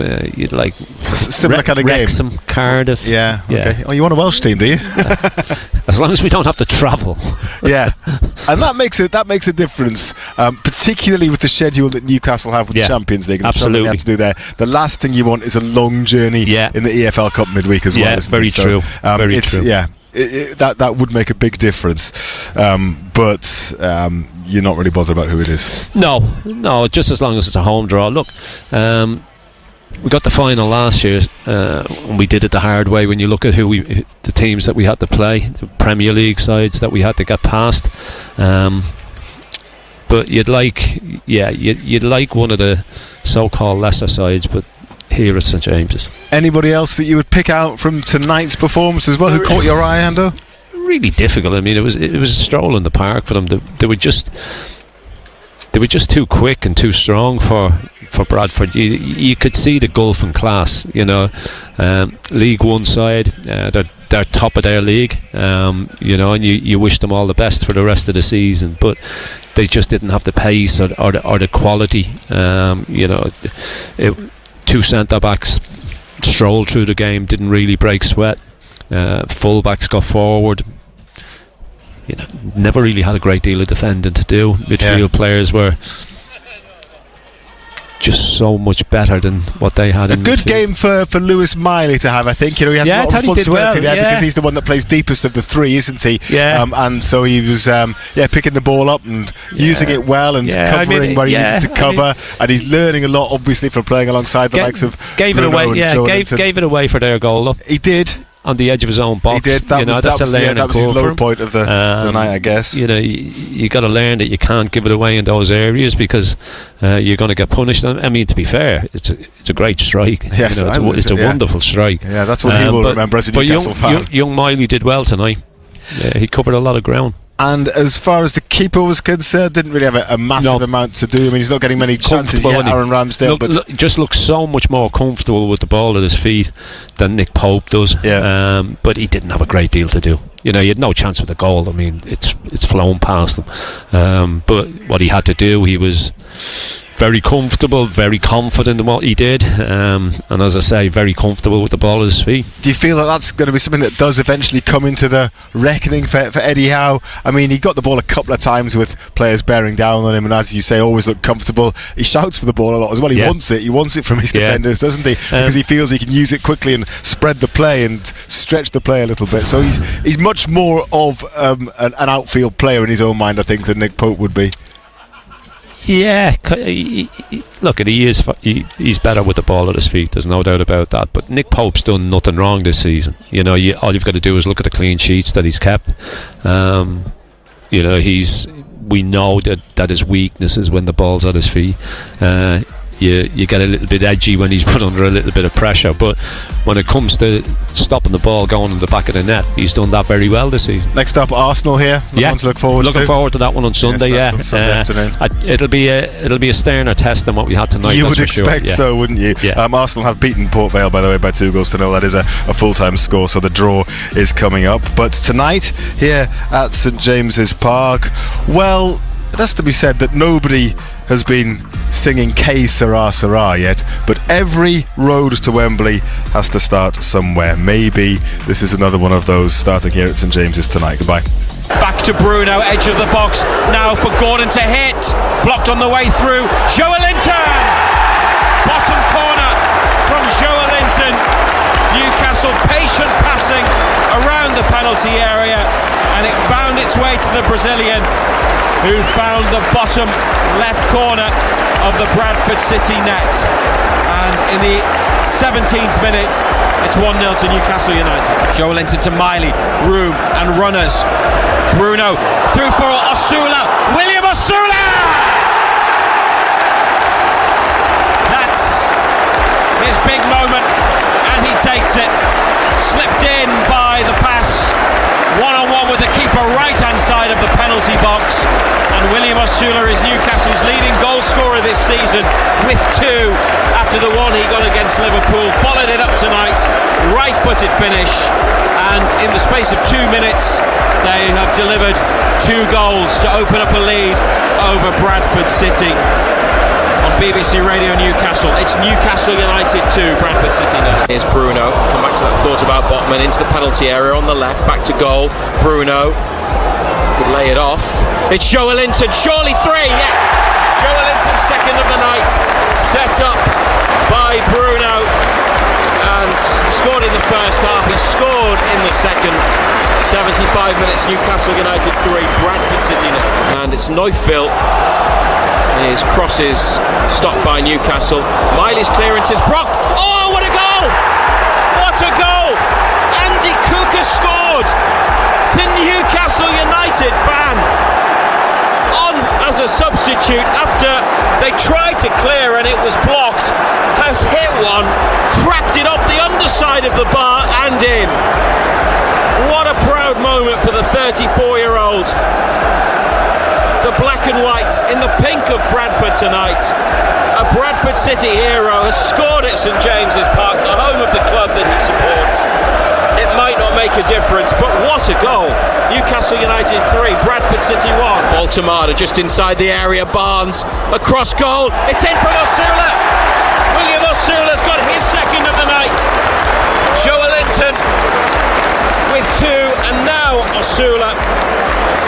And they got in on the Bradford left. Barnes across in towards the back post, and Osula coming in from what looked like pretty much on the line, lifted it into the top of the net. Barnes took the keeper out with his pass. Walker couldn't get there. Osula did. I think he's done well since going out wide right, and he has his second goal tonight, his third of the season, top scorer again. Newcastle United 4, Bradford City 1, 88th minute. Total Sport North East. On the station with Newcastle and Sunderland commentary exclusively live. BBC Radio Newcastle. On the BBC Sounds app, on your smart speaker, Play BBC Radio Newcastle. and on your radio. The sound of the North East is BBC Radio Newcastle.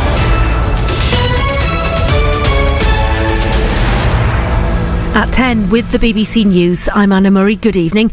The government's considering financial support for companies in Jaguar Land Rover's supply chain, which have been badly hit by the temporary shutdown of its factories.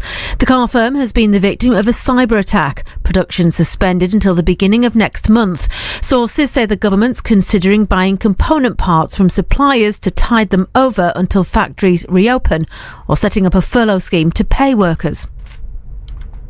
Plans to extend high-speed rail across the north of England have been delayed because of concerns over long-term costs. A government source has told the BBC that it remained committed to the project, known as Northern Powerhouse Rail, but that it was determined not to repeat what it said were the previous government's failures over the high-speed 2 line. Here's our economics editor, Faisal Islam. A high-speed rail line connecting Liverpool, Manchester Airport and the centre of Manchester is a central piece of the overall Northern Powerhouse Rail project, aimed at cutting travel times between the major northern cities and boosting the UK economy outside of London. The Department of Transport is understood to have proposed a specific plan to the Treasury in order to release funds worth up to £1.5 billion ahead of building work to begin around 2030. But it's understood more time is being taken to ensure that the project has been fully scoped out before pushing ahead, an HS2 mistake the government wants to avoid. Giant rocks are going to be brought by sea down the coastline to help shore up one of England's best loved beaches. It comes amid fears that Blackpool Beach could be completely eroded in the next 10 years if steps aren't taken now to protect it. A special exhibition started to let people have their say. Steve Ball is from Blackpool Council. Concerns are aesthetics, the view, the classic view of Blackpool and the tower and the piers, but our head of tourism sees that positively. She potentially sees it as an attraction where we could have a sound and light experience and get people out of the cars when they come to illuminations. Oxford scientists say any amount of alcohol consumption may increase the risk of dementia in the most comprehensive study of alcohol and dementia to date. Led by the University of Oxford, Yale and Cambridge, the research challenges previous suggestions that light to moderate drinking may have a protective effect against dementia. And a vegetable grower from Gloucester is hoping his £800 pumpkin will squash the opposition at the Giant Veg National Championship on Friday. Graham Barrett is using a forklift to take the pumpkin to the competition in Malvern. He already holds 4 world records for his giant vegetables. You need good seed. You need to spend a lot of time preparing the ground, getting the right nutrients in, making soil tests. And you need good weather, which is what we have had this summer. And you need a lot of good luck. And you can see more of this story and the rest of the day's news on the BBC News website. It's coming up to 3 minutes past 10.